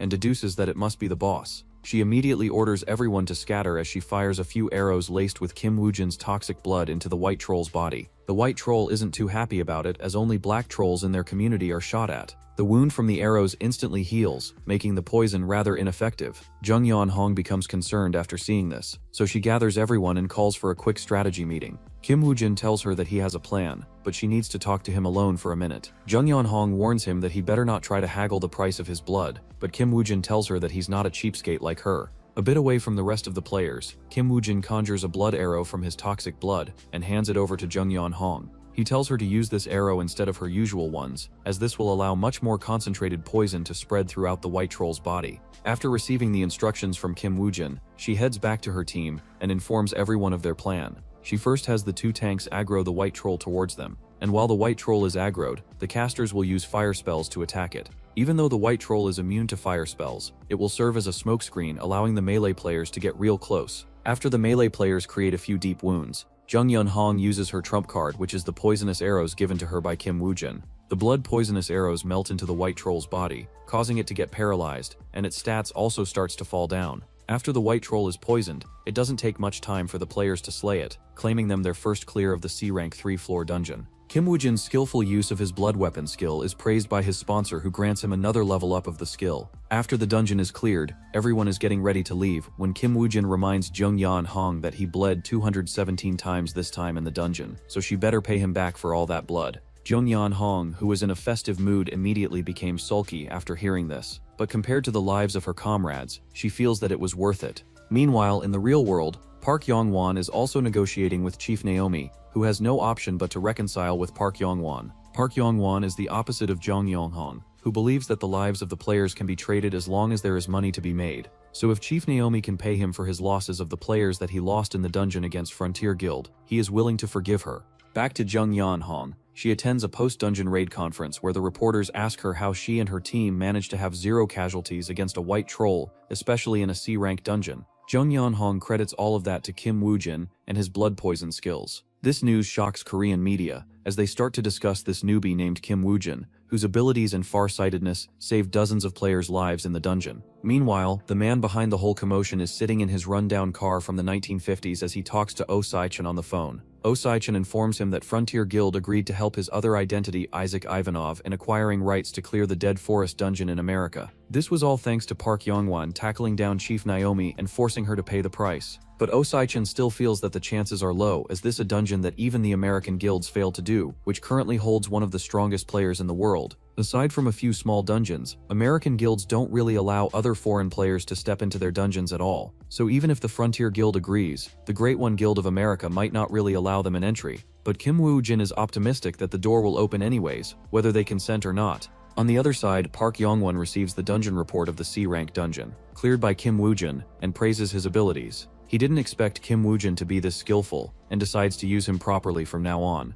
He asks his secretary to arrange a meeting with Kim Woojin, but she tells him to not worry, as Kim Woojin has already made his way here. Meanwhile in America, the Great One Guild is having a meeting regarding the Frontier Guild's decision of allowing a foreigner to attempt to clear the Dead Forest dungeon that even they failed to clear. They feel that if a foreigner were to clear it instead of them, it would only hurt their pride as the greatest empire in the world. The guildmaster Carrie Rowana, who is a level 10 snow bunny, asks everyone about their opinions on this topic. The majority of the executives immediately disagree, as it's the question of their national pride, but Carrie Rowana tells them that it's a great way for them to get their application of reclearing approved from the government, as previously they wouldn't have allowed them waste more manpower in the dungeon. She also mentions about allowing everyone to join the raid, and whoever contributes the most in it will be granted the legendary item King Arthur's Ring. One of the executives immediately stands up to disagree with her, as it cost them a lot to acquire this ring, but Carrie tells them that she never said that she would hand over the ring to anyone for free, as they must pay a great price, if they can even win it in the first place.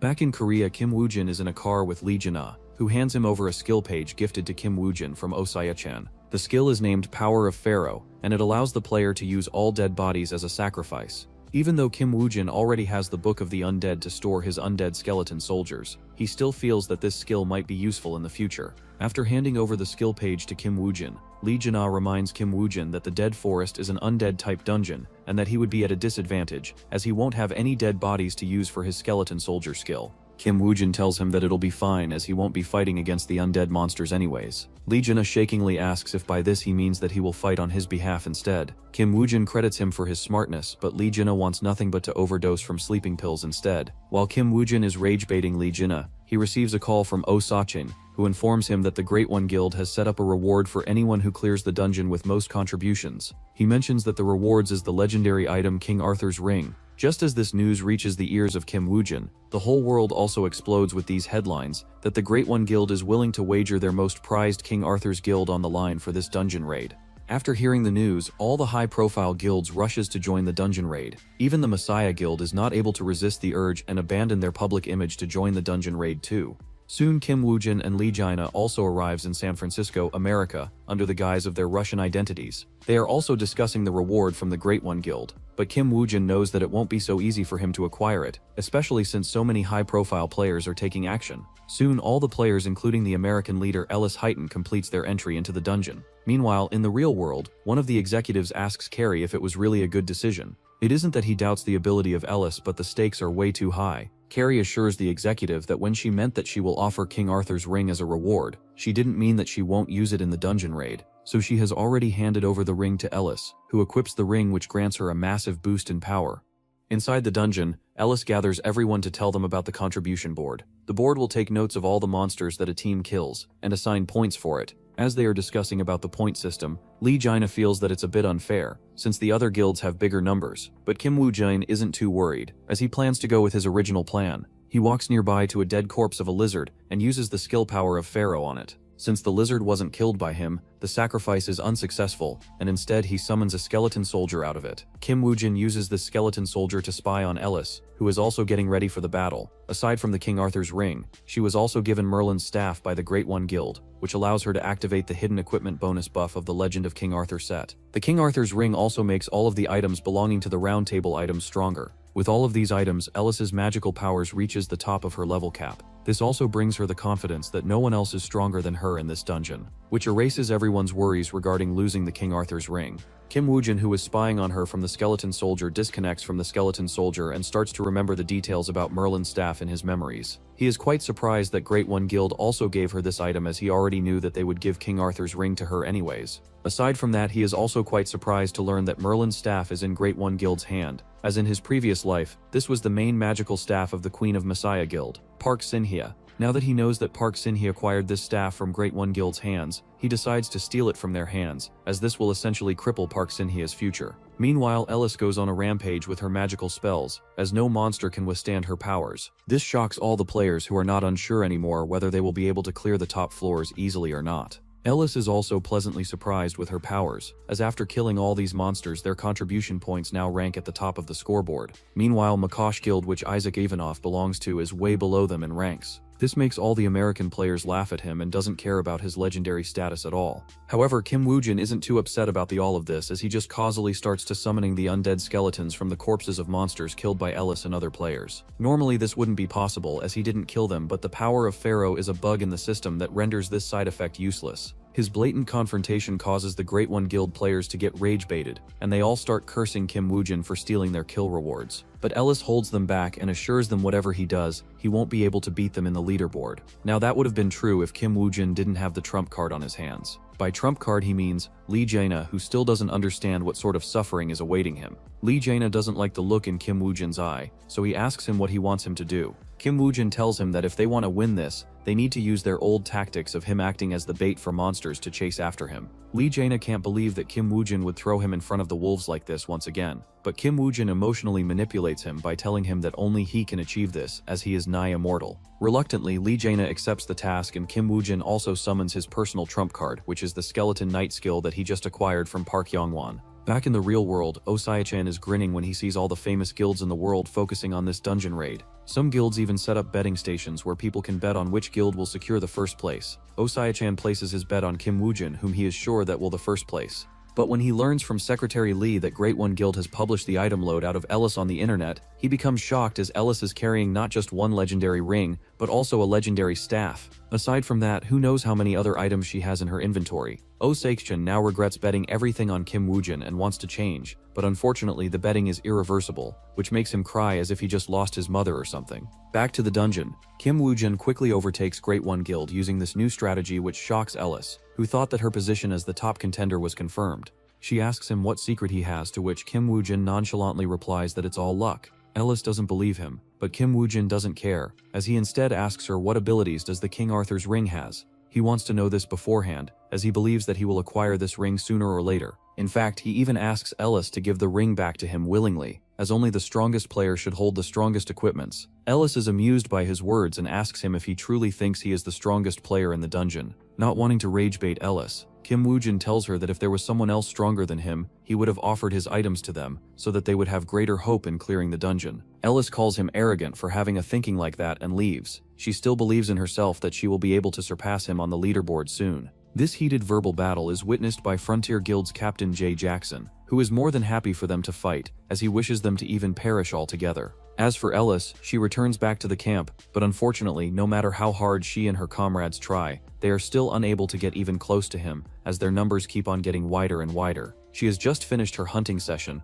when one of her scouts comes rushing towards them, as he breaks down the news that Kim Woo-jin has 50 skeleton soldiers in his sleeves. On top of that, he also has a skeleton soldier knight, which isn't weaker than any of the elite player in their guild. The scout wasn't lying, as Kim Woo-jin truly has gained the ability to summon 50 skeleton soldiers with his current mastery of the skeleton soldier mastery skill. He quickly chugs down a magic potion to recover his mana, as he will be facing another wave of monsters in a while. Soon, Lee Jae-na comes rushing towards him, and behind his back is an army of hundreds of orcs. However, Kim Woo-jin isn't afraid, as his skeleton knight is equipped with the Percival's spear, which pierced through even the toughest of the enemies. His other skeleton soldiers aren't any weak, as they are also equipped with top-class equipment and weapons. The battle is a total massacre, as Kim Woo-jin's undead army annihilates the whole orc army. With this battle finished, no one can shake Kim Woo-jin's position as the #1 on leaderboard, which gives him the priority on the second floor to hunt the boss first. Ellis accepts her defeat, but tells him that if he fails to defeat the monster, he will be out from the competition.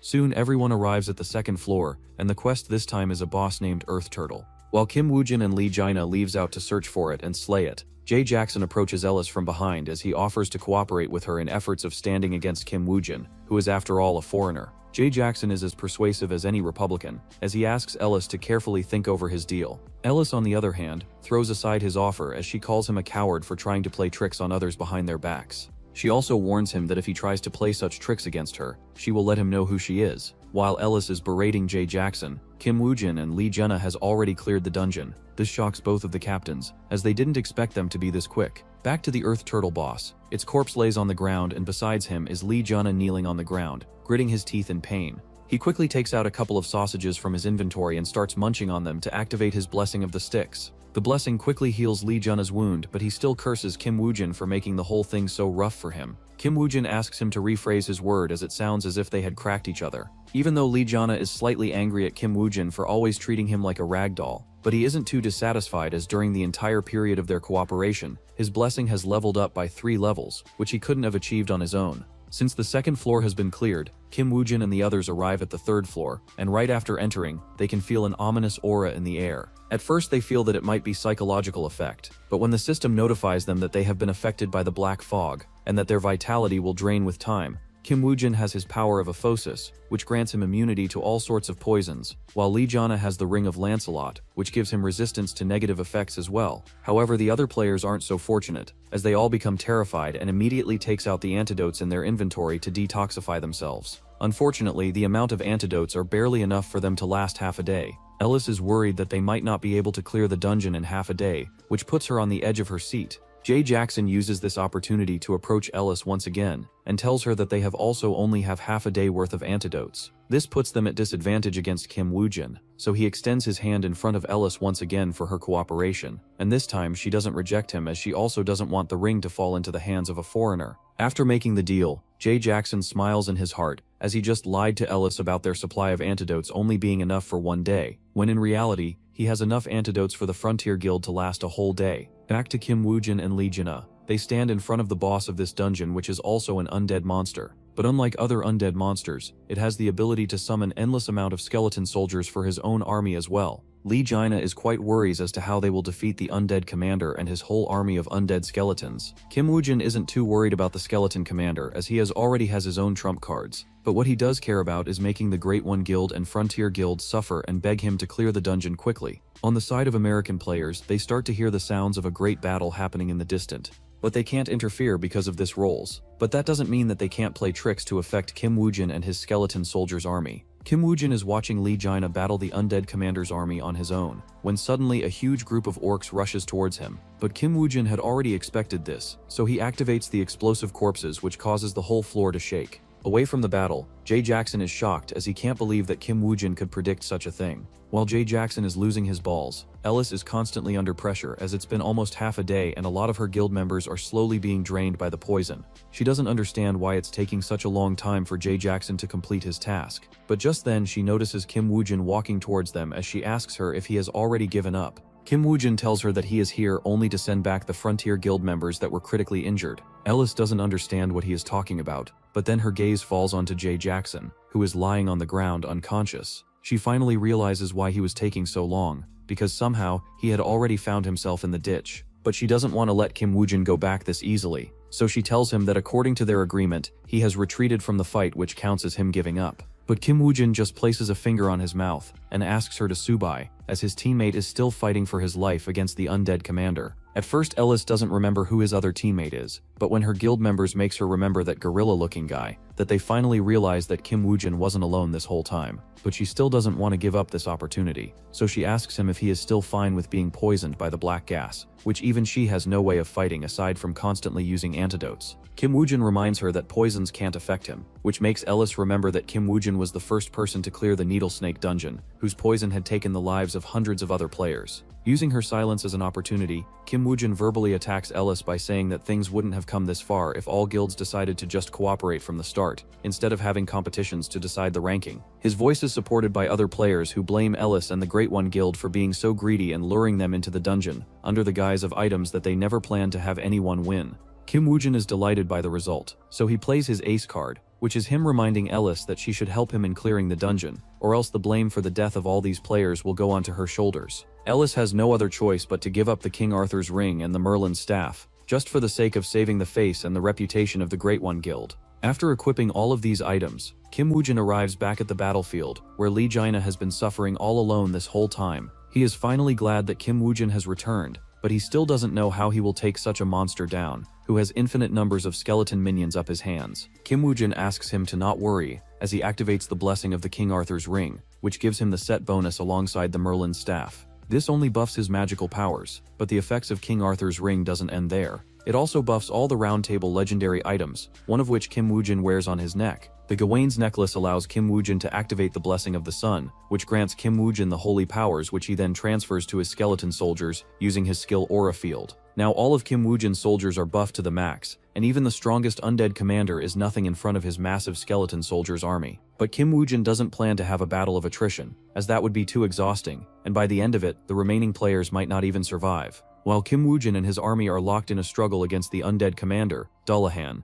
Jay Jackson is healed back to being conscious by a healer of his frontier guild. The healer suggests him to calmly lay down, or else the poisonous fog might start draining his health once again. He also informs him that he was taken back to the base by Kim Woo-jin, which pisses off Jay Jackson, who can't believe that he was played like a fool. Ellis is also furious at herself because she not only lost the King Arthur's ring to Kim Woo-jin but also the Merlin's staff. However, she couldn't have said no, or else the players surrounding her would have doomed themselves in order to take revenge against her and the Great One Guild. This makes her realize how truly frightening Kim Woo-jin is. That makes her even more curious as to how he will defeat the undead commander Dullahan. So she rushes towards the battlefield where she sees Kim Woo-jin and his skeleton army locked in a battle against the Dullahan. At first, she is confused as to how Kim Woo-jin would win against such an opponent that has endless army at his disposal. But after looking carefully, she notices that Kim Woo-jin has isolated Dullahan from his army by using his skeleton soldier army as a wall. This gives him the chance to fight the Dullahan in one-on-one situation, which serves him a much higher chance of victory. She once again forgets about poor Lee Jaina, who is also trying to contribute in the battle by taking away Dullahan's attention away from Kim Woo-jin. Unfortunately, he isn't able to do much aside from this, as Dullahan's body emit an extremely cold air which is enough to freeze everything. Even Kim Woo-jin only knows one method that worked against Dullahan in his previous life, and that was by using an extreme amount of heat and firepower. The core of the battle in his past life was Lee Se-jun, and even though Kim Woo-jin is nowhere close to his level yet, he still believes in himself and his strength. So without wasting any further time, Kim Woo-jin grabs the Percival's spear, which gets augmented by King Arthur's ring, increasing its penetration ability even further. The Gawain's necklace also gives him immense source of heat, which will at least prevent him from freezing instantly. Kim Woo-jin signals Lee Jaina to aggro Dullahan, so that he can jump in the right time to knock its head off. Lee Jaina immediately follows his guideline and rushes towards Dullahan with the bronze knuckle on his hand. Dullahan immediately strikes down his sword at Lee Jaina, who barely manages to block it with his bronze knuckle. But it opens up the window for Kim Woo-jin to attack, and he does by smashing the skull off Dullahan's head, which finally cracks under the extreme penetration power of the Percival's spear. With Dullahan's skull being cracked, the force in its body gushes out, which creates a huge explosion and a wave that clears all the poisonous mist on the third floor. Instantly, everyone receives the notification that Dullahan is dead, which also leads to the notification of the dungeon been successfully cleared. Dullahans only leave behind a single time, which is a legendary ring named Hercules' ring. It gives huge boost to the player depending on the amount of achievements they have. Aside from the Hercules' ring, Kim Woo-jin is also interested in Dullahan's corpse, which he uses his skeleton soldier skill to summon a skeleton soldier of Dullahan. Back in the real world, the media outlets explode as news about the dead forest being cleared spreads throughout the whole world. Carrie also receives this news and is extremely furious at Ellis for not only failing the task but also failing this miserably. If Carrie is the angriest person after hearing this news, Park Yong-won can be said to be the most happiest. In the headlines, Isaac Ivanov gives him the credit for this dungeon clearance, because his skill page that he gave to Isaac Ivanov helped him a lot. He wants to thank Kim Woo-jin, who suggested him to invest in Isaac Ivanov, which not only restored the reputation of Lions Guild but also strengthened multiple times. So much that some people are even comparing them to the Messiah Guild now. While he is basking in happiness, his secretary informs him that Mokosh Guild of Russia wants to talk to him. He remembers that this is the same guild that Isaac Ivanov belongs to,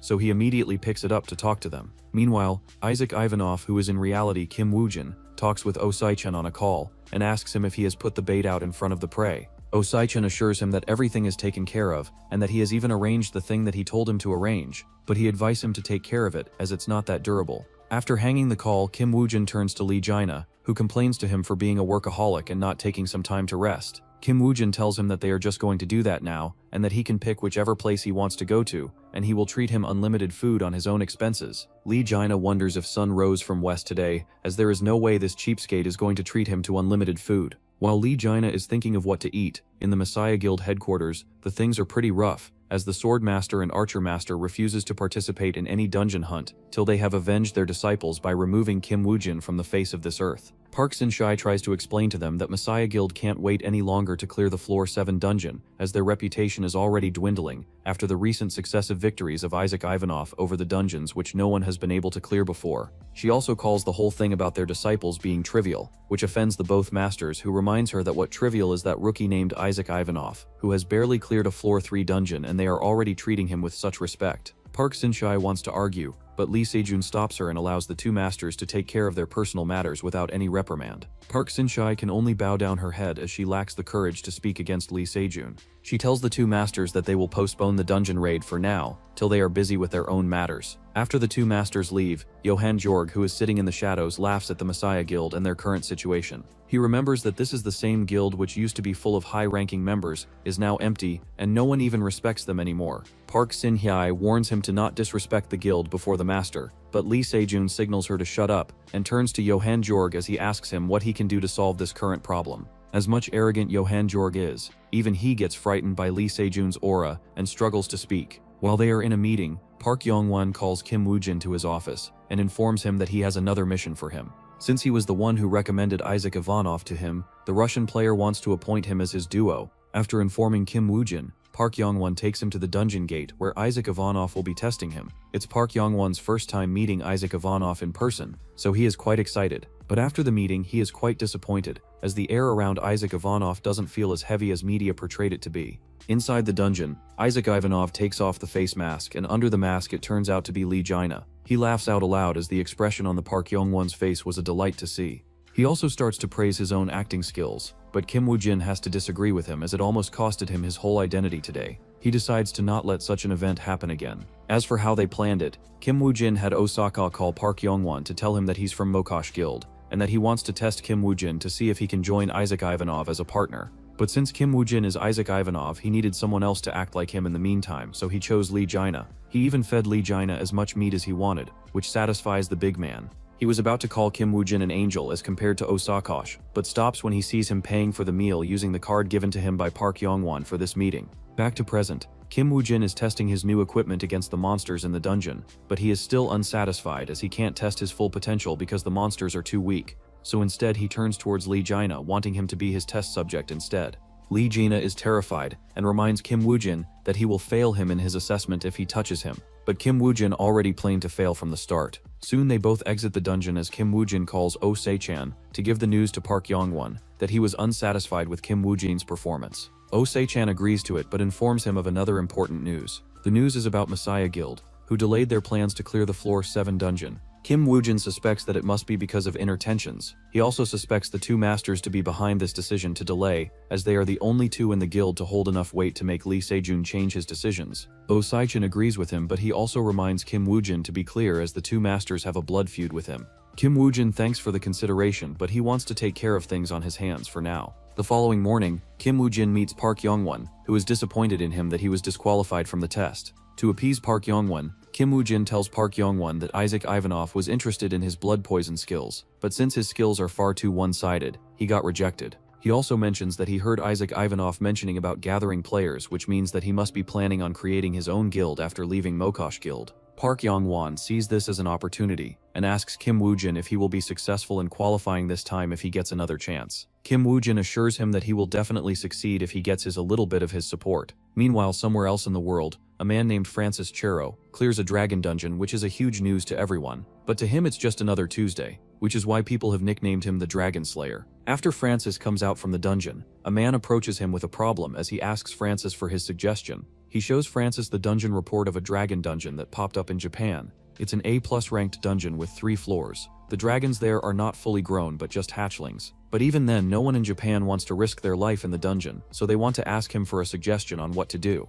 Francis tells the man that he has just the right player who can clear this dungeon. This shocks the man, who can't believe that there is someone on this earth who is capable of receiving such praise from the Dragon Slayer himself. The name mentioned by Francis is none other than Isaac Ivanov. The news of Francis's comment makes Isaac Ivanov the front headline on the newspapers once again. People eagerly wait for Isaac Ivanov's decision, and surprisingly, he agrees to clear the dungeon all by himself, knowing that no one wants to risk their lives in a dragon hatchling's dungeon. Park Yong-won is also reading the news as he comments on Isaac Ivanov's bravery in clearing such a dungeon without a whole guild. Just then, his secretary informs him that Kim Woo-jin has passed the test from Isaac Ivanov, and he agreed to take Kim Woo-jin to Japan to clear the Dragon Hatchling's dungeon. Park Yong-won feels happy as his efforts were worth it. In order to make Kim Woo-jin strong, he handed him a free golden skill, and to allow him to take another test, he had to bribe Isaac Ivanov, who is also Kim Woo-jin. So Kim Woo-jin got 3 new skills for free. Park Yong-won doesn't know it, so he is still basking in his own happiness, as he calls a journalist to write an article for him, as on to how he supported Isaac Ivanov throughout thick and thin.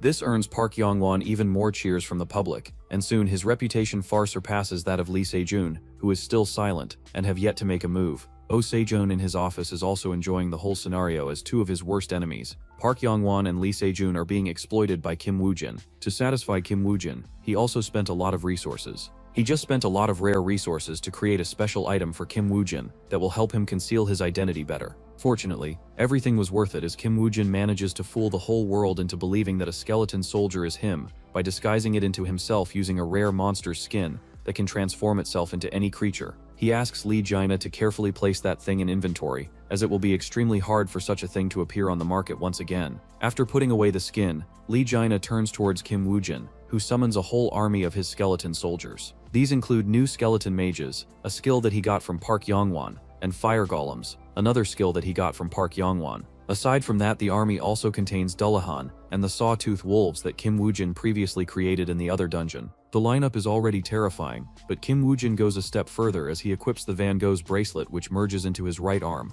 allowing him to wield 5 different rings at the same time. Kim Woo-jin immediately equips King Arthur's ring and Hercules' ring, which both provide Kim Woo-jin with crazy stats and buffs. Seeing him prepare so much for a battle, Lee Jaina asks him what he wants to do, to which Kim Woo-jin replies that they don't have much time, so they will be heading straight to the 3rd floor as quickly as possible.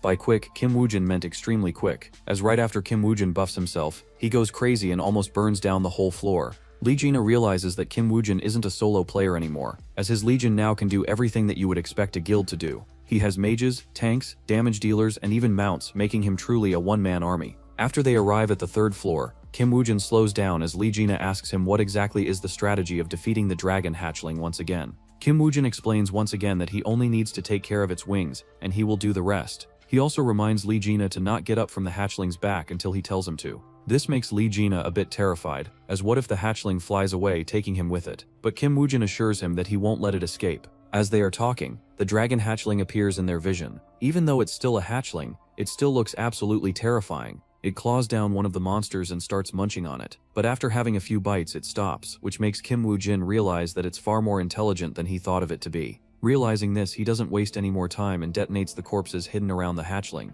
This causes the cliffs nearby to explode as they fall onto the hatchling's body, burying it in rubble and stone. Kim Woo-jin immediately orders Lee Junthor to get onto the dragon hatchling, while he distracts it with his skeleton soldiers. Lee Junna is terrified, but he still somehow manages to get onto the back of the dragon hatchling, but his attacks do nothing as its scales are extremely tough. Kim Woo-jin has no option but to send Dullahan to go and help Lee Junna by infecting the dragon hatchling with poison, so that some of its stats get reduced, so that Lee Junna can do something. After being summoned, Dullahan rushes towards the dragon hatchling and jumps onto its tail and stabs his sword straight through it. The dragon hatchling gets poisoned, but it still has enough strength to smack away Dullahan, who was also once a boss of the 3 floors A+ ranked dungeon. The dragon hatchling realizes that he might be in trouble if he continues to stay on the ground, so it flaps its wings and is about to fly when Lee Jaina becomes hot-headed and decides to stick his spear between the wing of it, making him fly with it in the air. Kim Woo-jin asks him if he is mad and tells him to tear apart its wing as there is still time, but Lee Jaina curses him and tells him that it looks way too easy compared to how difficult it is.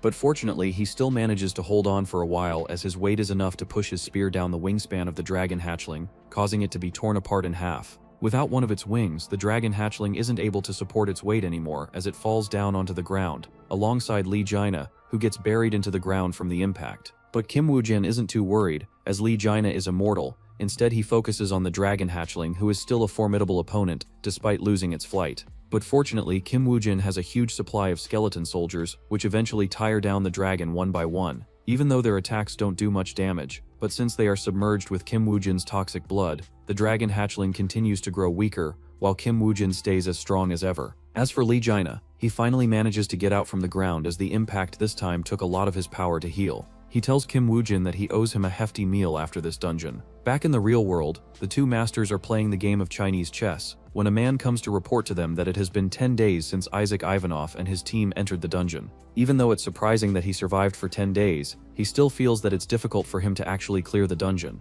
But the Swordmaster hopes that he will clear the dungeon, as then they will take the matters into their own hands. The man is confused, but after seeing the chess pieces on the board, he realizes the true intentions of the two masters. He immediately kneels down and tells them that he will do his best to fulfill their wishes. Back in the dungeon, Kim Woo-jin finally manages to slay the dragon hatchling, which grants him the title of the Dragon Slayer. Lee Jaina also receives this title, which makes him feel very accomplished. But Kim Woo-jin, on the other hand, seems to be in a complicated mood. He turns towards Lee Jaina and tells him that he should die after exiting the dungeon. Lee Jaina doesn't understand what he means, to which Kim Woo-jin explains that after this dungeon, they would be qualified for 4-floor dungeons, which is the territory of the high-level players above level 100. These players are pretty rare, even amongst the big guilds, so they desire even more power. To get power, they divide territories in real life, and if another player invades their territory, and it's a player who they have a beef with, Lee Jaina can imagine what will happen. After discussing Kim Woo-jin, Lee Jaina and the skeleton soldier disguised as the real Kim Woo-jin exits the tunnel, which is surrounded by hundreds of media outlets. They all want to interview them, and some are pushing towards the doppelganger Kim Woo-jin. So to protect its identity, Lee Jaina puts his arm around it and starts to speak instead of him. Just then, a man with a knife in his hand rushes towards the doppelganger Kim Woo-jin with full intent to stab him. Lee Jaina wants to tackle him, but the man dodges and stabs the doppelganger, Kim Woo-jin, anyways. After confirming that the supposed Kim Woo-jin is finished, the man rushes towards Isaac Ivanov, who is the real Kim Woo-jin. But before anything can happen, the Swordmaster arrives out of nowhere and cuts down the man, making it seem like he was protecting Isaac Ivanov. But what no one knows is that this man is the same guy who was kneeling in front of the two masters a couple of hours ago. Archer Master ordered him to go and sacrifice his life in exchange for Kim Woo-jin's life. Even though the Swordmaster felt terrible for the man, till the end he was absolutely loyal to the Yamato faction. The Swordmaster personally apologizes to Isaac Ivanov that such a thing happened, and that they didn't know that Japan would have such people who would fall so low. The media portrays the crime to be a hate crime, and even the government of Japan apologizes to all players that such a thing happened. As an apology, they open all of their dungeons to Isaac Ivanov free of cost. The news also reaches Park Yong-won, who is extremely furious as Kim Woo-jin was supposed to be the connection between him and Isaac Ivanov, but the Japanese people ruined everything. He promises to himself that he will never forgive the Japanese. He immediately orders all of his subordinates and intelligence agencies to go and find whoever was behind this attack. It has been just 4 days since the supposed tragedy happened, when the Swordmaster can't wait anymore and invites Isaac Ivanov and his friend over for dinner. Kim Woo-jin, who is disguised as Isaac Ivanov, plays cool and doesn't act as if he is much affected by the death of his comrade. Instead, he even comments that death is what players have to face daily, so it's rather unfortunate that he died, but they shouldn't waste precious time mourning over it. His words cause Lee Jaina, who is disguised as Spasiba, to stand up in anger as he curses at Isaac Ivanov for being absolutely heartless and not even trying to avenge their comrade's death by finding who is behind the attack. Saying this, he leaves as Kim Woo-jin apologizes on his behalf. After apologizing, Kim Woo-jin thanks the Swordmaster for the hospitality and for recommending that 4-floor dungeon to him, to which he promises to look into in future. But before leaving, he reminds Swordmaster to gift something to his friend Spasiba to appease his anger, as he still needs his help in future dungeons. After Kim Woo-jin exits the room, he smiles as he was able to hit all of his targets with one stone. The Swordmaster, on the other hand, calls Sakura, an intelligence officer in the Yamato faction. He asks her if they can recruit Isaac Ivanov to their side, to which she replies that he's a hot potato. They can't invite him without his friend Spasiba, who is already at odds with them. Aside from that, he is also being provided by Park Yong-won, and if they want to recruit him, they might offend Park Sin-hyu too. The Swordmaster feels pity for Isaac Ivanov, as if he can't have him, he won't let anyone else have him either. He orders Sakura to hand over Namiya lion leather to Isaac Ivanov. Sakura is shocked to see her master offer something this expensive, but he assures her that it would be worth it as long as he falls. Later, Kim Woo-jin meets with Lee Jaina, who has taken off his disguise. Kim Woo-jin also finally takes off his disguise, which allows him to relax.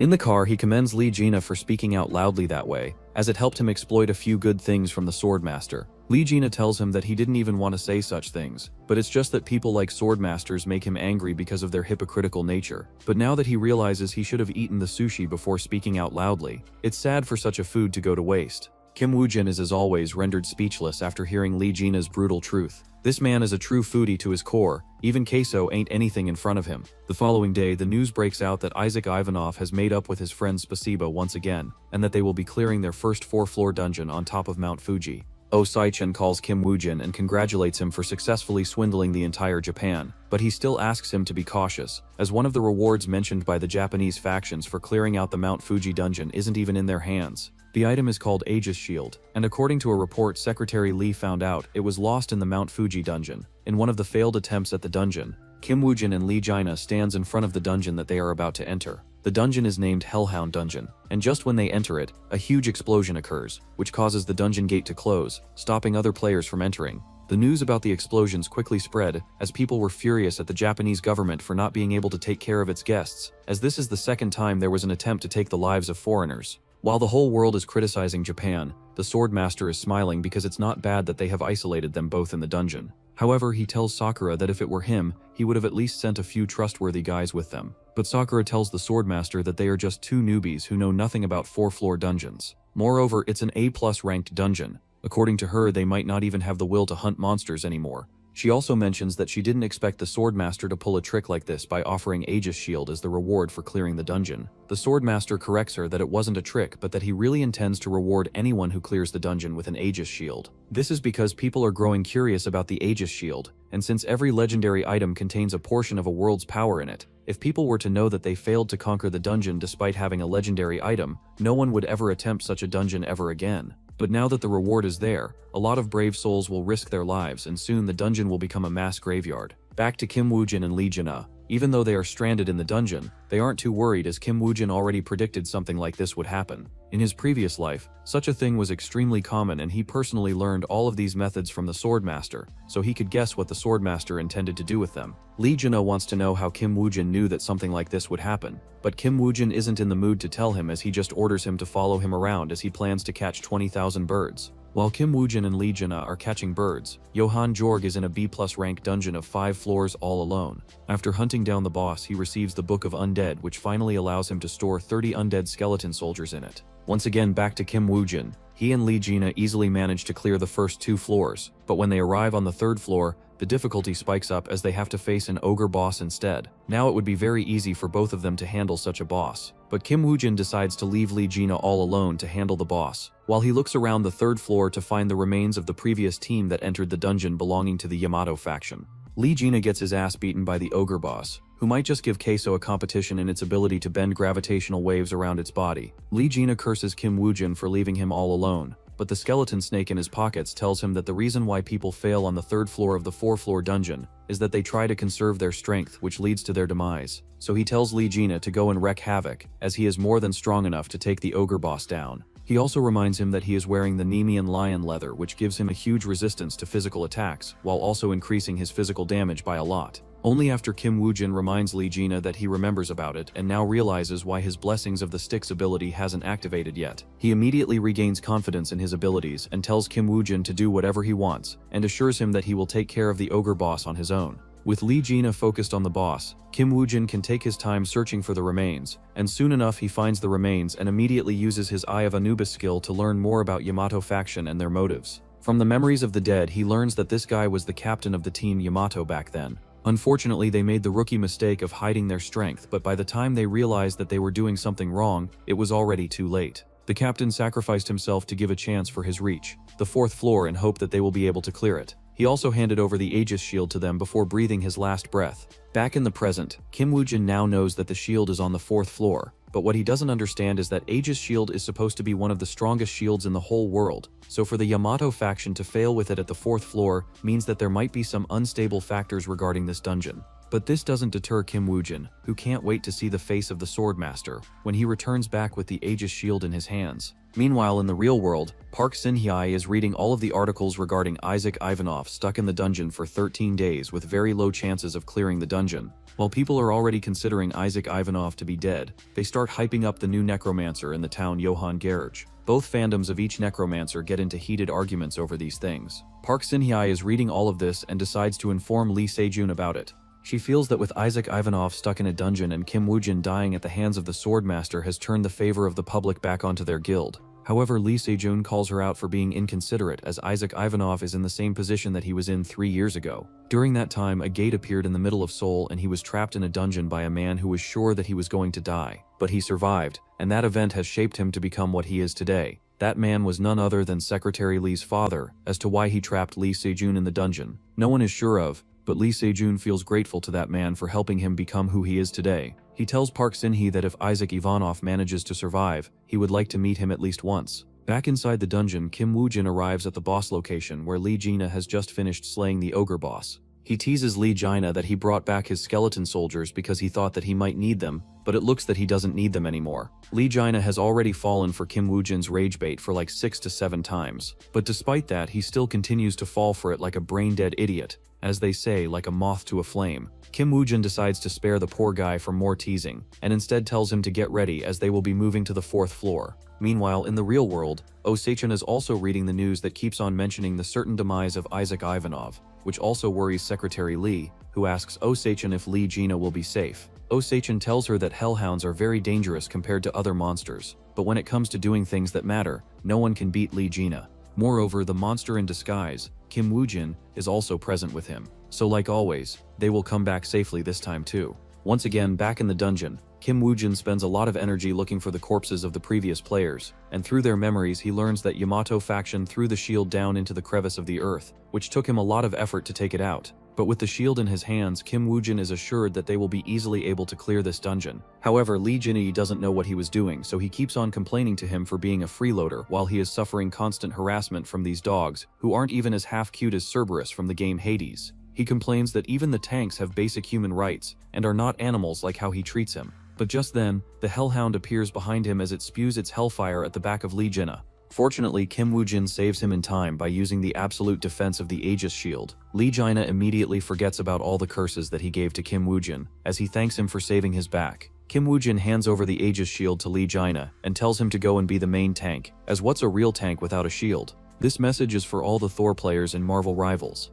Lee Jina can't believe that he got a free legendary just like this, but his excitement is cut in half when another flamethrower consisting of hellfire gets fired towards them. Kim Woo-jin and Lee Jina barely manage to dodge as he is shocked to see that there are 2 hellhounds. Kim Woo-jin already knew about this as he saw the memories of the dead players who suffered the terrible fate of going against 2 hellhounds, thinking that there will be only one. Lee Jina asks Kim Woo-jin what sort of this perverted behavior is. He has heard 1 for 2 before, but what's with these 2 for 1 hellhounds? Kim Woo-jin also knows that this dungeon is a scam, but he isn't worried as he just asks Lee Jina to hold one for him while he will take care of the other one. But Lee Jina, despite having the shield with him, still gets hit by the flame, but fortunately, only his armor is affected, which he throws away to prevent his other parts from being affected. If the hellhounds weren't dangerous enough of a danger, they also get surrounded by hundreds of hell dogs. This reminds Kim Woo-jin of his previous life, where he once faced the legendary Cerberus in the 8th floor of a dungeon. Cerberus had an entire legion of hellhounds, and he alone defeated 23 of them, which is why Kim Woo-jin is confident in defeating the hellhounds, but he just needs Lee Jina to hold on while he completes his job.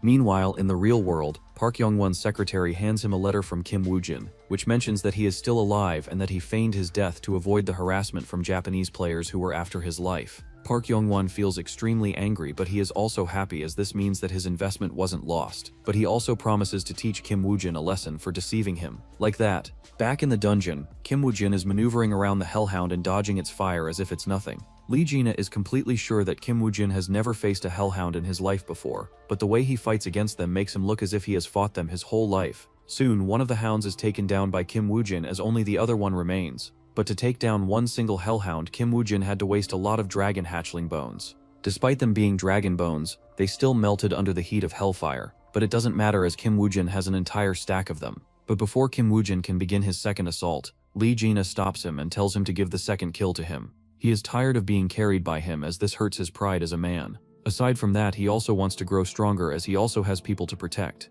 This brings him to the memory when Secretary Lee came crying back to the office after her father died. While Lee Jina wants to show his manly spirit, in the real world in the Amazon jungle, a group of men with guns are holding dozens of people on the ground. After an order from inside the office, they eliminate all the players. In the office, a fiery Amazonian woman is sitting at the seat, while a man dressed in a suit gives her the payment for clearing the natives around the dungeon here for them. The fiery lady is called Shakira, and she belongs to the Thunderbird Guild. She tells the man to take away the money as she only cares about items or skill pages. The man tries to negotiate with her that items and skills are rare, which causes Shakira to grab him from his neck, as she threatens to pull out his tongue. But just then the poor man is struck by the lightning and becomes ashes. Just then the guildmaster of the Thunderbird Guild enters the room, whose name is Hugh Fry, but people commonly know him as the Lightning King. He is the one who struck down the man in suit, as he reminds Shakira to not waste time on bugs like him, and hands her a skill for summoning a lich before leaving. Back to the dungeon, the hellhound that Lee Gina was fighting against collapses onto the ground after being bonked by Lee Gina so many times. Lee Gina has also completely exhausted himself, so he also falls unconscious.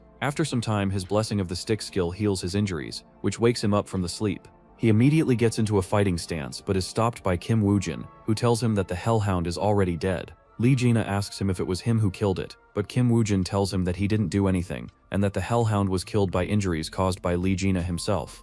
With the second beast hellhound down, Kim Woojin and Lee Gina are free to exit the dungeon. Now that Kim Woojin is out in the real world, he needs to go back to Park Yongwon to deal with the aftermath of him faking his death. One thing Kim Woojin is sure of is that Park Yongwon would be hella pissed, and he indeed is. But Kim Woojin didn't come unprepared, as he starts to yap about wisdom like deceive your friends before you deceive your enemies, and what's so not as if he is Sun Tzu or something. Park Yongwon is stun-locked and can only nod in agreement, or else he might sound too unwise and uncultured. Even though Park Yongwon forgives him this time to save his face, he warns Kim Woojin that the next time he dares to deceive him, he will show him who he truly is. Park Yongwon's ominous aura doesn't concern Kim Woojin at all, as he just nods in silence. Park Yongwon lets go of his previous mistakes on one accord. If he can manage to make Isaac Ivanov outshine the current rising star Johann Jorg, in this great battle of necromancers versus necromancers, Park Yongwon only wants one player in the spotlight, and that's Isaac Ivanov. Kim Woojin agrees to his request, but only if Park Yongwon will support him in getting hold of the Lightning King of the Thunderbird Guild. Park Yongwon doesn't understand how Lightning King is connected to Isaac Ivanov outshining Johann Jorg. To satisfy his curiosity, Kim Woojin reveals that Lightning King holds the Lich summoning skill that Isaac Ivanov greatly desires. However, in reality, he is Isaac Ivanov, and he desperately needs this skill to fight off against his upcoming enemies. Meanwhile in Japan, Swordmaster is practicing as usual when Sakura enters the training ground, and informs him that Isaac Ivanov has requested the Solomon's Ring as a reward instead of the Aegis Shield. The Swordmaster isn't angry about it, as it was natural for them to compensate Isaac Ivanov. But what makes him truly angry is the fact that Isaac Ivanov knows that they have Solomon's Ring. He suspects that there must be a rat in their faction, but unfortunately there is not much they can do right now, so he let Isaac Ivanov have the glory for now, as soon he will get the chance to take back everything from him eventually. Sakura doesn't understand, so the Swordmaster explains that with Isaac Ivanov's growth speed, it won't be long before he's qualified for their level of dungeons. When it comes the time for it, he will make sure to cut him down with his own sword. On one side, Swordmaster is cooking up plans to eliminate Isaac Ivanov in his mind.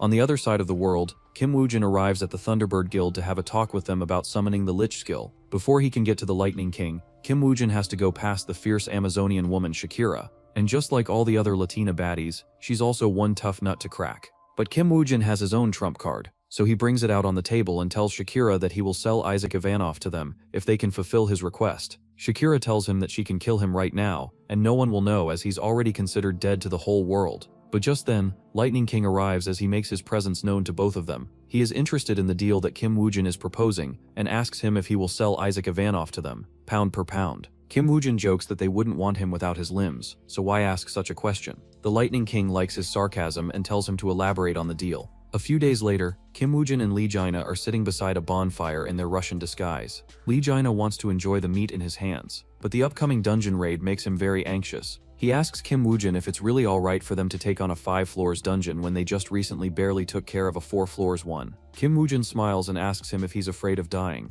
Lee Gina, as always, easily gets rage-baited, but this time he doesn't fall into Kim Woojin's trap and sternly refuses to enter the dungeon. Just then, a female player from the Messiah Guild approaches them and introduces herself to be Michelle. She informs them that she will be joining them in the dungeon raid tomorrow. Kim Woojin is astonished to see her at this point in his life, but then he remembers that this was the dungeon where she also died. The image of her death is still vivid in Kim Woojin's memory, which makes him clench his fists. Meanwhile, Michelle shyly approaches the two of them as she tells them that she's a huge fan. Lee Gina forgets about whatever he just said about not entering the dungeon, and asks Michelle if she needs his signature, but what happens next makes him lose all of his aura. Michelle just walks past him as she's not his fan but of Isaac Ivanov, which is Kim Woojin under the mask. Kim Woojin nonchalantly signs her notebook, which makes Lee Gina even more pissed off as he breaks the pen in his hand in two. Soon the night passes by as all the guilds are gathered inside the dungeon. Messiah Guild has their own players, which includes a masked man and a bald guy alongside Michelle, whom Kim Woojin all knows from his past life. Aside from them are the Thunderbird Guild members, who look like your typical Latin American thugs, while the three teams prepare for the dungeon raid. A few days ago, in the meeting with the Thunderbird Guild where the guild master Lightning King learns from Kim Woojin that he is the person who is calling all the shots on Isaac Ivanov, Shakira calls a crazy delusional freak, but Lightning King wants to hear more about the deal that he talked about. Kim Woojin tells Lightning King that he knows that he likes to collect rare items and skills, but with his level up it's difficult for him to gather new items and skills anymore. This is where Isaac Ivanov comes in, and he will enter all the dungeons which the Lightning King can't enter. Lightning King finds the deal to be amusing, but unfortunately it's not worth it in the end. Seeing that Lightning King doesn't want to amuse this delusional freak anymore, Shakira asks Lightning King if she can slime this guy now that he doesn't need him anymore. The Lightning King gives her the green light, but before Shakira can do anything, Kim Woojin speaks about the Cyclones dungeon which appeared in Amazon, that the Lightning King has been gathering the team to clear. Kim Woojin offers to place Isaac Ivanov in that guild, which makes Lightning King laugh as he reminds him that it is a 5-floor dungeon and an A+ ranked dungeon. He doesn't believe that Isaac Ivanov is strong enough to clear a 5 floors dungeon, as he just recently barely cleared a 4-floor A+ dungeon, but he is still intrigued by his offer and decides to give him a chance. But what he wants to buy isn't Isaac Ivanov but Kim Woojin, who is the one controlling Isaac Ivanov. To buy his loyalty, Lightning King offers him a legendary skill named Vampire, which will turn Kim Woojin into a vampire. Kim Woojin agrees to the deal, and that's why Isaac Ivanov is in a 5-floor dungeon this early into the game. It's the first day in the Cyclops dungeon as Lee Jaina is fighting a group of Cyclops on his own, while a skeleton soldier stands by his side. The skeleton soldier is being controlled by Kim Woojin, who tells Lee Jaina about the whole cooperation side of things with the Thunderbird Guild. Lee Jaina asks him if he is out of his mind by cooperating with the Thunderbird Guild, even though he's supposed to be working for Park Yongwon. However, this is still not the worst part about all of this cooperation. Kim Woojin also mentions to him that he will come up front with Park Yongwon and tell him the truth that he's now going to work for Thunderbird Guild. Lee Jaina loses his mind after hearing this, and asks him if he has lost a few screws from attempting way too many dungeons in a row. Just then, Kim Woojin cuts off the connection with the skeleton soldier, as he physically arrives in person in front of Lee Jaina. He asks Lee Jaina if Park Yongwon would feel betrayed if he told him that he's working for Thunderbird Guild. Lee Jaina is about to say yes, but then realizes that Kim Woojin informing Park Yongwon would look like as if he's betraying Thunderbird Guild instead by snitching on them. 23 days later, the players inside the dungeon have only reached the 4th floor. The 4th floor of the Cyclops dungeon is a Minotaur's labyrinth, which is filled to the brim with blood goblins. Unlike the normal goblins, these blood goblins pose a serious threat to even the elite players of Messiah Guild. Jordan, who is the bald guy, leads the charge against these blood goblins, but the little red gremlins are way too fast for his slow, heavy attacks. He quickly turns around and asks his masked friend Kyle as to what's the situation on his side. Kyle answers him that it's still terrible as Michelle is taking way too much time loading up her mana for the fire spell. Finally, after a long waiting time, Michelle finally finishes charging up her spell, which causes the blood goblins to become cautious as they desperately try to stop her from unleashing it. Jordan instantly orders Kyle to help Michelle in defending against these crazy goblins, so that her spell doesn't get disturbed, but Michelle doesn't need any protection as she immediately launches her spell, which creates a huge explosion, knocking down all the red goblins. Jordan finally heaves a sigh of relief as he is still shocked to find blood goblins on the 4th floor of a 5-floor dungeon. So that's why he decides that it would be best if they hurry up their pace and find a way to reach the main hall of the labyrinth, as monsters will continue to spawn. Just as their back is turned against the dead blood goblins, one of the blood goblins suddenly stands up and rushes towards Michelle with complete intent to kill. Jordan wants to stop the blood goblin, but he is too far away. Fortunately, Kim Woojin arrives and cuts down the blood goblin to save Michelle. Before the Messiah Guild can give their thanks to him, Kim Woojin starts putting his sword into every blood goblin's body as most of them were pretending to be dead. After the kills are confirmed, he turns to the Messiah Guild and tells them that he is quite disappointed in their strength, as he expected much more from Korea's #1 guild. As the captain of the current team of Messiah, Jordan feels completely humiliated by Kim Woojin's words. But Kim Woojin doesn't care for his feelings as he keeps on rage-baiting the poor guy, which eventually leads to his teammate Kyle to step in. He requests Kim Woojin to not provoke Jordan any further, despite how grateful they might be to him. Michelle also chimes in and tells Kim Woojin to stop immediately. She also asks him why he even approached them in the first place, as he was supposed to be doing his mission somewhere else. Kim Woojin answers the trio that something went awfully wrong during their mission, which caused his teammate to injure his leg. Just then, Lee Jaina walks in with a broken leg, causing Michelle to immediately run towards him to see if she can heal him. Seeing her be so concerned about Lee Jaina makes Kim Woojin heave a sigh of relief, as he is now sure that these 3 people still are safe from Lee Sejun and his ambitions, and that they truly want to save the world from the dungeons. While Kim Woojin is praising the trio for their holy goals, Jordan, on the other hand, finally gets a chance to ridicule Kim Woojin this time. He trash talks Kim Woojin for being a bad leader who can't even take care of his teammates. He hopes that Kim Woojin will fall for his rage bait, but Kim Woojin is a nonchalant lion who doesn't concern himself with the opinion of dogs. Moreover, Kim Woojin knows that Lee Jinna is not really injured, and that he's just acting so that they can get close to the Messiah Guild trio. So to save his image as a haughty player, Kim Woojin falsely accuses Lee Jinna of not following his orders, which led to him being surrounded by monsters. Lee Jinna is seething from inside, but to play the role of his character, he laughs and assures everyone that it was his mistake that led to him being injured. Jordan falls for their acting, and asks Kim Woojin if he is shamelessly gonna beg them to let him join their team, as he can't clear the dungeon on his own anymore, since his main tank is injured. Kim Woojin corrects him by saying that he's not begging them to let him join their team, but instead they should join his team instead because he's the strongest player here. Jordan doesn't like his haughty attitude, so he warns Kim Woojin that if he wants to take the role as the leader, then he must survive a duel against him. Meanwhile, back in the real world, all of the news outlets are talking about the Messiah Guild, and their declaration of conquering the first ever 7-floor C-rank dungeon. On the topic of Messiah Guild, Johann Jorg and Isaac Ivanov are also in extreme popularity, as the rivalry between these two necromancers have caused the world to become split in two factions. All across social media, the fans of Isaac Ivanov and Johann Jorg bicker with each other 24/7. Park Sin-hee is reading the news, which causes her to bite her lips. Johann Jorg, who is sitting beside her, notices the expression on her face and starts to ridicule her. Before Park Sin-hee can say anything, her loyal simp Cho Sung-woo walks out from the shadows and reminds Johann Jorg that in the absence of Lee Se-jun, their master, Park Sin-hee holds the greatest authority. Johann Jorg isn't a beta male who would listen to the words of simps, so he questions Cho Sung-woo as to what he can do about it, even if he ridicules Park Sin-hee. Seeing them bickering with each other makes Park Sin-hee step in as she reminds both of them to behave. She also tells Cho Sung-woo that Johann Jorg is correct, as without their master they have no confidence in themselves. Just then, Swordmaster from the back speaks up, as he asks Park Sin-hee if it's true that Lee Se-jun wants to meet with Isaac Ivanov. Park Sin-hee doesn't deny this accusation,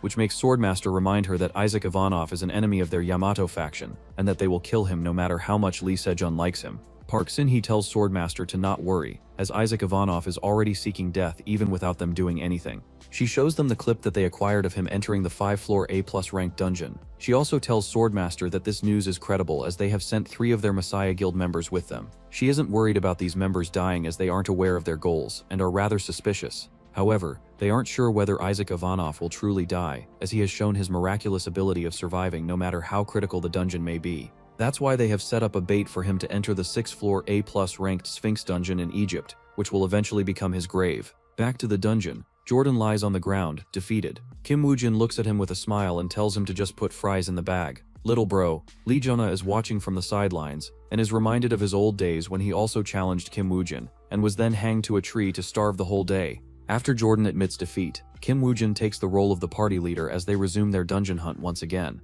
After clearing through the horde of blood goblins, they arrive in front of the 4th-floor boss, Minotaur. The giant Minotaur is extremely scary looking, with 2 sharp horns on his hands. He also holds a giant axe in his hand, which is enough to cut any steel in the world in 2. As the main tank of the party, Jordan is in constant pressure as he is targeted by the Minotaur the most. But he isn't aggrieved, as it's his duty, or his glass cannon build teammates might not live to tell another tale. So without any care for his life, he jumps into the Minotaur, so that it wouldn't turn to attack his teammates. While he is distracting the Minotaur, Kyle and Michelle try to do as much damage as possible to the tanky cow. However, just then one of the Minotaur's attacks causes Jordan to jump back to avoid it, but the landing is a bit unstable, which injures his left leg. The Minotaur sees this as a chance and attacks Jordan once again before he has any chance of recovery. Jordan wants to move away to dodge the attack, but his leg refuses to move, which causes everyone around him to think that it's Joe over for him. The Minotaur attacks land and it creates a large smoke of dust affecting everyone's view of the site. But after the dust settles, everyone heaves a sigh of relief, as Jordan is completely safe and under the protection of Kim Woojin, who is carrying him like a princess.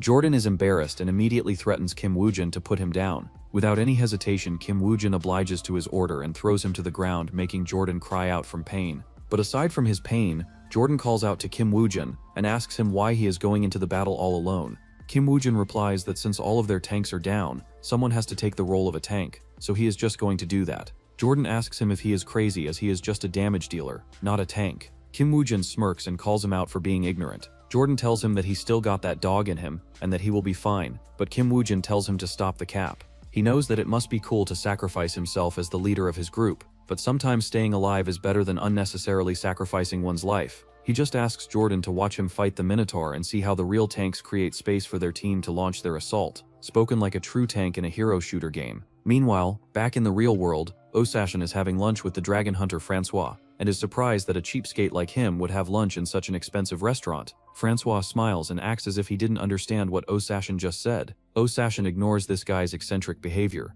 and instead asks him what brings him here. Francois informs him that he isn't so free and muddle-headed that he would come so far away just to have lunch with a bald person for no reason. After roasting Osashin for his previous roast at him, he asks him if his previous promise of saving the world is still valid. Osashin tells him that after Mr. Lee died, he promised to spend his whole life fulfilling his desires. His only motto in life is to pay back the favors twofold, while paying revenge fourfold. Back in the dungeon, Jordan is shocked to see Kim Woojin go toe-to-toe with the Minotaur without struggling even a little bit. He can't believe that a damage dealer who has no skills of the tank role can play the role of the tank better than him, who is a bona fide tank. While he is learning from Kim Woojin, he notices that Kim Woojin is distracted and the Minotaur is charging towards him head straight. He is about to call him out but stops when he notices the smirk on his cunning face.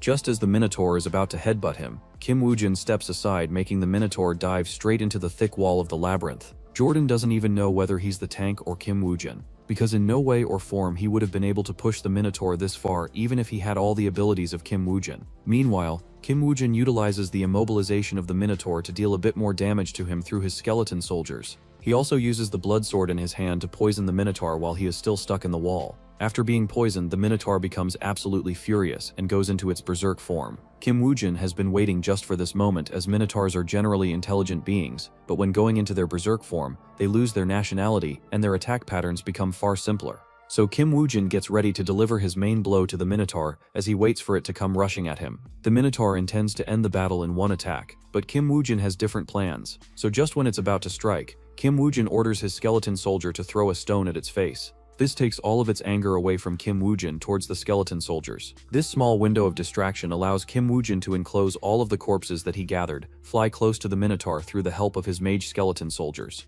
Without wasting any time, Kim Woojin detonates his corpse explosion skill, burying the Minotaur into what feels like a small nuclear bomb. The explosion is still not enough to slime the Minotaur, so Kim Woojin orders his skeleton soldiers to go nuts and use whatever attack they have in their arsenal to finish the Minotaur as quickly as possible. While the skeleton soldiers are causing absolute havoc, Kim Woojin walks away from the battle aura farming like a true Chad. Back in the real world inside the Messiah Guild headquarters, Johan Jorg asks Park Sin-hye why she ordered him to stay behind even after everyone left. Park Sin-hye asks him what happened to the thing that she ordered him to retrieve for them. Johan Jorg replies that the sword Balmung was taken away by someone else as he was still a bit too slow. Park Sin-hye is shocked and doesn't understand who could have been this fast to take that sword from their hands. Johan Jorg's unserious behavior makes Cho Sung-woo extremely pissed as he rushes towards Johan Jorg to teach him a lesson. With a knife on his neck, Johan Jorg is still not worried or terrified as he reminds Park Sin-hye that he's the perfect bait for taking out Isaac Ivanov, so before that happens they better not touch him. Cho Sung-woo hates his cocky attitude and wants to slime him out and take his place to go to Egypt.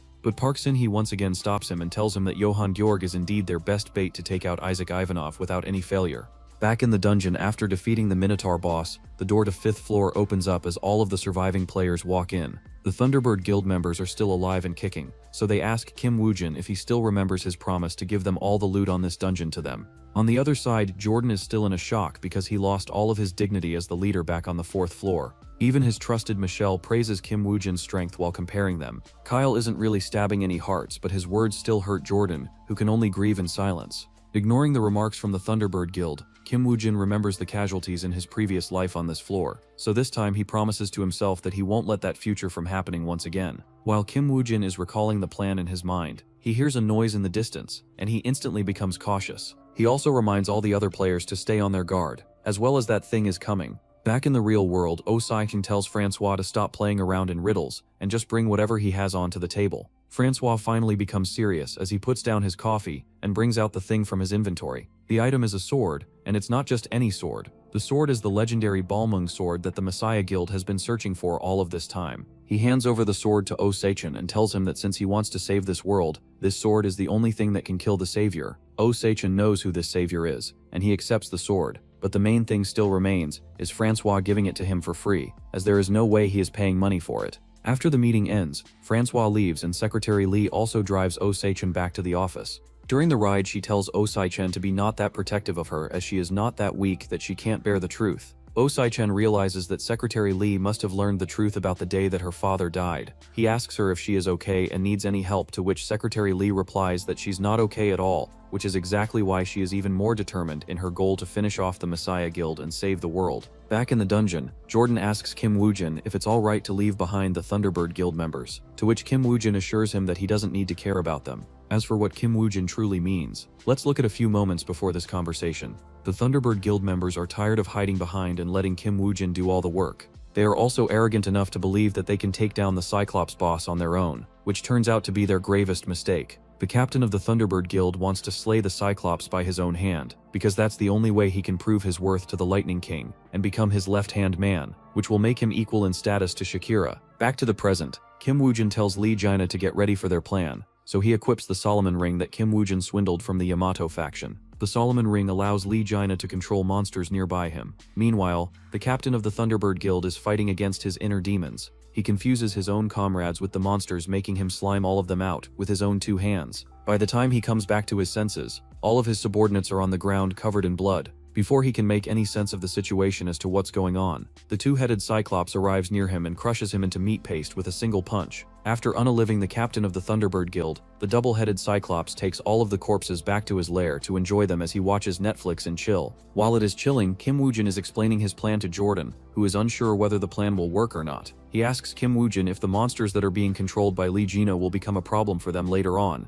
as there is no way that Lee Jaina can permanently keep them in control. Kim Woo-jin assures him that it'll be fine, as the job will be finished very quickly, and by the time the controlled monsters are done being useful, they will be destroyed. So without wasting much time, Kim Woo-jin orders Lee Jaina to activate the Solomon's Ring blessing and send the swarm of monsters under his control towards the Cyclops lair. Lee Jaina acts as if he is the new Ant-Man and gives the order to the monster ants to march towards the twin-headed Cyclops. The twin-headed Cyclops soon finds its body infested by monster ants, as it furiously tries to get rid of them. After finding that its efforts are useless, it immediately activates its special ability, which confuses all of the ants into fighting each other. Jordan and others are watching from the top of the hill, and are surprised to see the ants fighting each other. Kim Woo-jin fulfills their curiosity by informing them of the confusion skill used by the left eye of the Cyclops. Jordan is terrified and asks Kim Woo-jin as to how he will counter such a terrifying skill, to which Kim Woo-jin answers that they don't need to, as the skill is on cooldown after the use on the monster ants. So using this small window of time,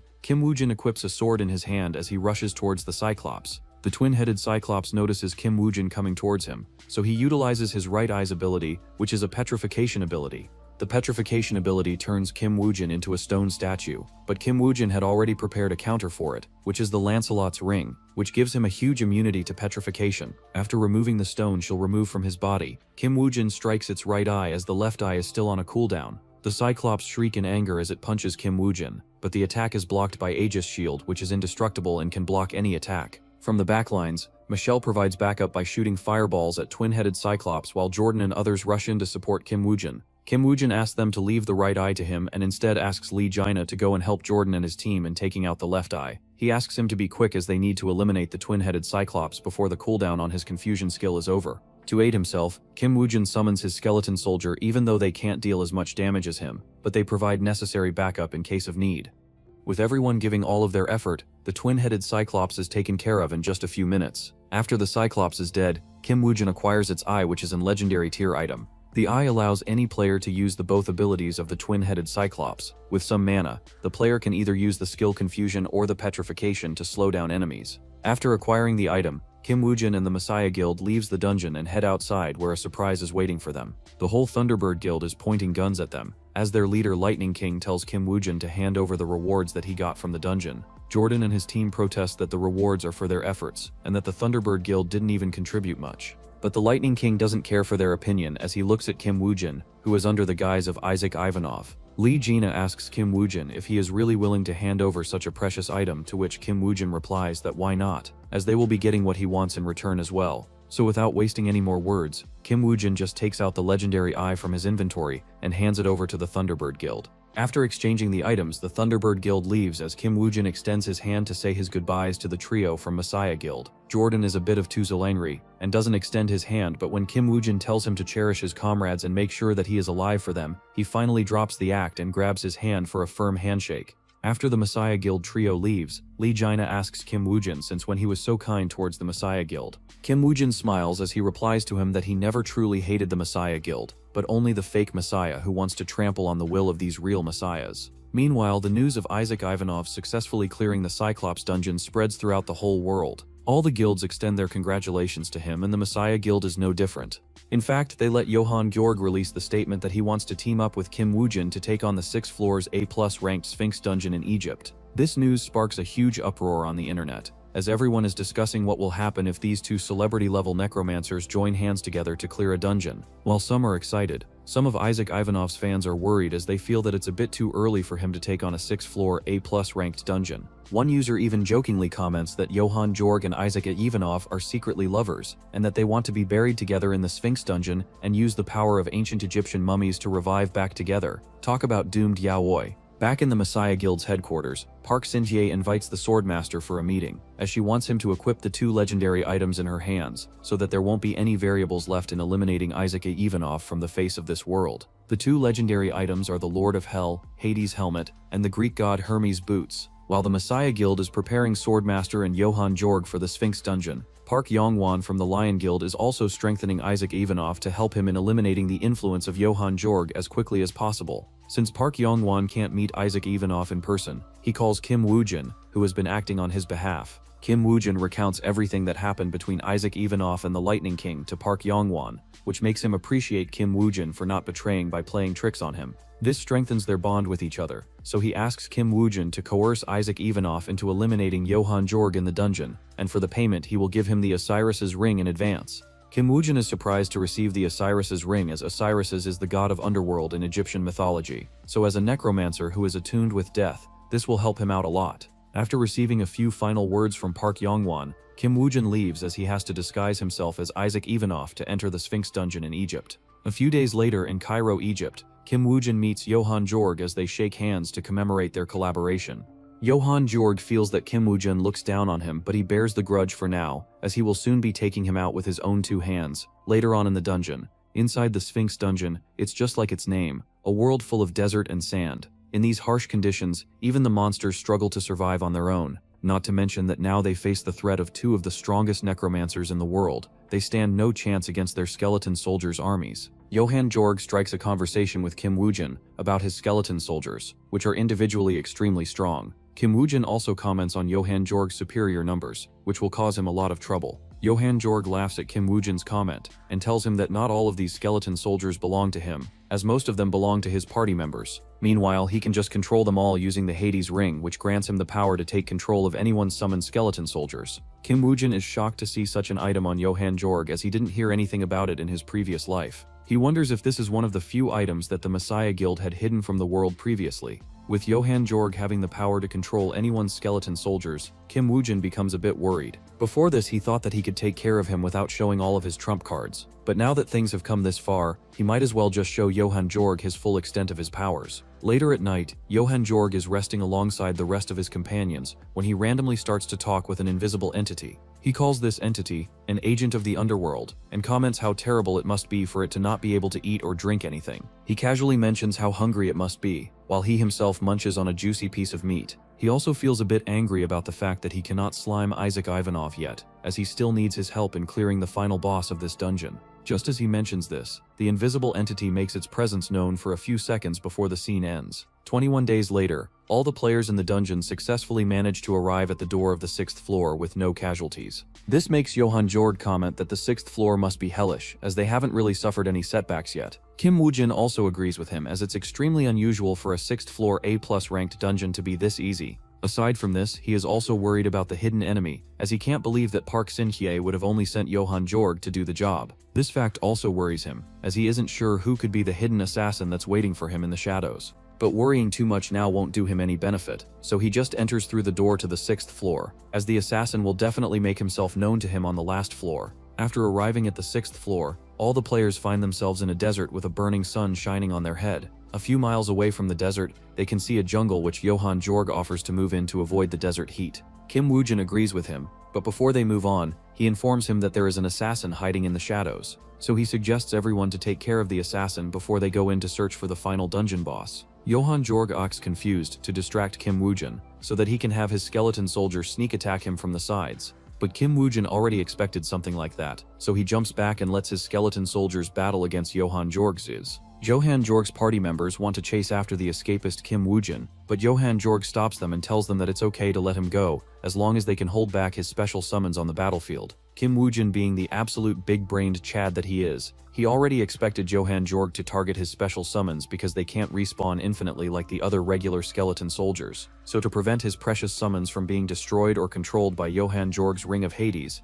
he decides to unsummon them by using his Book of Undead. By the time Kim Woo-jin unsummons them, he has already gotten pretty far away, which leaves Johann Georg to be frustrated as not only he has the most sight of his target, but he also failed to eliminate the real threat of Kim Woo-jin's special summoned entities. Meanwhile, Kim Woo-jin and Lee Jaina finally stop running, after they arrive in the jungle where Lee Jaina asks Kim Woo-jin what should they do now, since they aren't being chased anymore. Kim Woo-jin didn't expect them to chase after him as Johann Georg isn't stupid, unlike his previous opponents who were just a bunch of no-named NPCs. Since their opponents didn't fall into their trap, Kim Woo-jin decides to use his other plan. He equips the legendary Ring of Osiris, which combines with the Van Gogh's bracelet, granting him the power of the third ring in his collection. The Osiris ring allows Kim Woo-jin to completely revive the dead.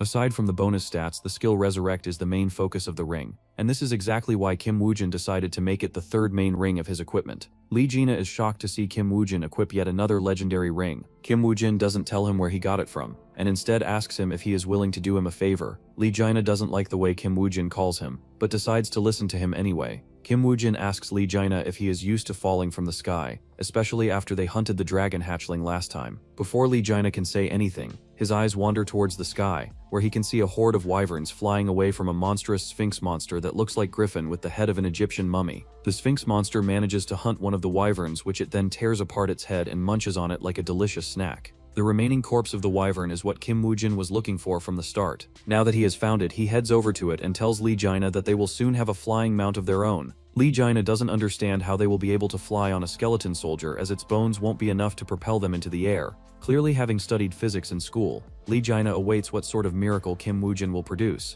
and soon enough he witnesses Kim Woo-jin raise the dead in its complete form. Unlike how he previously summoned only the skeleton remains of the dead corpses, this time Kim Woo-jin used the Resurrect skill from the Osiris skill to revive the undead in its flesh form. As for its missing head, a shadowy head of a wyvern, which makes Kim Woo-jin even a better copy of Sung Jin-woo from Solo Leveling, replaces it. Later at night, Kim Woo-jin and Lee Jaina fly towards the Sphinx monster, who immediately notices their presence as if it has eyes on the back of its head. Enraged by a few ants intruding upon its rest time, the Sphinx monster unleashes a sound wave attack which repels the undead wyvern, causing it to back away. The Sphinx monster is extremely cunning, so it doesn't give Kim Woo-jin and his party a time to recover their standing, as it charges at them with its claws. The undead wyvern barely manages to dodge the claw as it starts to fly away at its maximum speed. On the back, Lee Jaina is shivering from fear, as he curses Kim Woo-jin for always not explaining him the full situation before getting into the battle. Kim Woo-jin ignores his rambling for now, as his focus is on finding Johann Georg and his party. Soon he discovers a fire smoke which gives him the location of his opponents. He immediately makes the wyvern fly towards their direction, while the Sphinx monster continues to chase them down.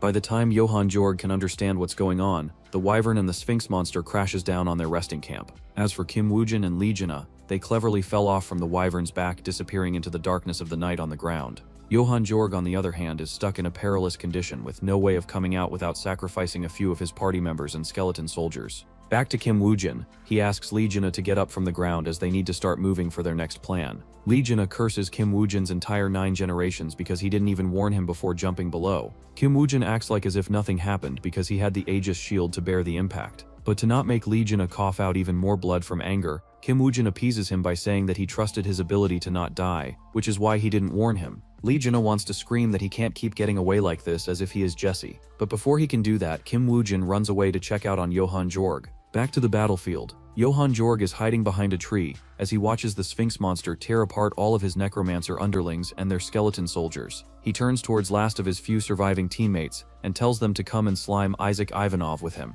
His party members argue that without Isaac Ivanov's help, they can't kill the dungeon boss and get back to Earth safely, to which Johann Georg replies that he doesn't care if they all die, as at most they will be burying Isaac Ivanov with them. Now that everyone is on the same page, Johann Georg turns towards the invisible entity that has been with them since the start of the dungeon raid. He tells it that he will act as the bait because to Isaac Ivanov, he is the greatest threat due to his ability to steal other people's skeleton soldiers. The invisible entity agrees with him, but before Johann Georg can go out to lure Isaac Ivanov in, he asks the invisible entity to take off the helmet as it must be exhausting to keep wearing it for so long. The invisible entity agrees as it takes off the helmet, and below that helmet is the Swordmaster, who can finally breathe as it was exhausting to be constantly under that helmet for days. Before the Swordmaster can take a proper breather, Johann Georg tricks him by acting as if Isaac Ivanov has appeared behind them, which causes him to turn his back on Johann Georg. Using this opportunity, Johann Georg steals the Hades helmet away from the Swordmaster, which makes him extremely enraged as he doesn't understand why would Johann Georg betray him all of a sudden.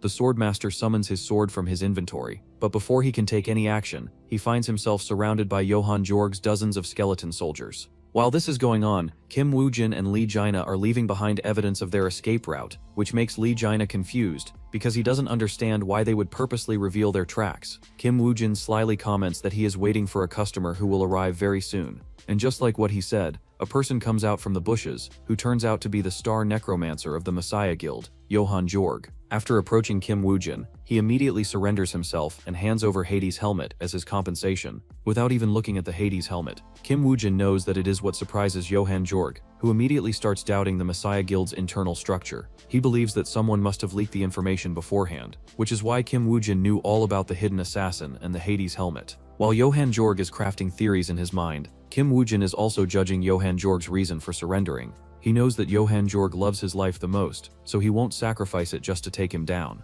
Which is why Johann Georg chose to surrender, as he knows that it will be impossible for him to defeat the Sphinx monster on his own. And with Kim Woo-jin's help, he might have an extra chance at his hands. Lee Jaina is still not satisfied by his surrender, as he asks him what about his party members, and wouldn't they leak the news after they go out. Johann Georg assures him that he has taken care of all of them, and that they are sleeping soundly besides their undead skeletons. Kim Woo-jin isn't surprised by Johann Georg's cruelty, which is exactly why she won't let off him this easily. Kim Woo-jin increases the compensation for his surrender by asking Johann Georg for his Hades ring as well. Johann Georg now knows why all of the previous players failed to slime Kim Woo-jin, as he takes off the ring from his hand and hands it over to him. While the surrender deal is taking place, the Swordmaster who managed to escape from Johann Georg's clutches is now running for his life as two white ape monsters chase him. Even for a veteran player like him, it's still impossible to clear the 6th floor A+ ranked dungeon all by himself. The Swordmaster cherishes his life greatly and doesn't want to die, so he decides to take some risk to increase his chances of survival. Later at night, Lee Jaina is taking a piss by himself in the bushes when suddenly the Swordmaster ambushes him and cuts him up in pieces. After sliming out Lee Jaina, the Swordmaster arrives at the resting camp where Kim Woo-jin and Johann Georg are having a discussion about their plans to deal with the boss. Their conversation is cut short by the Swordmaster, who is extremely angry at the parasitic coward that Johann Georg is, as he betrayed not only him but also the Messiah Guild, who gave him so many good items and skills. Johann Georg is shocked to see Swordmaster here in front of them, but he only becomes even more scared when his eyes fall onto the body of dead Lee Jaina. Kim Woo-jin, on the other hand, isn't too worried as he knows that Lee Jaina is an immortal who won't even die even if his neck is chopped off. So he just turns to the Swordmaster, who warns Kim Woo-jin to speak his last words as soon he will be laying down in the eternal slumber with his undead summons. Kim Woo-jin is amused as he pulls out his sword from his inventory, as he also wants to test how far his sword skills are when compared to the legendary Swordmaster himself. And soon enough he gets his answer when the Swordmaster manages to win the first duel without even breaking a sweat. Kim Woo-jin is truly shocked because he had overestimated the Swordmaster just to be cautious, but even then he still somehow managed to underestimate him. To help Kim Woo-jin, Johann Georg sends out his skeleton soldiers to distract the Swordmaster, but the opponent doesn't even care as he just slashes any skeleton soldier into pieces, whichever tries to stop him from sliming Kim Woo-jin's life. But he is still annoyed by the pesky ants, so he just slashes at the ground to create a rift between himself and the skeleton soldiers of Johann Georg. Johann Georg is extremely terrified to see the aftermath of the sword skill, as he doesn't understand how the Swordmaster still has so much stamina. From what he remembers, the Swordmaster hasn't eaten or drank anything for so many days, which should have left him drained and exhausted. To answer his question, the Swordmaster spits out an orb from his mouth, which turns out to be an inner core of a 100-year-old human-faced turtle, which grants the player immunity to stamina drain due to hunger and thirst. But the orb doesn't provide any satiation to a player's hunger, so the Swordmaster is still extremely hungry, even though his stamina hasn't drained even a little bit. Now that he has revealed his secret, the Swordmaster asks both of them to reveal their trump cards, as his next blow will definitely be aimed at their throats. Kim Woo-jin laughs at his threat as he informs the Swordmaster that he doesn't have any wishes to die in this dungeon. The Swordmaster is confused as to what gives Kim Woo-jin such confidence, but just then, an invisible entity strikes the Swordmaster from the shadows and cuts apart his hands. The invisible entity reveals itself to be Lee Jaina, who is still alive and kicking. The Swordmaster doesn't understand how he is still alive when he clearly sliced off his neck clean with his own 2 hands. Lee Jaina doesn't reveal his secret and just curses the Swordmaster because that whole experience was extremely painful. With the Swordmaster on the ground without his hands to hold a sword, Johann Jorg becomes cocky and starts making fun of him by calling him the Cripple Master and stuff. The Swordmaster can bear to die, but he can't bear to hear the insults, so he gets down on the ground and puts the sword into his mouth, and unleashes one last attack towards the trio in a last-ditch effort to take them down with him. Kim Woo-jin barely manages to stop the attack using the Aegis shield, but Johann Jorg isn't so lucky, and is cleanly sliced off in half like a block of cheese. The Swordmaster is shocked to see the Aegis shield in Kim Woo-jin's hands as he now realizes that he was played from the very start. Johann Jorg coughs out blood as he struggles to breathe. He looks at Kim Woo-jin with a shocked face full of anger and hatred. He doesn't understand why he has to die while Kim Woo-jin still lives. Lee Jaina tells him that it's just his bad karma catching up to him, so he doesn't need to hate them. Johann Jorg finally understands the pain of all of his party members that died at his hands. Meanwhile, the Swordmaster calls out Kim Woo-jin for being foolish, as without him and Johann Jorg, there is no way that they will be able to defeat the Sphinx monster on their own. Kim Woo-jin tells him that he's indeed foolish enough to have trusted him and the Messiah Guild in the past, that they were his comrades in arms to save the world. He asks the Swordmaster if he ever sincerely wanted to save the world. The Swordmaster laughs at his question and calls him stupid for thinking that once the game ends that everything will be fine. He reminds Kim Woo-jin that humans are the cruelest, and once the players have no use for the government and the hidden powers in shadow, they won't hesitate to discard them, just like how hunters discard the hunting dogs once the hunting season is over. Kim Woo-jin asks him to shut his mouth as his toxic mouth can only spill negativity. Before sliming out, the Swordmaster Kim Woo-jin suggests him to be a good person in his next life and think about saving the world. Only Kim Woo-jin has the right to say this, as he is one of those people who got a chance to replay the game from the start, so he also wishes that if someone also gets the same chance, they will use their future knowledge for good. Lee Jaina is watching all of this happen from the sidelines, and wonders why Kim Woo-jin has such deep hatred for the Messiah Guild. But his thoughts are cut off when Kim Woo-jin activates his vampire skill and becomes a temporary vampire. While he is transformed, Kim Woo-jin gets double the stat bonuses as long as he transforms during the night. So while the night is still young, Kim Woo-jin wants to go out and hunt the Sphinx monster to prove to the dead Swordmaster that he wasn't foolish. In a flashback, when Secretary Lee was still in school and her father was still alive, one day her father was supposed to go on a business trip overseas, so she cooked an entire feast for him. Her father was enthralled and praised her daughter for being such a grown-up already. Just like every other dad, he is also scared for his daughter's safety all the time. So before leaving, he rants about how she should be careful at school and not learn all that brain rot stuff that these kids are learning these days from TikTok and Reels. He also tells her to not be stingy with money like her uncle Oh Se-chan, and that she should spend it like average high school students, just like how Park Sin-hee does. After he leaves, Secretary Lee also leaves for school, and while she is waiting for the signal to go red, she stumbles into Park Sin-hee, who is still a high school student. Park Sin-hee asks Secretary Lee what she is thinking, as she seems to be lost in her thoughts. She points at the big TV screen, which is showing the news of the Hansung Group implementing new strategies to prioritize the players in their growth. Park Sin-hee is one of the heirs of the Hansung Group, so she is excited to tell Secretary Lee about the news that she just awakened as a player, and that she will be attempting to clear a dungeon that recently broke out in the basement of their company's building. Secretary Lee asks her if her father will be angry at her, but Park Sin-hee doesn't really care, as she calls her father an old boomer who is out of touch with the younger generation. She just wants to prove to the world that female players can still slay, and those rising stars like Lee Se-jun and whatnot are nothing in front of her. But before she goes and solo the dungeon, she wants to take a picture with her bestie, so that people will know that she was the real homie, even before she became famous. Back to the present time, the secretary looks at the wall in front of her, which has various notes and pictures posted all over it. One of the pictures is the half-torn selfie that Park Sin-hee took with her. Besides that picture is also the picture of Lee Se-jun, which is connected with various other news and photographs, showing the real dark and disgusting truth behind the Messiah Guild and the Hansung Group. Aside from this, the whole world is still talking about Messiah Guild and Lee Se-jun, who are going to attempt the world's first floor 7 dungeon. Lee Se-jun's aura is so great that all of the kids in Korea want to grow up and become him and destroy the dungeons. While majority of the people are talking about Lee Se-jun, some of the fans of Isaac Ivanov are talking about his recent expedition into the 6 floors A+ ranked dungeon, which is the highest difficulty of the dungeon that has been cleared at this point. This news naturally reaches the ears of the higher-ups at the Messiah Guild and the Round Table Knights, who question Park Sin-hee on whose orders did she send Swordmaster and Johann Geir to hunt down Isaac Ivanov. The one questioning her is the Archer Master, who is worried about the safety of the Sword Master. Park Sin-hye assures him that she gave the Hermes boots and Hades helmet to the Sword Master, and that there's zero chance that Isaac Ivanov will ever walk out from that dungeon alive. But just when she says this, Lee Seblin walks into the meeting and laughs at Park Sin-hye for being this foolish. Lee Seblin is correct in his statement, as Isaac Ivanov, who is Kim Woo-jin, is still alive and kicking inside the dungeon. In fact, the Sphinx monster that the Swordmaster and Johan Georg feared so much is now easily being manhandled by Kim Woo-jin, who uses the deadly combo of his vampire skill with the blood-sucking skill to suck not only monsters' vitality but also its stamina and energy as well. With such deadly skills, the poor Sphinx dies in a few rounds, marking all the conditions to clear the dungeon. Meanwhile, at the spot where Johan Georg and the Swordmaster died, Johan Georg's two halves start to float into the air as they glow golden with bright light. Soon the two halves join together, reviving Johan Georg back to his prime, as if he never died in the first place. This was all possible because of his unique skill Return of the Dead, which allows the player to revive one time in the dungeon on a condition that this skill will disappear and that the player won't receive any rewards for the dungeon clearance. Back in the real world, Park Yong-won's secretary rushes him into the office, where the Lightning King is sitting like a true boss. Lightning King informs Park Yong-won about the recent hype surrounding Lee Si-jun, which is regarding the Floor 7 dungeon and its clearance. Previously, Park Yong-won used Isaac Ivanov to increase his market share in Korea, which is why Lightning King offers to make a deal with Park Yong-won to clear a Floor 7 dungeon of their own to suppress the invincible status of Lee Si-jun.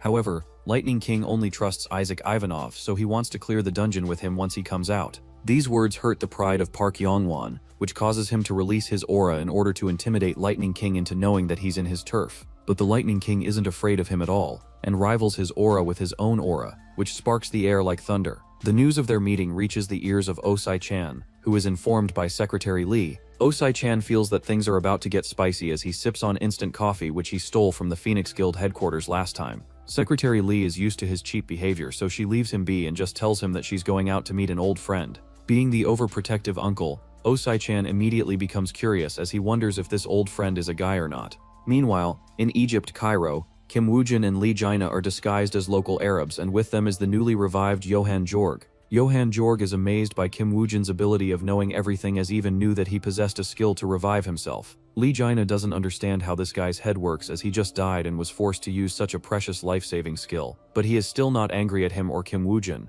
But Kim Woo-jin isn't surprised because he knows that Johan Georg is an eccentric, and as to why he knows that he had the skill to revive himself, is because in his past life he was the one who slimed Johan Georg, and he had to slime him twice to take him out. He just tells Johan Georg to pay attention to his own matters, as he must not let the world know that he is still alive. That's why he even gave him the Hades helmet, as it will help him hide himself from the eyes of the Messiah Guild when they come out from the dungeon. That's exactly why Johan Georg seems to worship Kim Woo-jin and wants to join him as his underling. On the other hand, Park Sin-hye, who invested so much into the downfall of Isaac Ivanov, is now biting her nails in frustration, as the news of Isaac Ivanov coming out of the dungeon all alone causes a massive shock in the world. While the people are mourning the death of Johan Georg, Secretary Lee enters the room of Park Sin-hye, who sent the poor guy towards his death. Park Sin-hye doesn't want to show any weakness, so she becomes nonchalant as she welcomes Secretary Lee, whose full name is finally revealed after such a long time to be Lee Ji-soo. Lee Ji-soo doesn't return the greeting, which makes Park Sin-hye twitch her eyebrows as she whimpers that Lee Ji-soo has gotten cold and distant over the years, and now that they have finally met, she isn't even willing to greet her.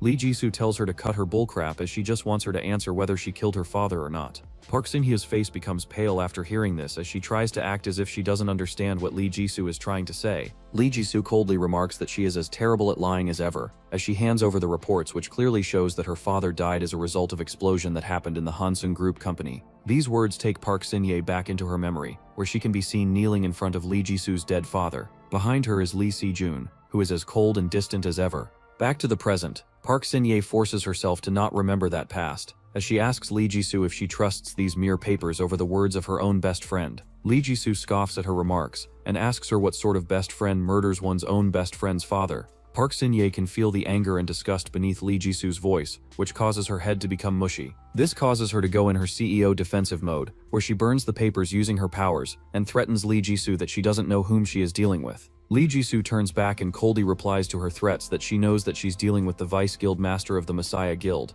and as for what she can do to her, future will soon tell. Back to the Phoenix Guild's headquarters, Park Yong-won and Lightning King, Both retract their auras as Lightning King presents an idea to solve their problem. He knows that Park Yong-won is the type of guy who will betray him the moment he gets an opportunity in the 7th floor dungeon, which is why he wants to leave behind a will. A will that whoever comes out alive from the dungeon from the two of them will merge their two guilds into one, as that's the only way they can match Messiah Guild. Park Yong-won agrees with him, as going into a 7th floor dungeon with their strength will result in nothing but them all dying for nothing. Park Yong-won is contemplating Lightning King's offer when Kim Woo-jin arrives, and his aura even frightens Park Yong-won, who wasn't able to sense him even though he was this close to him. Park Yong-won asks Kim Woo-jin since when he was here, to which Kim Woo-jin replies that he just arrived. Park Yong-won judges from his aura that he must have gone into the Sphinx dungeon alongside Isaac Ivanov and his Russian buddy. Kim Woo-jin neither clarifies nor denies his claim, as he tells him that he was just taking care of what he asked him to do. Park Yong-won appreciates his efforts to convince Isaac Ivanov to eliminate Johann Georg so that only one necromancer will rule the undead world. However, he made a condition that Isaac Ivanov will do it quietly, so that no one will suspect him of sliming his fellow player to pave out the future path for himself.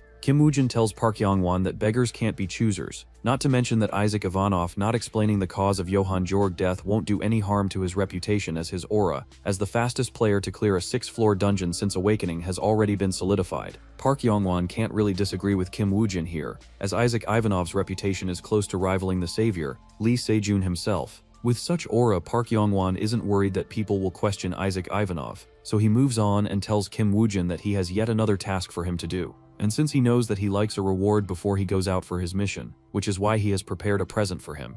Park Yong-won takes out a key which opens a portal to his personal storage facility, where he has stored all of his valuable items and equipment. For the down payment this time, Park Yong-won allows Kim Woo-jin to choose whatever he wants from here without any hesitation. Meanwhile, Oh Sai-chin is a bit worried when he learns from Lee Ji-soo that she went all alone into the Hansung Group's building and confronted Park Sin-hye on her own. Lee Ji-soo agrees with him that she was indeed a bit reckless, but the person who should be worried now is Park Sin-hye, as she has to accept the blame for not only losing the Swordmaster at the hands of Isaac Ivanov, but also Johann Georg and all the equipments that they invested in him. On the other side, Lightning King is going back to his base when he asks his underlings about the preparation for the 7th floor dungeon. His subordinates tell him that they found a suitable C+ ranked dungeon, but it's located in Pakistan. Due to its awkward location, the dungeon is under the control of armed militants who are so powerful that even the Pakistani government can't do anything to them. The Lightning King has his own methods of dealing with such armed militants, as he himself used to lead one such camp. Instead, he is more pleased to hear the news that Kim Woo-jin has arrived at the Thunderbird Guild headquarters.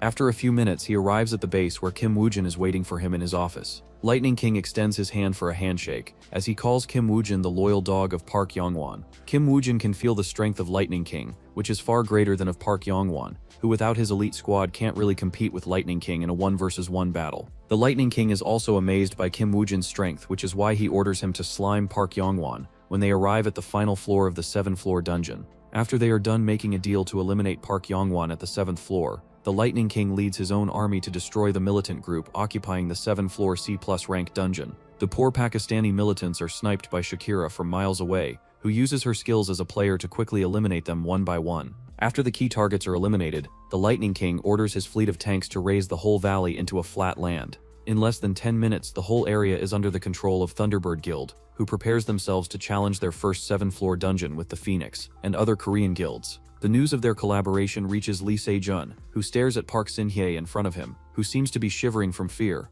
He asks Park Sin-hye if they need to release any statements of their own, to which Park Sin-hye remains silent, unable to answer his question. He stands up and tells her that this look of hers reminds him of the time when they first met that day. Back then he thought that they were the same type of people, but now he doesn't believe that anymore. He places his hand on her shoulder, which causes Park Sin-hye to shiver from fear, but Lee Se-jun calms her down by telling her that the past is gone, and that they only need to focus on the future. His eyes then turn towards the bodies of a few men in suits whom he calls radicals, who want to harm the players. This is exactly what he called those people 3 years ago, who tried to stop him from becoming a monster who likes to call himself the savior. Unfortunately for the world, these radicals only make the public favor Lee Se-jun and the players even more. With such attacks on the player becoming an occurrence, Lee Se-jun negotiates with the government to allow them to clear out these radicals on their own to protect the safety of the players. When Oh Se-jun learns of this news, he is extremely angry. He wants to show the world the hypocrisy of the Messiah Guild, but unfortunately his hands are tied, and the public won't ever believe him. He can only mock this savior of humanity to appease his anger, when he receives a call from his friend the dragon hunter, Francois.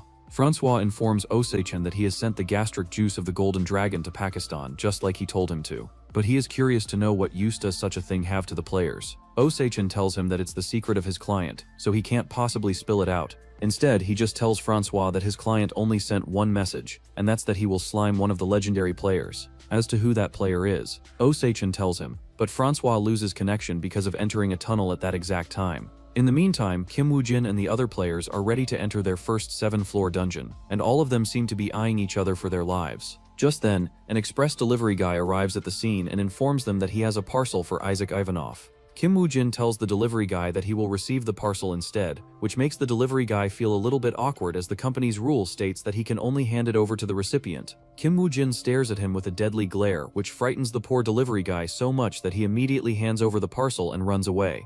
Kim Woo-jin opens the parcel, and inside of it is a bottle of Golden Dragon's gastric juice. Isaac Ivanov, who is behind him, is actually Johann Jorg, under the guise of Isaac Ivanov. This allows Kim Woo-jin to enter the dungeon in his real body, finally making life easier for him. Johann Jorg, who is now Isaac Ivanov, recalls something from his memory about the use case of Golden Dragon's gastric juice, and remembers that it's used to unseal certain items. Kim Woo-jin isn't surprised that Johann Jorg knows this. On the other hand, Lee Jaina still has no clue about it, so Johann Jorg explains to him what the Golden Dragon's gastric juice is used for. After learning the use case of the gastric juice, Lee Jaina feels embarrassed as out of the three of them, he is the only one who has no knowledge of the higher-ranked items. If it wasn't already embarrassing enough, Johann Jorg even looks at him with a look of superiority. This pisses off Lee Jaina, who tells Kim Woo-jin that he won't enter the dungeon with this freak who didn't even hesitate to slime his own comrades to hide his secrets. Johann Jorg smiles and tells him that he doesn't need to worry about his loyalty because he has already signed a soul contract with Kim Woo-jin.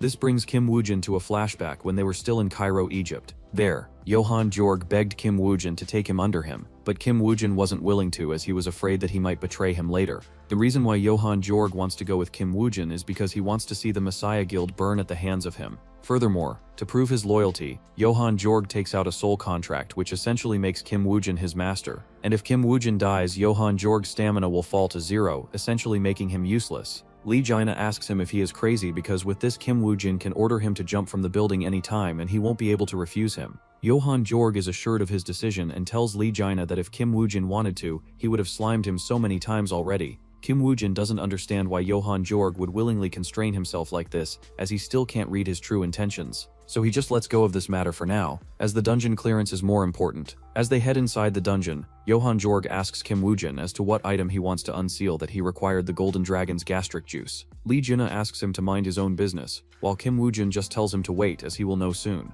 Inside the dungeon, the conditions to clear the first floor is to hunt down 1,111 goblins. The condition to clear this dungeon is the same as in his last life, which relaxes Kim Woo-jin as this means that the next few floors will just double the number of goblins that need to be hunted in order to clear the future floors. As for the final floor, Kim Woo-jin remembers that it's ruled by the Goblin King, and with Kim Woo-jin's current arsenal, he isn't too worried about clearing it. Instead, he focuses on his player level, which is already at level 176. Soon Kim Woo-jin will reach the level 180, and with that he will be able to use the Undead Lich summoning skill. With that in mind, Kim Woo-jin gives all of his efforts in clearing the first 3 floors, which gives him quite a lot of experience points, bringing him close to his goal. As the surviving players enter the 4th floor, Kim Woo-jin remembers his meeting with the Lightning King, who told him the plan to slime Park Yong-won on the 4th floor. Lightning King just asks Kim Woo-jin to have Isaac Ivanov clear out the goblins as usual, and while he is doing so, he will personally combat Park Yong-won and end his career with his own 2 hands.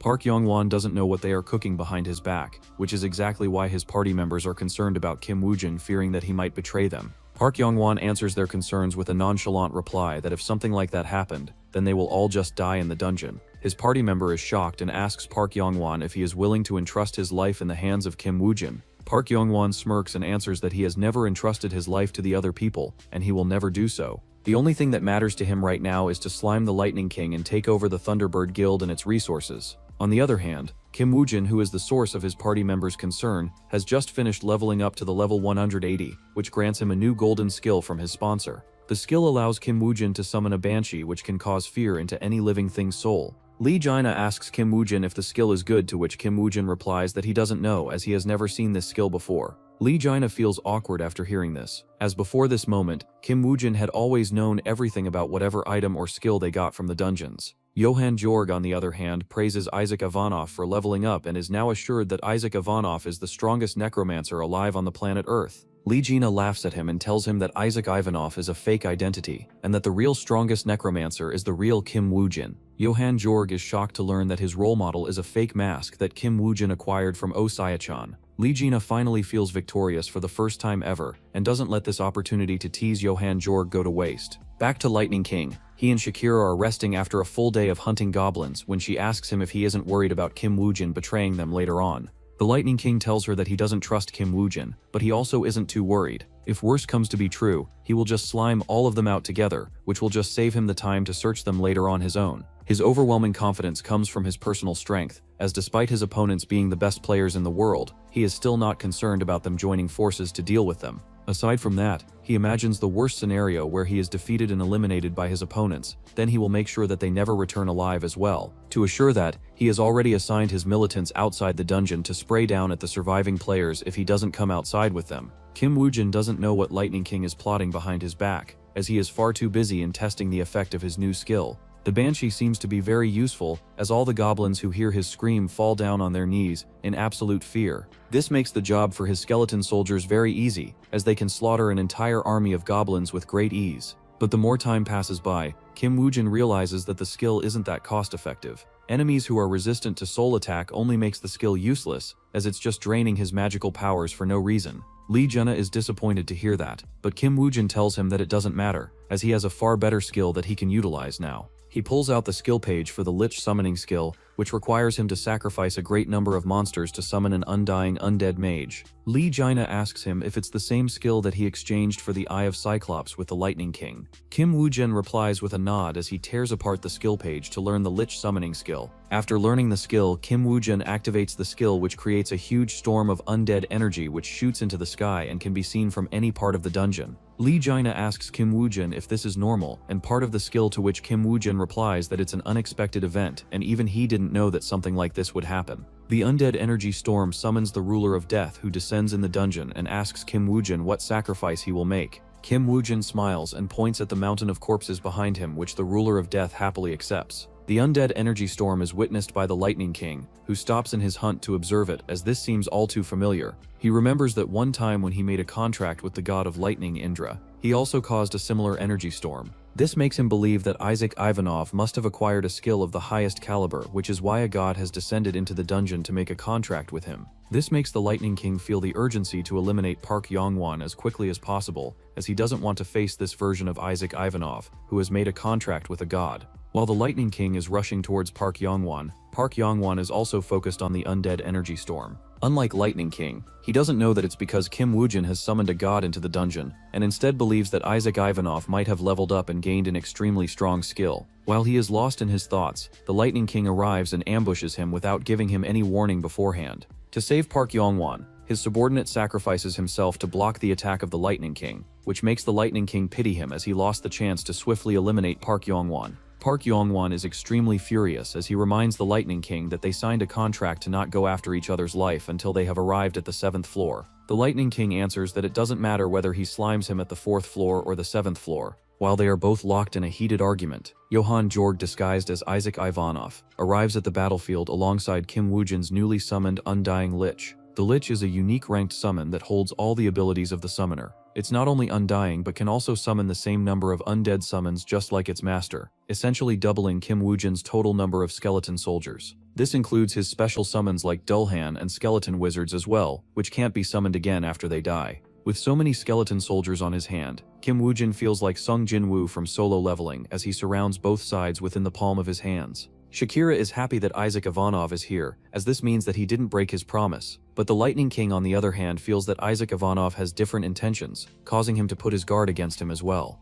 Lightning King believes that Isaac Ivanov wants to play a three-way game, so he decides to take out Park Yong-won first, before moving on to take out Isaac Ivanov as well. Even though he doesn't want to fight Isaac Ivanov, who now has made contact with a god. But since things have come this far, he has no option but to tear through all obstacles with his brute force. He immediately activates his skill to coat his trident with lightning, which he then throws towards Park Yong-won at full force. Park Yong-won is furious because the Lightning King doesn't seem to be taking him seriously at all. He is about to block the attack, but Li Jina jumps in to block the attack on his behalf. With Aegis shield in his hand, Li Jina isn't afraid of any attack, but just then, a bolt of lightning strikes him on his head, refining the whole ground around him into fine sand. Just when everyone thinks that Lee Gina is done for, the blessing of the river Styx activates, and Lee Gina recovers back to full health as he pops out from the ground. Lightning King seems to be pissed as he is now assured that Isaac Ivanov and his comrades have betrayed him and are now siding with Park Yongwon. He is about to make his next move when suddenly, an invisible sword comes out of near and strikes him at his neck. Red liquid gushes out from his neck like a fountain,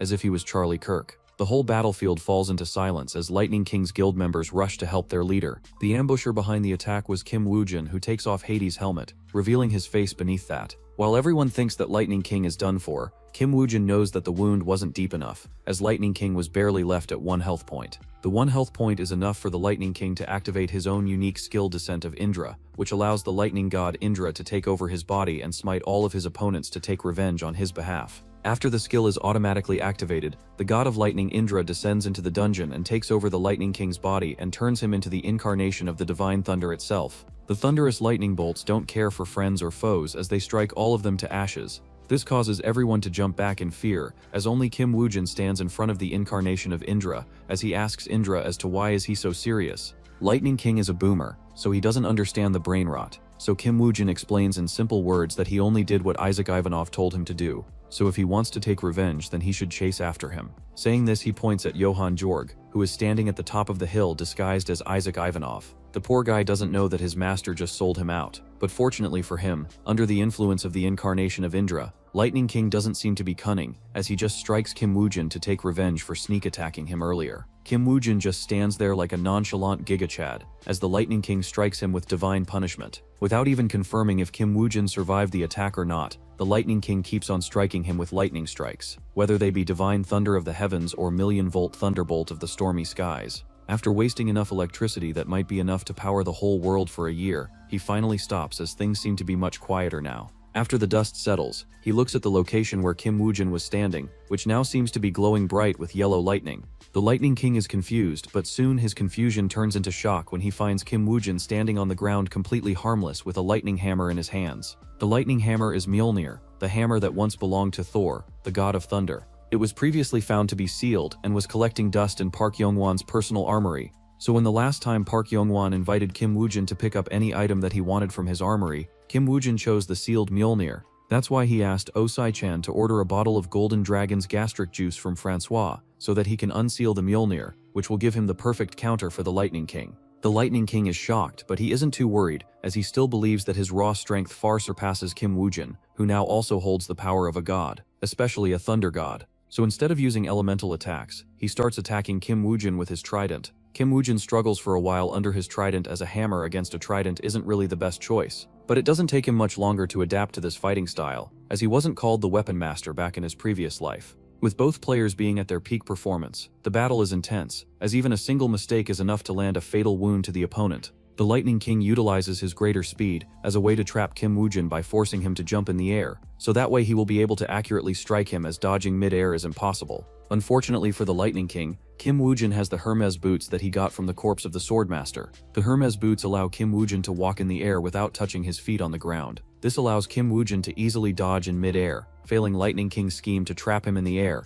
However, the Lightning King is a veteran player, so he instantly shifts his strategy and starts pushing Kim Woojin into backing away. Soon, Kim Woojin finds himself against a hill which cuts off his escape route. The Lightning King uses this opportunity to unleash one attack after another, causing the entire cliff to crumble into stone, which starts falling onto Kim Woojin. The smell of death engulfs Kim Woojin, who barely manages to jump away from the falling stones, but this small window of opportunity allows the Lightning King to accurately strike Kim Woojin's body, which leaves a gaping wound on his left side. Fearing that he might become weak from blood loss, Kim Woojin instantly activates his vampire skill, which gives him a huge boost in vitality and stats. As a vampire, such a wound gets easily healed, but Kim Woojin is thoroughly pissed, so this time it's him on the attack side while the Lightning King defends. Kim Woojin uses his discarded blood to create poisonous blood mist, but it's ignored by the Lightning King, who is currently the incarnation of the lightning itself. Ignoring the blood mist, the Lightning King counterattacks, which causes Kim Woojin to fall back as he coughs out blood from the internal damage to his organs. The Lightning King praises Kim Woojin for pushing him this far, as it's been a long time since he has fought anyone on equal terms. Kim Woojin returns the favor by telling him that he is also enjoying this battle, as it's also been a long time for him since he didn't rely on his skeleton soldiers to fight against a great enemy. Now that he had his fill of fighting on his own, Kim Woo-jin signals Johan Jorg to descend to the battlefield, so that it would look as if he is the one controlling the skeleton soldiers and not him. The Lightning King, who was laughing just a few moments ago, becomes serious as hundreds of skeleton soldiers surround him. Johan Jorg acts like Isaac Ivanov and pretends to order the skeleton soldiers to attack the Lightning King. The Lightning King doesn't waste any time as he unleashes divine punishment on the skeleton soldiers. But Kim Woo-jin jumps in and absorbs all of the lightning. The Lightning King becomes furious and throws his trident at Kim Woo-jin, but Lee Juna jumps in between them and blocks the attack with his shield. The Lightning King is already feeling the stress of the battle when suddenly the Undying Lich steps into the battlefield, as well as it equips the Merlin staff, which gives him a huge magic boost, allowing him to summon even more skeleton soldiers. Without countless skeleton soldiers surrounding him, even the invincible Lightning King is forced to switch to a defensive mode where he can only fend off the skeleton soldiers trying to cut apart into his lightning armor. Park Yong-won is watching all of this happen from the sidelines and realizes that Kim Woo-jin was the real threat from the start, and that Isaac Ivanov and his Russian buddy were just his underlings. This makes him shiver as he comes to a realization that all this time, he was raising a tiger cub in the name of raising a wild dog. Meanwhile, the battle between the endless skeleton soldiers and the Lightning King continues on, and after a whole night of endless fighting that the Lightning King is finally defeated. The skill descent of Indra doesn't have unlimited duration as it can only be maintained for a few hours before dispersing. After the effects of the lightning god Indra disappear, Kim Woo-jin looks at Lightning King, who is just disappointed that he wasn't able to see the peak. Kim Woo-jin doesn't feel bad in sliming out Lightning King, as he was everything but a good man. After the Lightning King is dead, Shakira is terrified that Isaac Ivanov might destroy their whole guild. But Isaac Ivanov, who is Johan Jorg in disguise, looks towards the Thunderbird Guild members and informs them that he wants to select a successor who will lead the Thunderbird Guild now that the Lightning King is dead. Shakira is shocked to hear this, as she was expecting him to unalive all of them. She realizes that this is an opportunity to take the command of the Thunderbird Guild, so that in future, when she is strong enough, she will be able to take revenge on Isaac Ivanov on behalf of the deceased Lightning King. She raises her hand and tells Isaac Ivanov that the Lightning King didn't leave behind any successor, but since she used to be his right-hand soldier, she should be the one to take command of the Thunderbird Guild. However, Kim Woo-jin interrupts her and tells Isaac Ivanov that he will take command of the Thunderbird Guild, as this was the deal that he made with Lightning King when he came back from Egypt after the 6th-floor dungeon clearance. Shakira wants to call him out for lying, but Kim Woo-jin's gaze forces her to shut her mouth. She realizes that if she speaks against Kim Woo-jin, Isaac Ivanov might just order his skeleton soldiers to slime her at the moment. As they say, the winner takes it all and the loser has to fall. Shakira accepts her defeat and lets Kim Woo-jin take over the guild. After Shakira has admitted defeat, Park Yong-won steps in and reminds Kim Woo-jin that he also made a deal with the Lightning King that he will take over the guild if he manages to come out of the dungeon alive. Kim Woo-jin had enough of Park Yong-won's tyranny, as he can now face him without fearing his strength anymore. So he reminds Park Yong-won of his position and informs him that Isaac Ivanov needs the Thunderbird Guild to clear this dungeon. So that's why it's better if Park Yong-won lets go of his desire to merge the Thunderbird Guild into the Phoenix Guild, or Isaac Ivanov will make sure that he never leaves this floor alive. Park Yong-won is smart enough to not show his fangs at this moment, so he accepts defeat, and the remaining players continue to climb the floors till they reach the final floor. On the 7th floor, the Goblin Shaman announces the news of the dungeon raid to the Goblin King, who sends out the entire Goblin army to destroy the invaders. Unfortunately for the Goblins, the invaders this time are countless skeletons who keep on getting revived as long as Goblin soldiers provide their corpses for Kim Woo-jin to sacrifice. Aside from the skeleton soldiers, Kim Woo-jin has already acquired the Odin Spear from the body of Lightning King, and with the 2 legendary items belonging to the father and son pair of the Norse mythology, Kim Woo-jin activates the hidden item set bonus effect, which boosts his lightning skills and decreases the mana consumption of using the divine lightning. Park Yong-won watches Kim Woo-jin dominate the battlefield, and this only pisses him off further as his whole reputation in front of his subordinates was reduced to dust by this man. He promises to himself that when he goes out he will make sure to repay Kim Woo-jin by 100,000-fold. Soon the dungeon is cleared and the first player to leave is Shakira, who stands in front of the armed militants belonging to the Thunderbird Guild's personal army. After Shakira, the other players leave one by one, but the military leader doesn't even see the shadow of the Lightning King, so he is about to order his troops to open fire. But Shakira stops him and tells him that the Thunderbird Guild is going to have a new master, so they don't need to follow the orders of the old master anymore. She doesn't announce the name of the new master, as Kim Woo-jin previously warned them to not spread any news about him succeeding the Lightning King to the public or anyone. He tells them that it's the wish of Isaac Ivanov, who has different plans for both the Phoenix Guild and the Thunderbird Guild. Even though Shakira is pissed, she can't do anything to Kim Woo-jin, as the threat of Isaac Ivanov looms over her head. Park Yong-won is similarly stuck in the same pit, as he is also terrified of Isaac Ivanov and has seemingly lost his sharp edge. A few days later, after the dungeon clearance, Kim Woojin comes live on the media channels and informs the world that he will be merging the Phoenix Guild and Thunderbird Guild into one single guild, which will be called the Savior Guild from now on. He also mentions that the Savior Guild will not take any money from any investment group or the government, and that they will clear any dungeon in the world for free of charge. This news shocks the whole world as people see the Savior Guild as a direct competitor to the Messiah Guild, whose ambitions have been growing stronger and stronger over the passing years. Oisachin also hears this news, and finally smiles from the bottom of his heart, as he managed to fulfill the wish of his old friend and created a savior that will truly save the world. However, his whole mood is ruined by the constant chewing noise from Lee Jinna, who is extremely hungry after nearly dying dozens of times in the previous dungeon raid. When Oisachin asks him to get out and go eat somewhere, Lee Jinna becomes furious and reminds Oisachin that he is the national hero of Korea who cleared a 7-floor dungeon, so he should respect him more. Oisachin reminds him that it's his alter ego Spasika that cleared the 7-floor dungeon and not him. Poor Lee Jinna can only shut his mouth as he can't even tell the world that he is one of the legendary players. Meanwhile, Kim Woojin is detached from all the hype in the world as his main focus is still to get revenge on Lee Sejin. Even though he has come this far after risking his life many times even since he returned back in time, he still feels that his strength and the items on his hands are still not enough to overwhelm Lee Sejin, who is truly the greatest player in the world without any doubt. If he even wants to have a bare minimum chance against Lee Sejin, he would need to acquire that item. But before he can acquire that item, Kim Woojin decides to settle a few problems that might bring him trouble later on. He heads to Park Yongwon's office, who is still mad at him for betraying him like this, especially after he gave him so much to raise him to this level. Kim Woojin reminds him that he only treated him like a pawn that could be discarded at any time, so he should be glad that he didn't become the second Lightning King. Before Park Yongwon can even say anything, Kim Woojin tells Park Yongwon that he has only two options: accept his current status as a hero who raised Isaac Ivanov, or go against Isaac Ivanov and face the same fate as the Lightning King. After giving him a warning, Kim Woojin leaves the office, leaving behind a lifeless Park Yongwon, who doesn't even have the will to do anything anymore. While Korea and Russia are in a festive mood, France is once again on the headlines due to a dragon dungeon breakout which resulted in countless casualties. Francois manages to slay the dragon and save Paris, but the public of France want him to quickly clear a 7-floor dungeon to match Messiah Guild and the Savior Guild, who have been keeping Korea and other allied countries safe. Francois is under extreme pressure, as he announces to the public that he isn't strong enough to handle a 7-floor dungeon. Not to mention his specialty is just hunting dragons, and normal monsters aren't really his type. But the public becomes even more furious, so he has no option but to turn to his good old fella, Oh Saya-chan, in hope that he will find a solution for him. And just like that, he arrives at the meeting place between him and his potential saviors. So while they wait at the restaurant that he has booked for his guests, Lee Genie enjoys the unlimited food to his heart's content, as it's not every day that he gets to eat French cuisine, and that in unlimited quantity. Francois is a bit startled to see such a wild eater appear out of nowhere in a restaurant that he reserved for an important meeting. So he asks Lee Genie as to who he is, to which he is about to reply that he's the hero who conquered the 7-floor dungeon with Isaac Ivanov, but is stopped by Lee Ji-sua, who doesn't want to reveal his identity to the public. She instead lies to Francois that he's a part of Osachin's office, and is learning about their business while following her on meetings. Francois finally relaxes after hearing this and just ignores this monster who has nearly eaten all of the restaurant supplies.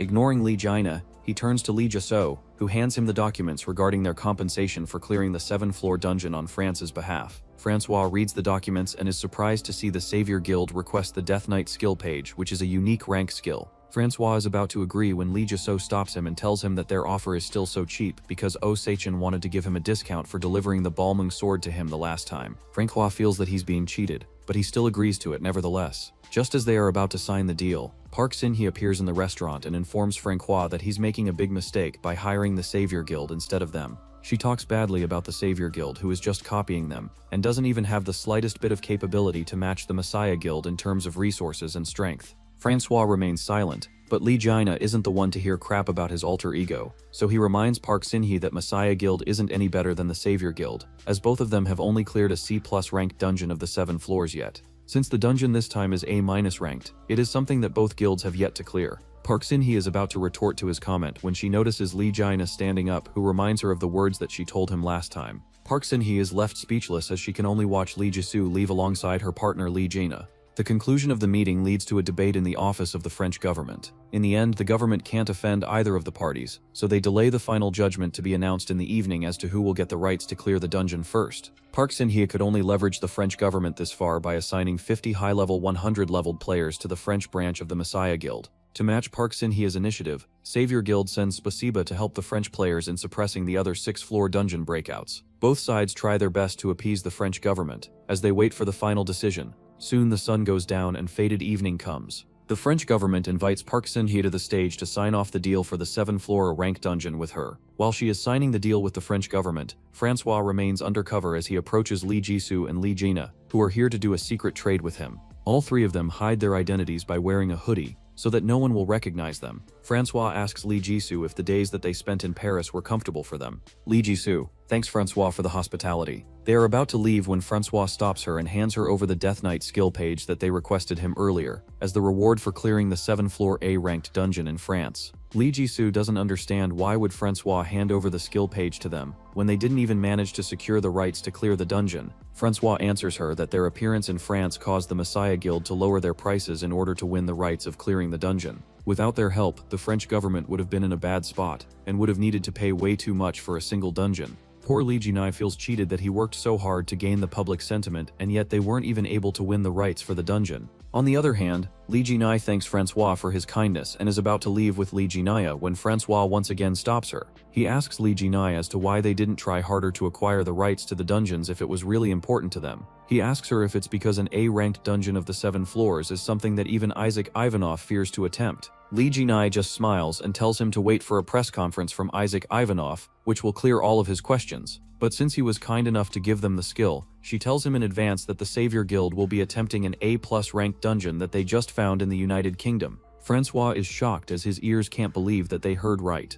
As for how Kim Woojin was able to discover the A+ ranked dungeon before the Messiah Guild is because of the Lightning King. After Kim Woojin used his Eyes of Anubis skill on the deceased Lightning King, he learned that the Lightning King was hiding an A+ ranked dungeon's location in the United Kingdom. After learning about the dungeon, Kim Woojin immediately booked a flight to the United Kingdom to confirm the location, and after he is done he asks Oh Sai-chen to release the news about him buying the rights from the United Kingdom to clear the dungeon. Just after the news goes viral, all of the world's biggest guilds approach Oh Sai-chen to reserve a part in the dungeon clearance operation as well. These guilds include Kunlun Guild of China, who will be sending 80 players in total, the Great One Guild of America, who will be sending the Guildmaster Carrie Rowana and her genius mage Ellis Highton. Aside from them, Jay Jackson of the Frontier Guild of America will also be joining the hunt alongside the United Kingdom's own guild, Victoria's Secrets. Kim Woojin has no problem with these guilds joining the dungeon raid, as they are all very capable players. But Oh Sai-chen doesn't just stop here, as he informs Kim Woojin that Messiah Guild also bought a few seats in the dungeon hunt, as their elite player Cho Sung-woo will be joining as the party leader from their side.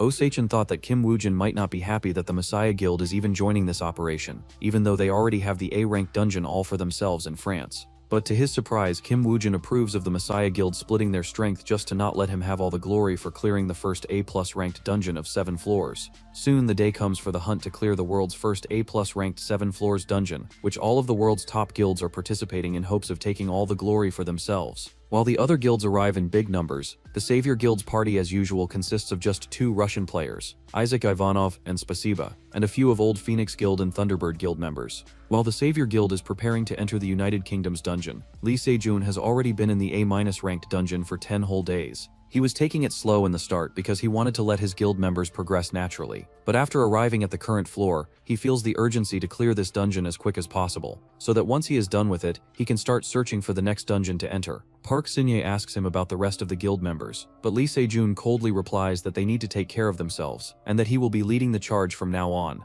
He wishes to clear this dungeon as quickly as possible so that he can perhaps get the chance to meet Isaac Ivanov in the 8th floor dungeon in future. Back to the United Kingdom's dungeon, Kim Woojin, who is disguised as Isaac Ivanov, looks to clear the first floor, which turns out to be yet another survival quest. This makes the whole thing beneficial for him, as he has just the right card to play. While he is thinking of his plan, Cho Sung-woo of the Messiah Guild approaches him and extends a handshake for greeting. Soon the other guilds arrive as well as they all gather to discuss their strategy to clear the first floor. Kim Woojin's gaze falls on Ellis Hayton, which makes him remember that he got the Merlin staff from her hands after she lost the bet. This gives him an even better idea on how to use this survival quest for his own benefits. He informs everyone that the final boss of this dungeon is a dragon, and in such dungeons, all the different monster races have their guardians, which protect each of their own lairs. But when it comes to a survival quest, the guardians will join forces to destroy the player's chance of clearing the dungeon. But Kim Woojin isn't too worried. Instead, he is worried that he might get bored of waiting calmly for the next 10 days. So to spice up things, he sets up a bet that the guild which will hunt down the most amount of monsters will receive the Merlin's staff from his hands.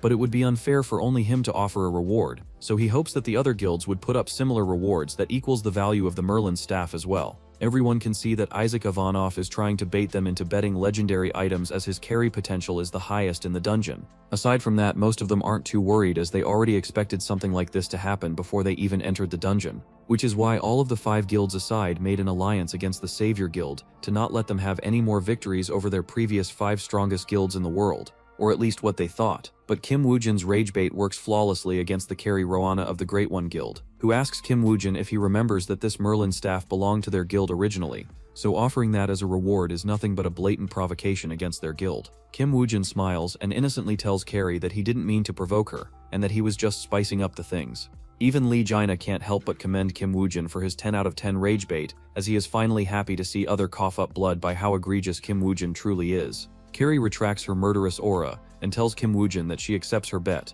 but on a condition that he won't use King Arthur's ring and Merlin's staff while they are still in the betting phase. She purposes this because she believes that Isaac Ivanov is the strongest player in the world, aside from Lee Sejun, which is the best compliment that she can give to him. Lee Jaina suggests Kim Woojin to not accept the bet as without the set bonus from the King Arthur's ring, his roundtable items won't be as strong as before. But Kim Woojin still accepts the bet despite having such conditions placed against him. Even though Kim Woojin has agreed, the Kunlun guild leader reminds Carrie of their deal, but in response he just gets a death glare from her, which causes him to shrink back his fat neck. But Carrie uses his hesitancy as a weapon against Kim Woojin, as she presents another condition for the bet. She wants the Savior Guild to compete against their 5 guilds combined, and only then she feels that it would be fair to them. Carrie's outrageous betting conditions causes Lee Jaina to burst out in anger, but Kim Woojin stays still as nonchalant as ever. Carrie wholly expects Kim Woojin to deny this condition and renege on the bet, but to her surprise, Kim Woojin accepts this condition, and in return he just asks them to not become salty if he manages to win the bet and get all the legendary items.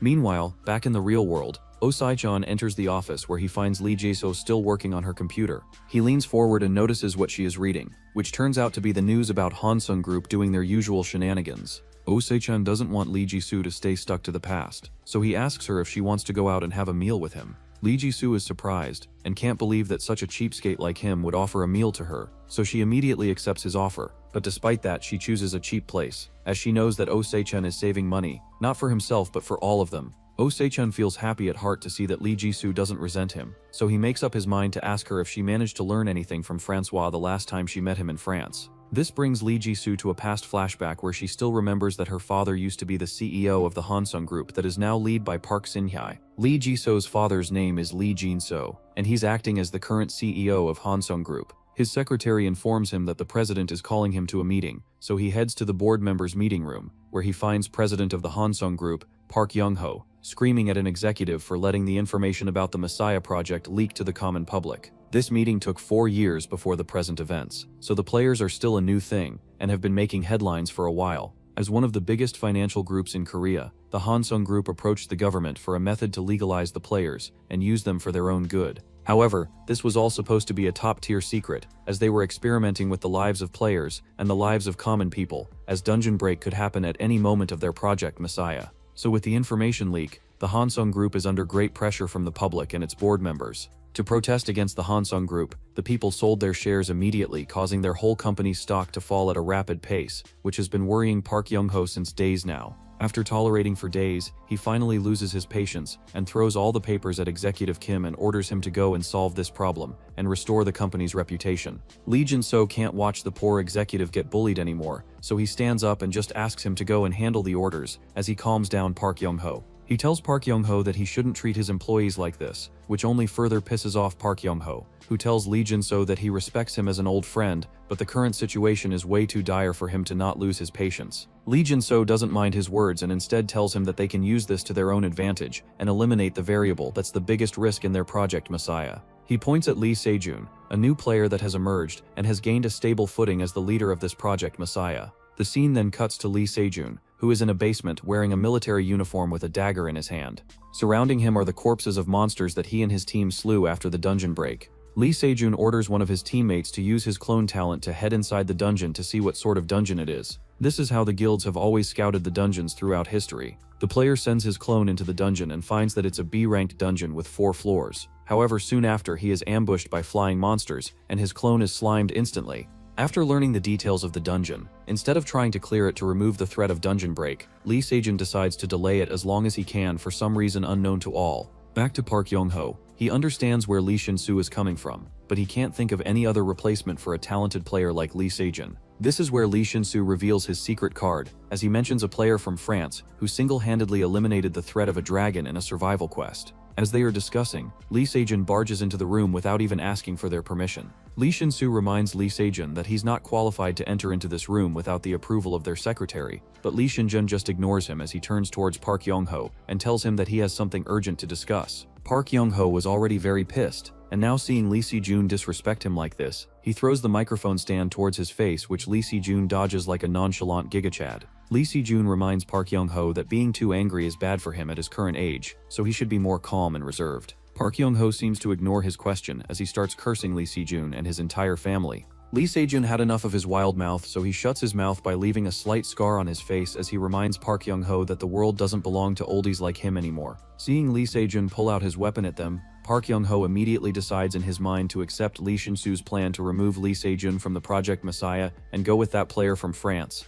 But for now, they have to bear with whatever Lee Se-jun has to say. After everyone is calmed down, Lee Se-jun informs them that his scout discovered flying monsters in the dungeon in the basement, so he won't be entering the dungeon anytime soon. Lee Shijun-soo is enraged at his remarks, as he reminds Lee Shijun that he has already delayed the dungeon for more than a week, and that any longer they wait will only increase the risk of dungeon break. Lee Shijun replies that he doesn't care about that, and that with uncertain dungeons like one in the basement, he won't risk his life at all. Before leaving, he also reminds them to not get too smart and move against him, as he has the whole security team of the Hansung group under his control. After Lee Shijun leaves, Park Young-ho orders Lee Shijun-soo to go and meet that person in France, so they can eliminate this crazy variable that Lee Shijun is. While Lee Jin-soo is on his way to the airport, in the basement of the Hansung Group's building, Park Sin-ya is trying to sneak in as she wants to show off her skill as the newly awakened player. However, what she doesn't know is that this decision will change her life forever, as a dungeon break has just occurred in the basement. The security team is trying to run away when suddenly an orc appears behind them and crushes a few of their members into meat paste. Park Sin-ya is terrified and falls down onto her knees, but just then, Lee Shidwen arrives as he asks her who she is.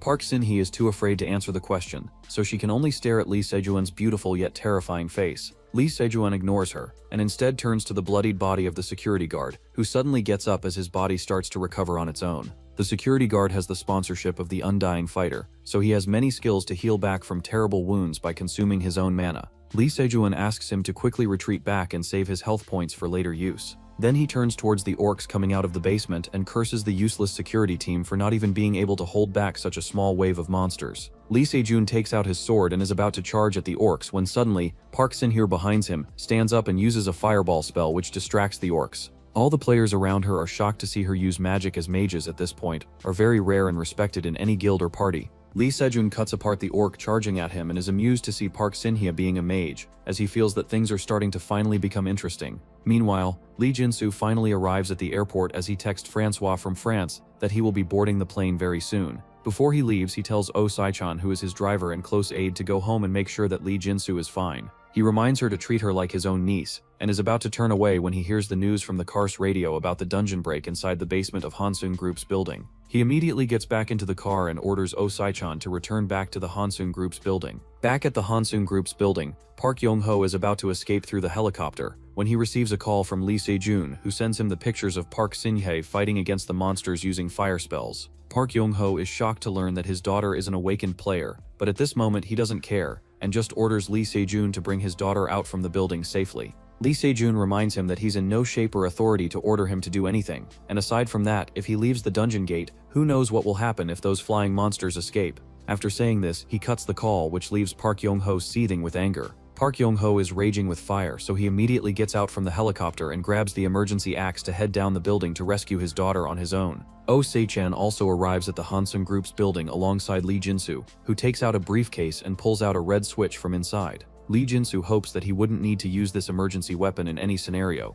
He is about to head inside the building when Oh Se-chan stops him and asks him if he is sure about entering the building, even though Lee Shen is inside there to handle it all. Lee Jin-soo can't explain to him that Lee Shen can't be trusted at all, so he just tells him that he can't leave this city in the hands of a bunch of players. He also wants to be the hero so that his daughter would be proud of him. Hearing this, Osei-chan doesn't stop him anymore and just asks him to be careful and prioritize his safety for the sake of his daughter. Inside the basement, Park Sin-hye asks Lee Shen if they are gonna head inside to clear the dungeon, to which Lee Si-jun replies that they won't go inside as the situation inside is too unpredictable, and who knows whether they will make it out alive or not. Park Sin-hye thought that Lee Si-jun was a hero who wanted to save the world, but now seeing the true reality, she can see that he's just a coward who's afraid of death. Lee Si-jun can see the disgust in her eyes, so he manipulates her by saying that the players are the chosen ones, so they don't need to sacrifice themselves to save the lives of ordinary people who aren't even worth 1% of them. He wants to instill this idea of superiority in the mind of Park Sin-hye, and slowly but surely, Park Sin-hye also starts being influenced by his ideals. However, just then Lee Jin-soo arrives as he orders Lee Si-jun to go and lead his team to clear the dungeon before it's too late. Lee Si-jun asks Lee Jin-soo if he wants him to sacrifice his and his comrade's life to clear the dungeon, which is way above their level. Lee Jin-soo can understand that Lee Si-jun is trying to guilt-trap him, but he reminds Lee Si-jun that Project Messiah exists only because they are the protectors of humanity. Lee Si-jun treats his blabber as pointless banter and just tells him that he won't risk his life and the player's life for the ordinary people who can just breed more to produce more of themselves. Lee Si-jun wants to argue, but just then a bird monster tears through the building and flies upwards to the top floor where Park Yong-ho is running down to come and rescue his daughter.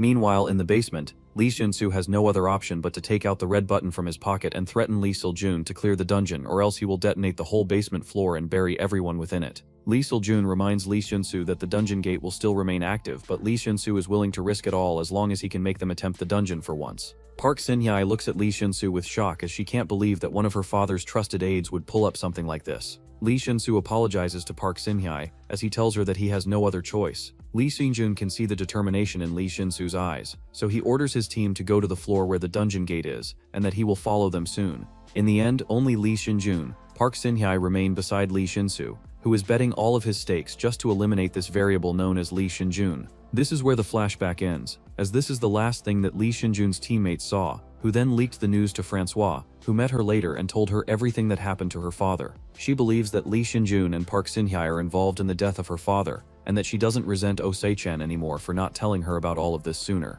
Back to the United Kingdom dungeon. Illis is running out of mana as she has been casting spells non-stop. This worries her that they might lose to the Savior Guild in the long term if this continues on for any longer. But just then, the Guildmaster Carrie activates her blessing of her sponsor, which allows her to buff all of her teammates with huge mana and power boosts. With such buffs on her hands, Illis regains new confidence and starts channeling spells like crazy. Unlike Ellis, who is full of confidence, Lee Shin-jun is frustrated because Kim Woo-jin has prevented him from killing any monster ever since he came to this dungeon. All the monsters that they have come across have been fed to the Skeleton Knight, which pisses off Lee Jaina, who doesn't understand why would he even let a single skeleton soldier have all the kills. Kim Woo-jin doesn't explain anything to him, and instead he just takes out the Death Knight skill page from his inventory, which allows him to summon a Death Knight from any undead summon that has killed 44,444 monsters. Which is why he was only allowing Skeleton Knight to kill all the monsters, so that he can quickly get to that kill number of 44,444 and become a Death Knight. Without wasting any time, Kim Woo-jin places the skill page on Skeleton Knight's dumb head,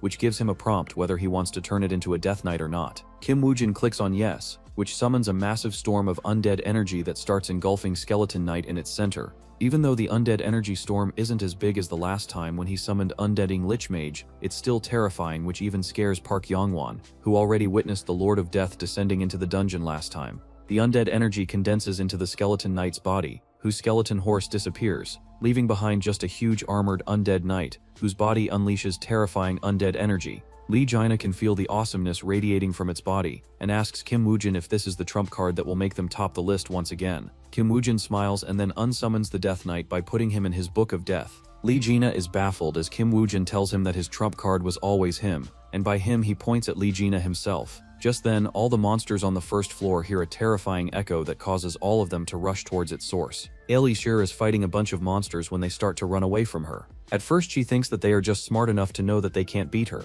but then she realizes that something is wrong and that they are all just running in a singular direction. As for what direction they are running to, it is soon revealed to be the place where Kim Woo-jin and Lee Jaina's party is. Lee Jaina is the source of the terrifying echo that attracted all monsters, and he was able to produce such echo by using an item known as Death's Echo Box. Normally this item is useless, as it drains the vitality of any player that uses it to produce a death echo that makes the player the first and immediate target of all the monsters on the dungeon floor. Only Lee Jaina, who is near immortal, can utilize this gadget to its full potential, as he has a nearly infinite amount of vitality, as long as his blessing remains activated. With all the monsters rushing towards Lee Jaina, Kim Woo-jin's skeleton army has a much easier time annihilating the whole wave of monsters in one go rather than searching for monsters by going roundabout ways. Their battle attracts the attention of all the other 5 guilds, who arrive at the scene and are shocked to witness a single guild fight against the whole monster army on the first floor of a 7-floor A+ ranked dungeon. Carrie recognizes the Death Echo box, as she has seen this item pop out on black market a couple of times before. But no one ever thought of buying it, as it was useless to the majority of the players. So in the end, she can only watch Kim Woo-jin steal all the monster kills and achieve the #1 position on the leaderboard. With his place secured first on the leaderboard, and him being way above all the other 5 guilds when combining all of their points, Kim Woo-jin wins the bet and gets all the legendary items from the 5 guilds. Carrie is incredibly pissed, as she was the one who forced the other guilds to accept the bet. She finally understands the pain of Ellis, who also suffered exactly the same at the hands of Kim Woo-jin last time. While the 5 guilds are dying of anger, Kim Woo-jin's eyes fall onto a shield in the stack of legendary items. The shield is named Galahad's Shield, and it's one of the items of the Round Table Knights. Unlike the other legendary items of the Round Table Knights, Galahad's Shield is cursed and is more of an offensive item rather than a defensive one, when compared to its other shield's counterparts. Now Kim Woo-jin feels lucky to have acquired this shield without even doing much. But when he thinks about the curses that this shield inflicts on not only the enemies, but also the user itself, he starts having second thoughts. Just then, the leader of the Kunlun Guild speaks about his objection to the bet, as he claims that this bet is invalid. Kim Woo-jin is amused and asks him to explain himself. The Kunlun Guild leader tells Kim Woo-jin that he cheated by stealing all the monsters from them, which destroyed all of their chances to win the bet. Kim Woo-jin can't help but laugh at this gullible fatty, as he informs him that it was his own ability that he managed to aggro all the monsters in the dungeon. Aside from that, even if he didn't kill all the monsters, no guild aside from the Savior Guild could have been able to face the monster wave that they just faced. Now, Kim Woo-jin's reasoning leaves no chance for the Kunlun Guild or any other guild to retort to his words. If that wasn't already enough, Kim Woo-jin asks them to check their status screen, which shows them that the first floor of the dungeon has been already cleared. All of the guilds are shocked, as there are still 4 days remaining in the survival quest, and something like this has never happened before. The reason why the survival quest forcibly ended was because Kim Woo-jin slimed all of the dungeon guardians on the first floor, which means that there won't be any more waves on the first floor of this dungeon anymore. Kim Woo-jin leaves all of them baffled as he opens the door to the next floor and nonchalantly walks in without even looking back. Meanwhile, in France, Francois is standing in a deserted area where there used to be a beautiful winery. In front of him stands a dungeon gate which he can't enter because he is too weak. This makes him feel weak and terrible from inside, as he has to rely on people like Lee Sejun to save his homeland for him. His secretary is beside him, who tells Francois that he is not a weak man. He assures his master that he is the most loyal man to his country that he has ever seen. Francois thanks him for uplifting his spirit, but he is still sad that he was a tad bit too late to meet Lee Shinso 4 years ago, or today it would have been him in the place of Lee Sejun instead of him. His secretary tells him that everything that happens for a reason, and that he firmly believes that one day all the decisions that he made will come to raise him up in the future. Back inside the United Kingdom's dungeon, after clearing the first floor, the rest of the floors are extremely easy. All of the 6 guilds quickly clear up till the 5th floor, where they decide to hold a brief meeting before going to the next floor. The Kunlun Guild leader wants them to join hands just like they planned, and slime Isaac Ivanov to get rid of him for once and for all. However, the battle on the first floor left all of them completely scared of Isaac Ivanov, so they just want to clear this dungeon and get out alive. Except the Kunlun Guild. All the other guilds hold the same opinion, as they feel that even if they take Isaac Ivanov and Savior Guild out from the competition, their own losses will be far too heavy, which will cause them trouble on the 7th floor later on. With them deciding to not offend Isaac Ivanov and Savior Guild anymore, the 5 guilds end their alliance for now, as they all just want to focus on clearing the dungeon and making it out alive. Soon they arrive at the 6th floor, and the quest this time is to clear the floor boss, which will open the gate to the next floor. Now the quest itself isn't really that difficult, but what throws them all off guard is the boss of the 6th floor, which turns out to be a red dragon. They are all shocked to see a red dragon on the second last floor, as they all thought that the 7th floor of the dungeon would have the red dragon as its final boss. While everyone is terrified, Kunlun Guild's leader is happy, as he feels that Red Dragon might just be enough to weaken down Isaac Ivanov, which will give him a much better chance later to eliminate him permanently from the game. Kim Woo-jin notices his gaze on him, but he ignores it, as he knows that sort of thing is awaiting for them on the 7th floor. Unlike the rest of the guilds, Kim Woo-jin isn't worried about a red dragon, as he has his own ace up his sleeve, which is his newly summoned Death Knight. He summons the Death Knight from his Book of Death, who kneels down in front of him as it asks him which order does his master have for him. While Lee Junna is shocked to see an undead monster speak, Kim Woo-jin just points towards the red dragon and asks the Death Knight to test his full strength on that big lizard. If the red dragon could understand human language, it would be extremely mad. The Death Knight accepts the order and is about to head into the battle, but stops when it notices the Undying Lich Mage asks Kim Woo-jin as to what he should do, since only the Death Knight will be battling the big lizard. Kim Woo-jin just asks him to stay at the back and only make a move if the Death Knight can't take on the red dragon anymore.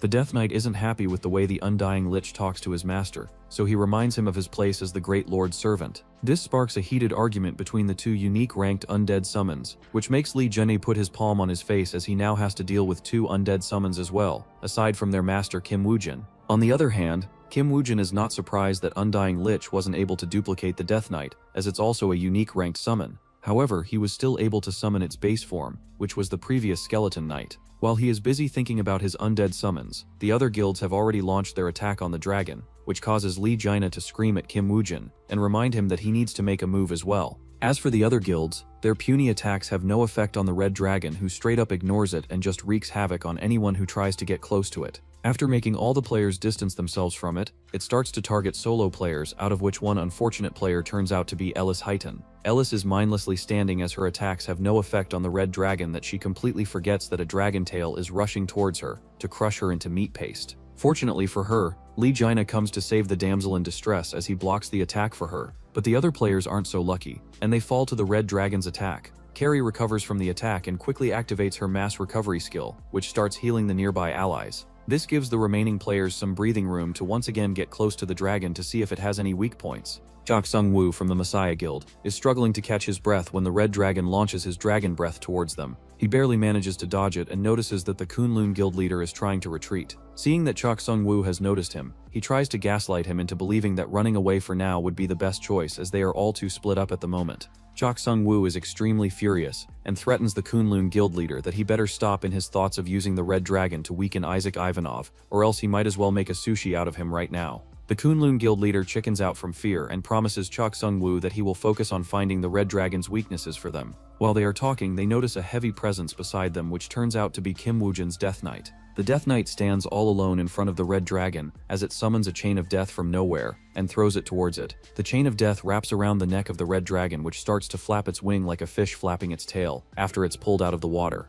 Everyone is shocked to see a mere undead summon do way better than all of their guilds combined. However, they aren't the world top 5 guilds without any reason, so they instantly mobilize on the opportunity and start attacking the red dragon with all of their might while it's still shackled by the chain of the Death Knight. The red dragon is extremely pissed at these ants constantly harassing it, so it starts unleashing his dragon breath at them, which forces all the players to back away. The Kunlun Guild leader even catches on the fire on his armor and has to roll on the ground to put it off. Seeing that all the players are useless and can't do anything to the red dragon, the Death Knight takes the matter into its own hands as it jumps on the neck of the red dragon and plunges its sword right into the right eye of the big lizard. The red dragon forcefully tries to shake it off, but it keeps on going, and instead of targeting its eyes, it targets its wing, this time so that it won't be able to fly anymore. With the red dragon stuck to the ground, the Undying Lich feels that half of the job is already done, so it asks Kim Woo-jin if they should also participate in the battle, as his undead legion is going crazy just seeing such a glorious battle happen in front of them. Kim Woo-jin gives him the green signal as he has already witnessed the performance of the Death Knight. With the undead legion and the players from the guilds working together, the red dragon is quickly brought to its demise. After the battle is over, Kim Woo-jin heads over to the corpse of the red dragon and sighs with admiration, as a fully grown dragon is indeed one of the toughest opponents that he has ever faced. Even with the top 5 guilds of the world, it still took so many of them to kill only a single dragon. While Kim Woo-jin is admiring the dragons, Cho Sung-woo approaches Kim Woo-jin and tells him that there is a small problem. He explains to Kim Woo-jin that all of their guilds suffered a lot of damage, so he hopes that Kim Woo-jin will split some of the players of the Savior Guild with them. Kim Woo-jin wonders if the guilds are trying to weaken the Savior Guild by doing so. So instead of rejecting them, he accepts their proposal, but on a condition that all the guilds right now will combine into 2 parties. One party will be him, Spashika, and the rest of the Messiah Guild, while the other party will have all the remaining players, including Park Yong-won and Shakira from the Savior Guild. Cho Sung-woo didn't expect Kim Woo-jin to fall into the tiger's den all by himself, so he respects his choice and accepts his conditions. Park Yong-won isn't happy at all with Kim Woo-jin's decision, but he can't really do anything about it as well, so he turns to Shakira and asks her if he's okay with it. Shakira has lost her edge at this point, so she just goes with whatever Kim Woojin tells her to do. Park Yongwon doesn't like her attitude and tells her that he believes that Kim Woojin did this to separate them from his party, so later if he gets any chance to discard them, he will use and throw them out just like once he planned to do with him. While everyone is moving into the 7th floor of the dungeon, Kim Woojin stays at the 6th floor with Lee Jina as he plans to summon the Bone Dragon. The last time he tried summoning a dungeon boss was when he was still a low-level player, and he tried to summon the Needle Snake boss. His skill failed due to him being too low-leveled, and the next time he was strong enough, he wanted to summon Dragon Hatchling, but decided not to, as he needed the material of its body to clear the 4th-floor dungeon in Japan. After all that time, he finally has the opportunity to summon a dungeon boss, and this time it's an adult dragon. So without any hesitation, Kim Woojin activates his skeleton summoning skill, which turns the red dragon into a bone dragon, which Kim Woojin can summon and unsummon any time. The bone dragon shimmers with undead energy, and seeing its magnificent look makes Kim Woojin feel that all the suffering till now was absolutely worth it. After summoning the bone dragon, Kim Woojin heads to the 7th floor as well, where they find nothing but desolation. This makes all of the players become cautious, as desolation means only one thing, that the final boss on this dungeon is an extremely terrifying monster. They all are waiting for a fearsome dragon to pop out from anywhere, but instead they discover a humanoid creature, which the system introduces to them as the Master of Excalibur. Ulysses, being the hot-headed mage, doesn't waste any time before attacking the humanoid creature, which tanks the fireball spell face on without even needing to dodge. Immediately, the humanoid creature issues a challenge to a duel to Eliso, which reduces her stats by 25%. Without even giving her any option to accept or deny, the humanoid creature charges at Ellis with murderous intention. Fortunately for Ellis, this time her Prince Charming is Kim Woojin, who blocks the attack for her with the Aegis shield. Since Kim Woojin interfered in the duel between them two, he takes the burnt of the stats reduction, which reduces his stats by 25%. However, just then, Kim Woojin's King Arthur's ring steps in and negates the stats reduction by overpowering the Sword of Excalibur in its authority. Looking at the creature, Kim Woojin remembers learning about Francois attempting this dungeon much later on in his previous life, where after countless attempts he finally managed to defeat the humanoid creature who was called the Dragon Knight in his previous life. At that time, Francois wielded the Balmung sword, so when he tried to pick up Excalibur, he miserably failed. That missing piece always confused the players back then, but now in his new life, Kim Woojin finally understands that only a player with King Arthur's ring can steal the authority from the Dragon Knight and equip the Excalibur sword for their own use. It's great news for Kim Woojin, as he lacked a good sword to use in battle. However, to get that sword, he will first need to defeat the Dragon Knight, whom even the greatest dragon hunter barely managed to defeat in his past life. While Kim Woojin is locked in defense against the Dragon Knight, the other players decide to step in for the offense. One of those players is Cho Sung-woo, who tries to attack the Dragon Knight from behind, but it instantly shatters his swords alongside his hopes and dreams, just like that big stacked goth girl from the psychology department. Cho Sung-woo is left stupefied in the open, which makes him vulnerable to an attack. But just in time, Kim Woojin steps in and protects him by blocking the Dragon Knight's sword once again. Kim Woojin tells Cho Sung-woo to take out another sword and go on offense, while he will focus on defending them from critical strikes. He then turns to Lee Jina and other players and orders them to focus on the other enemy, which confuses them as they can't see any other monster besides the Dragon Knight on the battlefield. But just then, a huge ball of fire descends from the sky towards the battlefield, which frightens all the players. Carrie immediately orders all the mages to set up a magical barrier to protect the players. But even with the protection of so many mages, the barrier instantly shatters, creating a huge explosive wave, which knocks down all the players. The surviving players open their eyes and discover that the monster that fell from the sky is a black dragon, which is also the true master of this dungeon. The black dragon makes its presence known by excreting a poisonous mist, which starts to slowly drain all of the players' health bar. Cho Sung-woo is glad that he was behind Kim Woojin, or the explosion would have shattered at least a few of his rib bones. He now also finally realizes why Kim Woojin was on defense all this time, as he expected there to be a true master of the dungeon as well. While he is thinking of a way to defeat the Dragon Knight, his eyes fall onto the back of Kim Woojin, who is open to an easy ambush.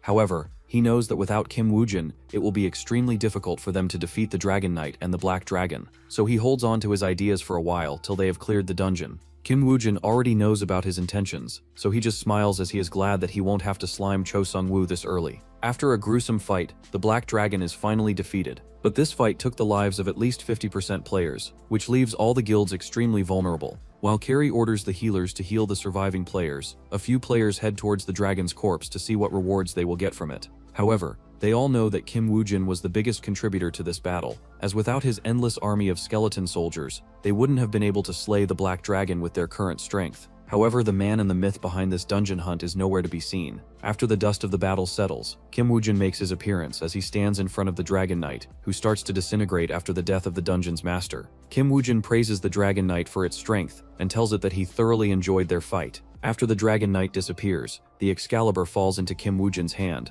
who gains its authority and can now summon the true legend of King Arthur and his court, Camelot. The legend bonus doubles the special powers of all the Round Table Knights, items making Kim Woojin a force to be reckoned with. With the sword of King Arthur in his hand, Kim Woojin can finally feel the strength in his bones and the strength that he needs to slay the fake Messiah. While Kim Woojin is relishing this feeling of supreme strength, Cho Sung-woo finds this to be the perfect opportunity to backstab Kim Woojin and eliminate this threat for his master Lee Se-jun. Without wasting any time, he plunges his sword into Kim Woojin's abdomen, just like how Lee Se-jun did in the last moments of Kim Woojin's previous life. Cho Sung-woo celebrates his victory over the corpse of Kim Woojin, as he calls him the biggest idiot for not realizing that his true enemy was right behind his back. Just as he finishes these words, another sword in a similar fashion strikes him on the back, which causes him to fall onto the ground in utter shock. The assailant behind the attack turns out to be Johann Georg, who was hiding all this time under Hades' helmet. He calls Cho Sung-woo a real idiot if he thought that taking out Isaac Ivanov would be this easy. Cho Sung-woo doesn't understand what's going on, so he turns towards the corpse of Isaac Ivanov, which turns out to be a random skeleton soldier which Kim Woojin used a spell to disguise as his body double.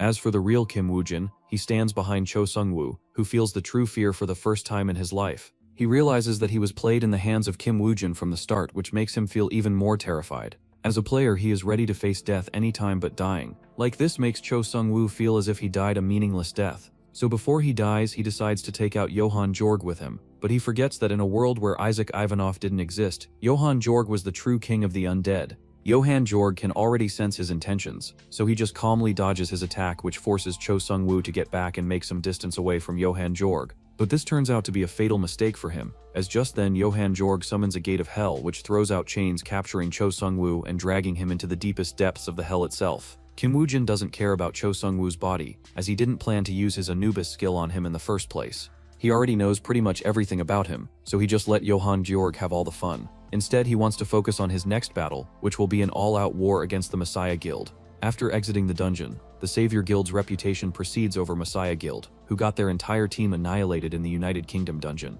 This locks them in a bitter competition to quickly clear out an 8-floor dungeon, so that they can up each other by a single point. Oh Seichin is reading all of this news in his office, which makes him all emotional. He remembers when they were struggling to even clear the 4-floor dungeons, and now after 4 years, the world has moved on to floor 8 dungeons. This leaves behind the only 9-floor dungeon in the world, and anyone who clears that will become the champion of the earth by ending the game. This makes him clench his fists as he remembers Lee Jinsu and wishes that he was alive to see all of this. Unconsciously, he turns his gaze towards Lee Jisoo, who is leaving the office with a guitar bag on her shoulders. Osai-chan tells Lee Jisoo that once this is all over, he would take her to have a nice meal anywhere she wants. A week or so later, Kim Woojin is attempting his first 8-floor dungeon, which is a B- ranked dungeon. One of the conditions to clear the floor is hunting down 200,000, 22,000, and 212 monsters, which Kim Woojin equally splits between 5 of his skeleton knights, which allows him to create 5 more death knights. The 5 death knights kneel in front of their master, which scares even Lee Jina, who has no fear of Kim Woojin using these against him.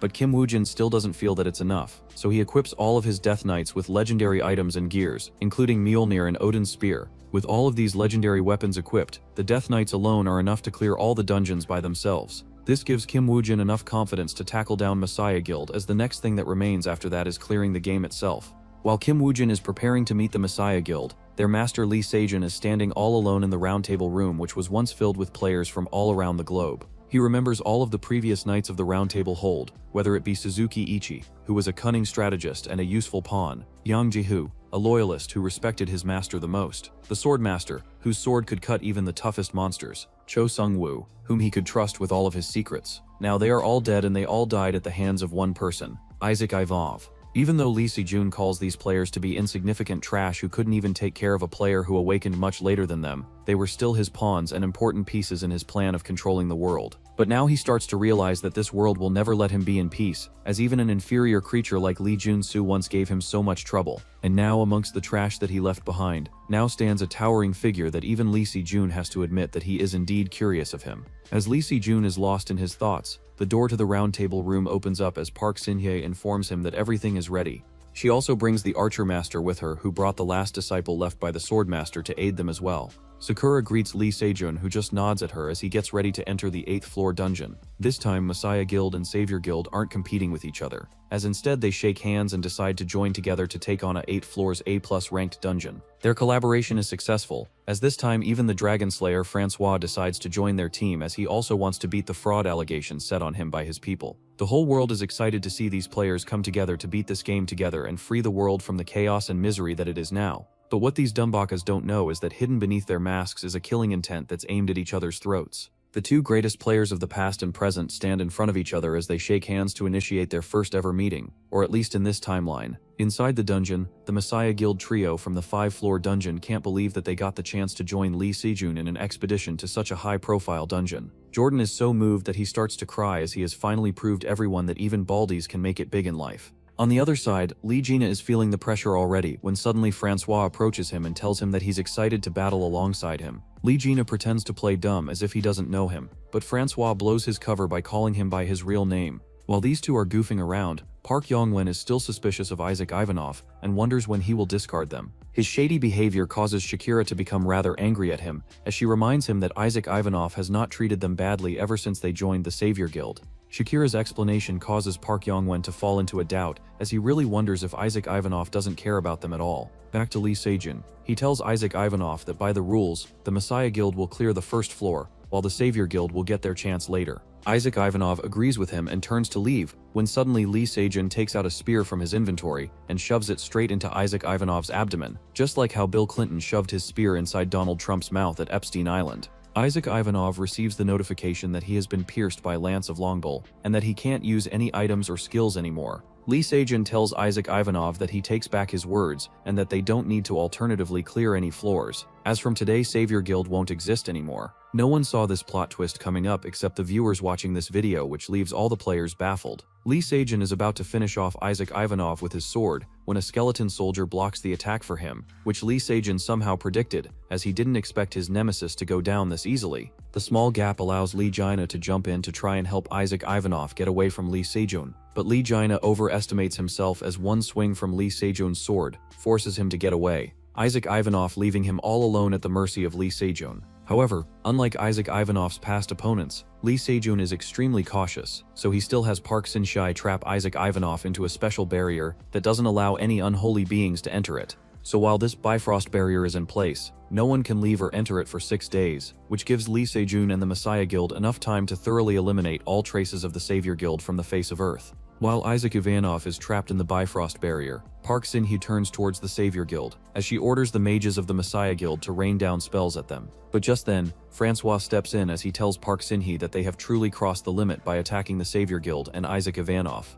Park Sin-hee is a bit surprised to see Francois take the side of the Savior Guild, but she also knew that it would happen one day or not, so she instead retorts by saying that it's him who has made a grave mistake by making himself an enemy of the Messiah Guild. Saying this, she sends an elite squad of Messiah Guild players to take down Francois, but none of them succeed after Francois activates his dragon-slaying skills. While Francois is locked in a battle against Park Sin-hee and her elite squad, Park Yongwon and Shakira find themselves stuck in a perilous condition as well. They are surrounded completely by the Messiah Guild, who stares at them like hungry, heinous wolves staring at white, innocent sheep. Shakira worries that the Messiah Guild wants to slime all of them, and she isn't wrong, as soon they are both nearly beaten to the point of ascending to heaven, if not for Lee Jine coming to rescue them in time. Lee Jina punches one of the Messiah Guild members on the face, which sends him straight to the ground to see how the dirt tastes. After beating down him, Lee Jina turns to other players as he reminds them even though Park Yongwon and Shakira are weak, ugly-looking, insignificant players, but they are still his subordinates, so he would never allow anyone to beat them aside from himself. As the senior, he defends the honor of his juniors and punches down anyone who tries to hurt them. Soon, a vast number of Messiah Guild players lie on the ground defeated, while Lee Jina still stands there, still in his prime. Lee Jina is enjoying this endless battle, but he starts to notice the crowd closing in, which makes him worried that if they all jump on him, he might be in serious trouble for real this time. However, his worries are placed on the wrong thing, as suddenly an arrow strikes him on the chest, which causes him to fall down. By the time he recovers and gets back up, a few more arrows strike him on his back, as the archer master reveals his presence. If the arrows weren't already deadly enough, he then explodes them using his skill, which turns Lee Jina into a cooked piece of meat. But Lee Jina is Lee Jina, so he even recovers from such damage and even regains enough vitality to dodge the Archer Master's next arrow. The Archer Master realizes that Lee Jaina is not someone that he can slime on his own, so he orders the other Messiah Guild members to tire him out so that he won't be able to recover anymore. But Lee Jaina is like Captain America, as he comments that he can do this all day. Back to Lee Sejun, he receives the latest intel from his subordinates, that the battle is proceeding just according to their plan. Park Sin-hyejun is taking care of Francois of France, while the Archer Master is focusing on Sub-Isaac. According to his subordinates, soon the whole Savior Guild will be wiped out, which will only leave Isaac Ivanov alive, and he isn't really that big of a threat, since all of his undead soldiers have been taken care of by Lee Sejun. Even though Lee Sejun should be happy that his greatest enemy will soon be eliminated, he still doesn't feel elated at all. Instead, he is quite disappointed that Isaac Ivanov couldn't even give him a tough time, yet he was comparing him to that human Lee Jinsu, who forced him to take a few steps back. While Lee Sejun is waiting for the Bifrost barrier to go off, Lee Jinna is riddled with arrows that even the Archer Master can't find any place to shoot him at. But despite such damage, Lee Jinna still recovers and stands in front of him like nothing happened. The Archer Master is on his wit's end when he notices Lee Jaina reaching into his inventory. He suspects that he must be getting serious as he is now pulling out a weapon, but becomes baffled after seeing Lee Jaina take out sausages instead. After eating a mouthful of sausages, Lee Jaina's stamina recovers, which gives him one final opportunity to land a blow on Archer Master. So this time, instead of dodging Archer Master's arrow, he decides to face tank it in hopes that it would allow him to land a solid hit on the Archer Master. His plan works flawlessly, as he tanks the exploding arrow and punches the Swordmaster at point-blank range, only for a barrier to stop him. That barrier turns out to be Sakura, who blocked the punch for her master at the cost of losing her shoulder and exposing herself to Lee Jaina. So she doesn't waste any time, and uses this moment of surprise to unleash a deadly strike which leaves Lee Jaina in a terrible shape. But this leaves the Archer Master completely open, which opens the window for Johann Jorg to sneak attack the Archer Master and assassinate him in a single smooth motion. The Archer Master blames his old age for not remembering that the opponent had the Hades helmet in their arsenal. Unfortunately for him, he realized this too late, so he falls at the hands of Johann Jorg, which gives the Savior Guild their first victory against the Messiah Guild in this all-out confrontation. The death of the Archer Master makes Sakura lose all of her will to fight, which makes Lee Jaina feel pity for her even though they are fatal enemies. But Johann Jorg doesn't feel the same, as he doesn't hesitate to eliminate Sakura while she has let her guard down. Lee Jaina is furious at him for being this cruel to a woman who has dropped her weapon, to which Johann Jorg reminds him that they are in a battlefield to decide the future of the planet Earth. Hearing this, Lee Jaina comes back to his senses and seriously locks in to secure the future of the Earth and the Savior Guild.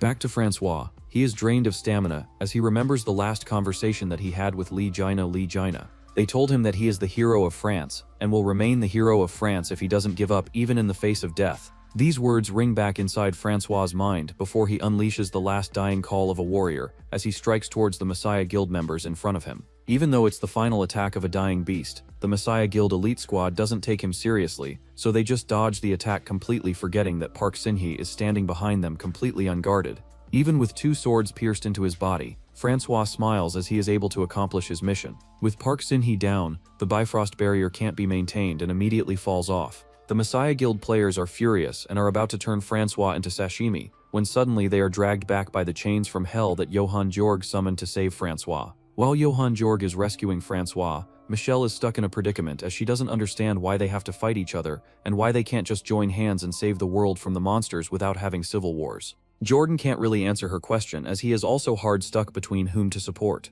On one side, he knows that Isaac Ivanov is a kind man, and on the other side, he doesn't want to betray his guild. Just as he is contemplating this, he looks in the distance and sees Park Sin-hye falling down after being hit by Francois' attack. He immediately looks towards Isaac Ivanov, where the Bifrost barrier is no longer able to hold him down. With the barrier down, Lee Jaina quickly scoops up Isaac Ivanov, or rather Kim Woo-jin in this case, and takes him away from the battlefield. Kim Woo-jin apologizes to Lee Jaina for leaving this whole battle onto his shoulders, as this was the only way they could have made Lee Si-jun let down his guard. Before entering the dungeon, Kim Woo-jin discussed with Johann Jorg and Lee Jaina about his plan to tackle down Lee Si-jun. Johann Jorg offers to wear Hades' helmet and ambush Lee Se-jun to take him out in a single swoop. Even though this plan sounds foolproof, Kim Woo-jin breaks his heart by telling him that lies and deception won't work on Lee Se-jun, as he holds on to the skill called Eyes of Isis, which allows Lee Se-jun to see all the invisible things. Which is why Kim Woo-jin decides to become the bait, as he knows that Lee Se-jun is way too much of a perfectionist, so he won't abandon the chance to strike him in the back if he sees him with his guard down. However, with the Longinus spear in his body, Kim Woo-jin would be rendered useless, and to be safe, Park Sin-hye will make sure to erect a barrier to hold him down. This is where Lee Junna and other players will help Kim Woojin in opening up the barrier, so that Lee Sejun will lose his Spear of Longinus while also losing a lot of manpower as well. Back to the present, Kim Woojin takes out the spear from his body, but this causes him to lose a lot of blood. To recover from the damage, he has no choice but to turn to Lee Junna, whose body is full of fresh blood that he can feast on using his blood-sucking skill. Kim Woojin also uses the vampire skill to boost his blood skills even more, which immediately heals him back to full health, while restoring all the stamina and stats he lost earlier due to weakness. He thanks Lee Jaina and Francois for fulfilling their part, as now it's his time to show Lee Sejun who the true messiah of this world truly is. Lee Sejun doesn't stop Kim Woojin from regaining his full strength, as previously he was quite disappointed that he didn't even give him a tough time. So this time, he wants to cherish this fight between his one and only true nemesis. Kim Woojin is also excited to show the full extent of his power, so this time he doesn't hold back and summons all of the undead summons from his Book of Death. A huge storm of undead energy surges up as a huge bone dragon appears in the sky. On the top of the bone dragon is the undying Lich Mage, who then summons his own skeleton soldiers army as well. Aside from the hundreds if not thousands of skeleton soldiers, Kim Woojin also summons his Death Knights, who now hold multiple legendary items and equipment on their body. With such a lineup, the Messiah Guild is scared to their cores, so as to remove their fear of the undead monsters. Lee Jinna swings his sword, which creates a storm of sword energy dispersing all the undead energy coming towards them. This renews the Messiah Guild players' spirit, who believe that as long as Lee Sejun is with them, they won't need to fear anyone. Lee Sejun orders the Messiah Guild players to go and just charge into the undead army, while he heads towards Kim Woojin to show him who is the real boss of this game. However, midway, he is stopped by Kim Woojin's Death Knight, who warns Lee Sejun that if he wants to get close to his master, he would need to get past him first. Lee Sejun is a bit surprised to see a talking undead monster, but it is still not enough for him to back away in fear, so he just charges at it with no fear of it whatsoever. The Death Knight confidently blocks Lee Sejun's attack, but barely manages to block it at the cost of his sword being almost cut in half. Seeing this, the other Death Knights don't sit back and jump in to help it. They use the Mjolnir and Odin's spear given to them by Kim Woojin and even manage to make Lee Sejun sweat a little bit during their constant pressure. However, Kim Woojin feels that it's still not enough, and even though Death Knights might slow down Lee Sejun a little bit, without their support the remaining skeleton soldiers' army won't survive. So just like every other good leader, he steps into the battle himself and activates the hidden condition of the Legend of King Arthur. This boosts all of the Round Table Knights items on his allies, which in return strengthen his Death Knight and Undead Summons abilities by a lot. But instead of having them assist him in his battle against Lee Sejun, he sends his Death Knights to aid the rest of his skeleton soldiers' army. Lee Sejun mocks Kim Woojin that he would be stupid if he thinks that he can beat him all on his own with just a few pieces of equipment. With these two legendary players locked in a battle, even the gods above aren't able to hold back their interest as they keenly watch the battlefield. Lee Sejun's sponsor is the Executioner of the Holy Light, who blesses him with the spirit of the Savior. On the other hand, Kim Woojin is the complete opposite, as his sponsor is the Emissary of the Underworld, a dark being who blesses him with the power of darkness. These two forces can't coexist, so what follows is naturally a fierce battle. Kim Woojin initiates the fight by activating the aura of the Excalibur sword, which is further boosted by the Legend of King Arthur. As long as this aura is activated, any being who shows Kim Woojin hostility have their stats reduced by half. To counter Kim Woojin, Lee Sejun activates his unique skill, the Savior's Touch, which grants Lee Sejun immunity to all sorts of stat reduction debuffs. If that wasn't enough, Lee Sejun also counterattacks Kim Woojin by blessing himself with the Savior's Blessing, which gives him 1000% resistance to all damage. This is already an overkill, but Lee Sejun doesn't stop her as he then activates his offensive boost skill, the Last Judgment, which increases Lee Sejun's damage to his opponents by 10,000% during the duration of the skill. This forces Kim Woojin to go on a defensive mode as he summons his Shield of Aegis to block the attack. The Shield of Aegis is unbreakable, so it somehow manages to stop Lee Sejun's sword, but the kinetic energy of the sword disperses into Kim Woojin's body, causing him to back away in pain. Lee Sejun is a seasoned veteran, so he doesn't give Kim Woojin any time to recover, as he launches his next attack immediately, to which Kim Woojin evades by activating his vampire skill, which turns him into hundreds of bats, dispersing his body into the air. Using the moment of surprise, Kim Woojin sneak attacks Lee Sejun and manages to bite him with his sharp canines, inflicting Lee Sejun with his terrifying blood poison. Lee Sejun mocks Kim Woojin for playing dirty, to which Kim Woojin replies that his only goal is to defeat him, so he doesn't mind using any cheap tricks. On the other hand, Lee Sejun just activates his Savior's Blessing once again, which maximizes his resistance to any type of blood poison. Kim Woojin didn't plan to rely on the blood poison from the start, so he isn't disappointed.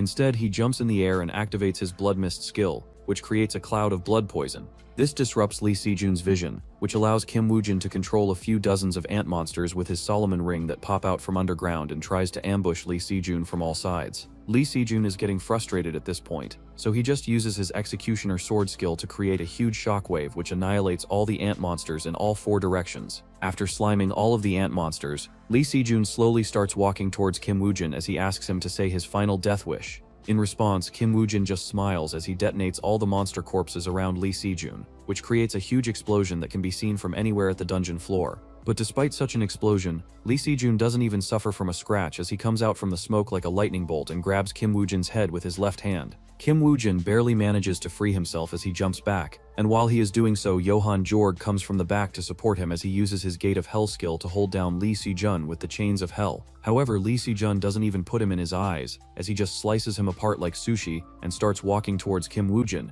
who is still laying down on the ground. He kicks Kim Woo-jin to turn his face towards him and notices that he's wearing a skeleton mask that he wasn't wearing before. Just then, a skeleton soldier jumps at him with the Longinus spear in its hand and tries to shove it straight into Lee Se-jun's body. Lee Se-jun's reaction speed saves him as he barely manages to block it with his sword. But this leaves his back open to Kim Woo-jin, who strikes him from behind, which forces Lee Se-jun to remove one of his hands from his sword to block Kim Woo-jin's sword from striking in the back. This in turn weakens his hold on his sword, which allows the skeleton soldier to plunge the spear of Longinus straight into Lee Se-jun's abdomen. The Longinus spear deactivates all of his skills and bonus effects of his items, which leaves him weak to Excalibur's aura, which slices his stats in half. On top of that, his savior's blessing is useless against Kim Woo-jin's blood poison, which further reduces his stats while also draining his health points at a rapid pace. Despite all of these debuffs and stats reduction, Lee Se-jun is still not worried as he does not believe that any weapon in the world would be able to break through his armor. He mocks Kim Woo-jin and asks him if this is all he has. Saying this, Lee Se-jun is about to pull out the Longinus spear out from his abdomen, when suddenly, Kim Woo-jin takes out the Balmung sword from his inventory and slices off Lee Se-jun's head, ending this 2 lives long rivalry between them. What started off with the Balmung sword now ends with the Balmung sword, which can cut through any armor or resistance no matter how great it is. With Lee Se-jun dead, Kim Woo-jin orders all of the Messiah Guild members to surrender as fighting anymore is useless. He tells everyone to go drop their weapons and heal the wounded, so that they are ready to face the final boss of this dungeon all together. At first, Messiah Guild players are hesitant as so many of their players died and got injured, but after Jordan, Michelle, and Kyle drop their weapons and surrender in the name of saving humanity, all of the players start to feel guilty as if they were in the wrong in the first place. After the Messiah Guild surrenders, Lee Jina asks Kim Woo-jin if it's a good decision to trust these people who were once so loyal to Lee Se-jun. Kim Woo-jin replies that they don't need to become the second Lee Se-jun, who eliminated all the other players who didn't believe in the same goal as him. Aside from that, he doesn't fear any betrayal, as long as he has his own trusted friends and his skeleton soldiers. In the meantime, all the healers from both guilds join hands and heal the injured players. This way, heavily injured players like Park Sin-hee and Johan Jorg are able to heal back quickly and live another day to tell the tale. After all players have recovered their strength, Kim Woo-jin leads them all to clear this second last dungeon before the final dungeon of the game.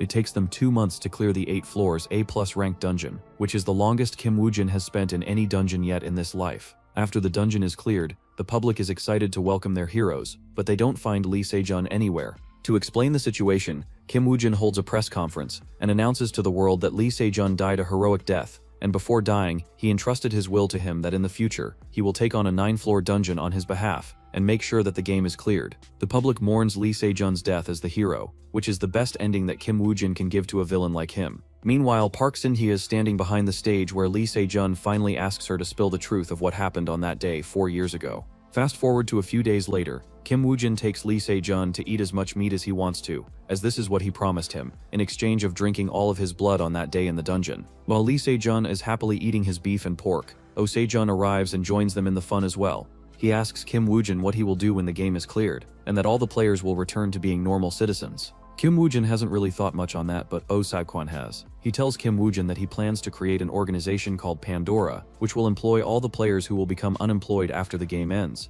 That's why he has been saving money all this time. But there is one thing that scares him, and that's the looming threat of the sponsors of the games, or the so-called gods and halos. He doesn't understand their intentions for the Earth, and what will happen if the players don't follow their directions. Kim Woo-jin has thought about that a lot in his previous life, and he hasn't been able to find a solid answer. So for now, he just decides to focus on clearing the final dungeon, as he hasn't even solved his mystery of returning back in time.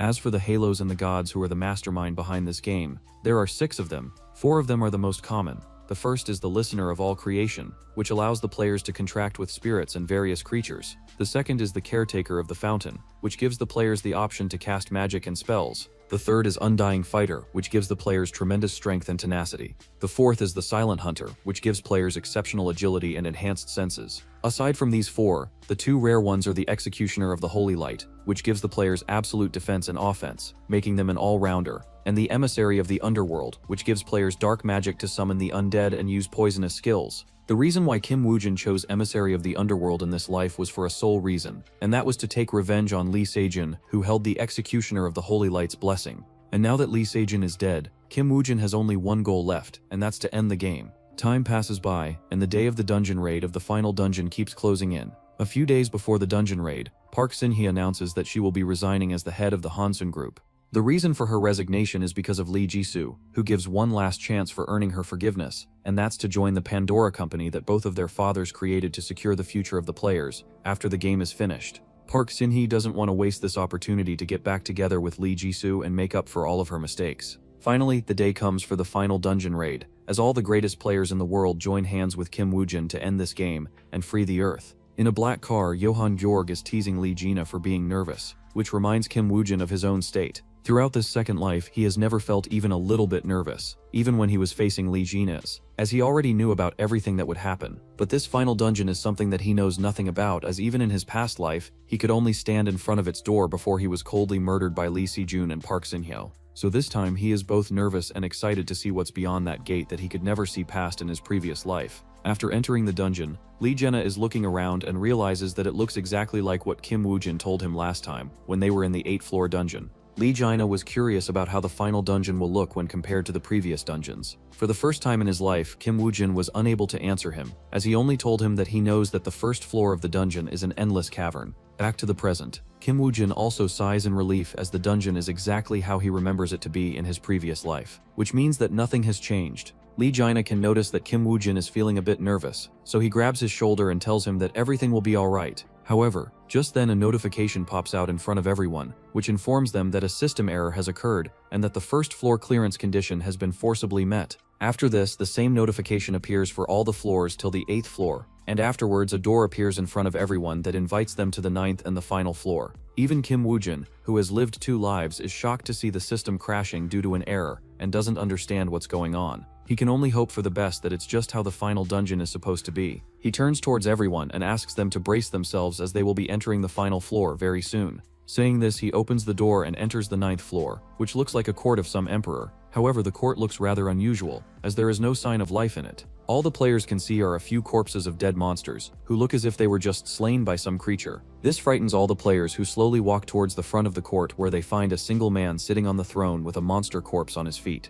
The man sounds bored, as he tells them that they certainly took their sweet time arriving here on this floor. The frightened players can only use the system to identify this man, but even the system fails to show anything but red question marks, which only increases the tightness in their chests. Some of the brave ones pull out their weapons to get ready for a fight, but the white-haired man doesn't like their boldness, so he just waves his hand, which creates a bright flash of light which annihilates all the players instantly. Only Kim Woo-jin and a few tanks survive the attack, which makes the white-haired man amused, as he remarks that he thought that a single strike would be enough to annihilate them all. Kim Woo-jin takes out the Excalibur from his inventory and slowly starts walking up to the white-haired man as he asks him who he truly is. The white-haired man answers Kim Woo-jin's question with a bolt of lightning which turns all of his undead skeletons into ashes. Kim Woo-jin barely survives the attack using Aegis Shield, but the reactive force is enough to destroy all of the bones in his body. Kim Woo-jin falls onto the ground as he looks at the white-haired man, who expresses his anger at Kim Woo-jin for his arrogance as it made him lose all of this fun in the game. Kim Woo-jin grits his teeth in pain, but when he hears the white-haired man call him Kim Woo-jin, he forgets about the pain and instead asks him who he truly is. The white-haired man reminds Kim Woo-jin that he has no authority to ask him any question, and just points his finger at him, which is enough to turn Kim Woo-jin into a bloody pulp.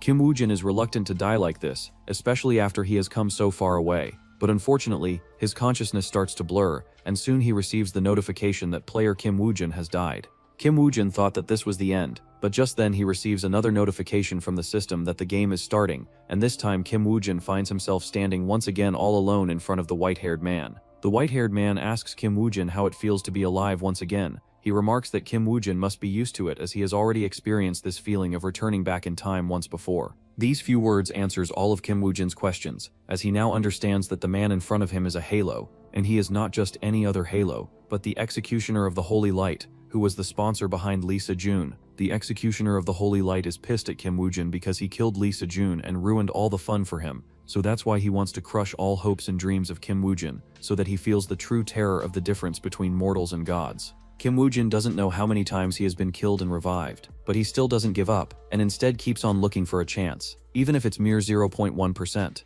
The Executioner of the Holy Light notices Kim Woo-jin's expression, and tells him that nothing will help him get out of this situation alive, except if he begs mercy for his mistakes, and promises him that he will forever grovel at his feet in the future. Saying this, he forces Kim Woo-jin to kneel on the ground and bow his head before him. But during that small moment, Kim Woo-jin notices that the Executioner of the Holy Light's body is starting to fade a little bit. From this, he deduces that this must not be his real body, so he still has a chance to win. So Kim Woo-jin decides to bargain for some time by rage-baiting the Executioner of the Holy Light, which he hasn't done to anyone in a long time. He mocks him by saying that he doesn't feel that strong when compared to the gods in Korean mythology. The Executioner of the Holy Light falls for his rage bait, and promises to send Kim Woo-jin into an eternal cycle of constant life and death, so that he will learn to never dare to offend a god in the future. Kim Woo-jin doesn't know how long it has been since he entered the 9th floor dungeon when he finds himself in a void space. In front of Kim Woo-jin is the system's prompt that constantly updates him of dying and restarting the game. After the prompt flashes countless times, it finally breaks as it shows a system error.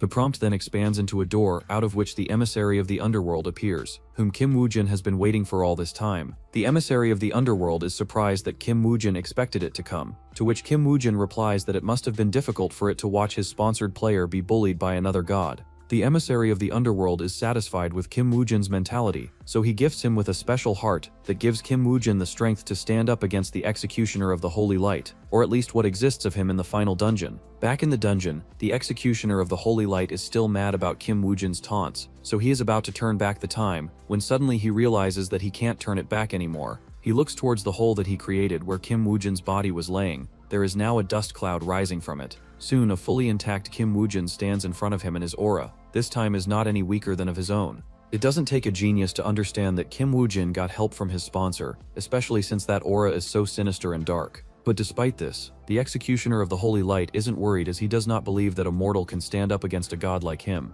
But Kim Woo-jin soon proves him wrong when he cuts apart his attack with ease, using the powers given to him by the emissary of the underworld. The Executioner of the Holy Light becomes serious, and doesn't give Kim Woo-jin much more time, as he can see that his own strength is running out. What follows is a fierce battle between a god and a mortal, that goes on for a while as they both fight each other toe-to-toe. However, the Executioner of the Holy Light soon becomes unable to fight anymore, as his body starts to blur between the fabric of space and time. Seeing this, Kim Woo-jin mocks him by saying that even a god must have to pay a great price if it wants to mess with the equilibrium of space and time. So without wasting any time, Kim Woo-jin slashes his sword at the Executioner of the Holy Light, who is unable to tank it this time, as the sword light pierces through his flesh. Seeing his attacks finally have some effect on this arrogant god, Kim Woo-jin decides to utilize his ultimate move as he summons the Gate of Hell, which engulfs the Executioner of the Holy Light with its dense and terrifying chains. With the Executioner of the Holy Light sealed, Kim Woo-jin knows that he just needs to wait for just long enough till the Executioner of the Holy Light is completely out of energy. But Kim Woo-jin would be too foolish to believe that a god would go down this easily, as the Executioner of the Holy Light instantly erupts with great strength and destroys the death chains, sealing him. After freeing himself, the Executioner of the Holy Light heals himself using the last bit of his powers, as it informs Kim Woo-jin that even if he loses all of his powers today, he will make sure to annihilate his soul before doing that. Kim Woo-jin can feel that the Executioner of the Holy Light has gotten weaker, but his words cause him to become cautious, as a cornered dog is already extremely dangerous. Not to mention that there is a cornered god in front of him. The Executioner of the Holy rushes at Kim Woo-jin with a spear in his hand. Kim Woo-jin braces himself to block his attack, but the Executioner of the Holy Light is too fast, as before Kim Woo-jin even knows, he has already thrusted his spear right into Kim Woo-jin's chest. Now Kim Woo-jin would certainly have died at this moment, but fortunately for him, the Executioner of the Holy Light is hated by all the other gods. So the Undying Fighter comes out and grants Kim Woo-jin his own authority. The Undying Fighter's authority allows Kim Woo-jin to utilize the never-ending vitality of a tank, which immediately heals all of his wounds. The feeling of limitless strength rejuvenates Kim Woo-jin's whole body as he effortlessly throws back the Executioner of the Holy Light to the place where he rushed at him from. The Executioner of the Holy Light is already furious by the interference of the Undying Fighter when suddenly the Silent Hunter steps in as well and grants Kim Woo-jin his own authority too. Boosted by the god of agility and hunt, Kim Woojin conjures a dagger from thin air and disappears from the sight of the executioner of the holy light and appears beside him to leave a gushing wound on his chest. The other gods are unable to hold back as they also step in to grant Kim Woojin their authority so that he can defeat this arrogant executioner of the holy light, which they detest so much. The fourth god to step in is the listener of all creation, who gives Kim Woojin her authority to summon and contract all living beings. Using her authority, Kim Woojin summons a couple of vines from underground and shackles the executioner of the holy light in it so that he won't be able to escape.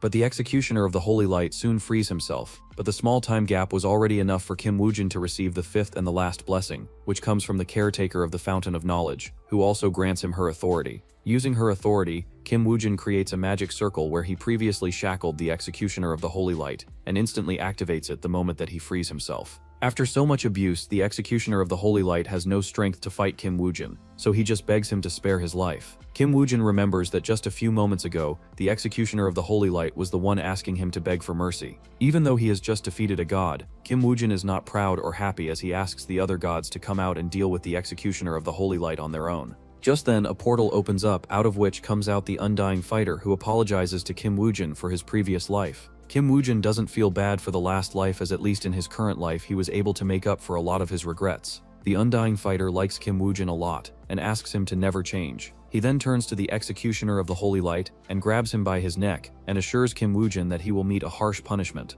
After he leaves, the caretaker of the fountain of knowledge comes out and she looks like an absolute 10 out of 10 goth baddie. She greets Kim Woojin and asks him that he must have a lot of questions. That's why she decides to just tell him everything that happened from the time that he was betrayed by Lee Si-jun. She tells him that after he died, Lee Si-jun controlled the whole world like a god, which pissed off all the gods except the executioner of the holy light, who kept supporting Lee Si-jun. So in the end, all of the other gods decided to reverse the time and space to the beginning of the game to create a weapon against Lee Si-jun, who will pull him from the throne and end the game. This is where they chose him, because he was the most qualified player, and one with the best sense of justice. This was also a method for them to make up for their mistakes the previous time, which was not easy as reversing time and space for a whole world takes a lot of effort even for gods like them. The reason why the executioner of the holy light was able to repeatedly turn back time was because he was only controlling time on this floor. After explaining everything to Kim Woojin, she tells him that the executioner of the holy light will have his strength taken away from him, and that he will be sealed in the 9th dungeon forever.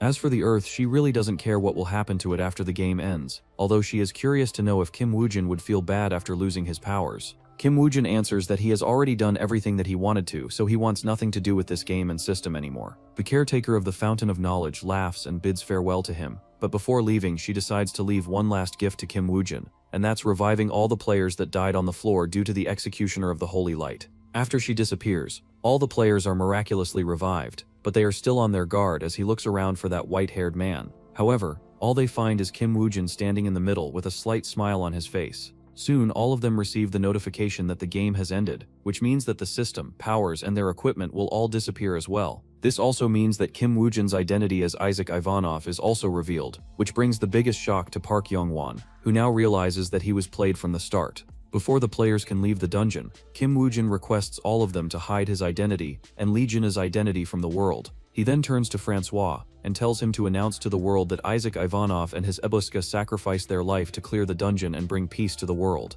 He hopes that these words will make the people sympathize with the players who have lost their abilities. After exiting the dungeon, Francis holds a press conference where he informs the world of the passing of Isaac Ivanov and his comrades sacrificed their lives to save the future of humanity, and that his dying wish was that the world will treat the players kindly, who have lost their abilities and won't be able to go back to their normal lives very easily. He then brings Osei-chan to the stage, who introduces himself as the founder of Pandora's company, who founded this company with the help of the late Lee Jin-soo and Park Yong-ho. He promises to the players and the world that he will do his best to control the chaos that the world is about to fall into. Now that the players have lost their magical powers, 6 months pass by since the game ended, and the world is still recovering from the dungeons and the terror that they brought. The Pandora company has done a lot for the players who were left jobless after the game ended. However, not all players deserve the same respect, so people like Lee Jenna are there to handle them whenever they dare to mess at the Pandora company's office. While ex-players like Lee Jenna are working in the daylight, ex-players like Johan Jorg and Kim Woojin do the dirty work by protecting people from the remnants left by the game.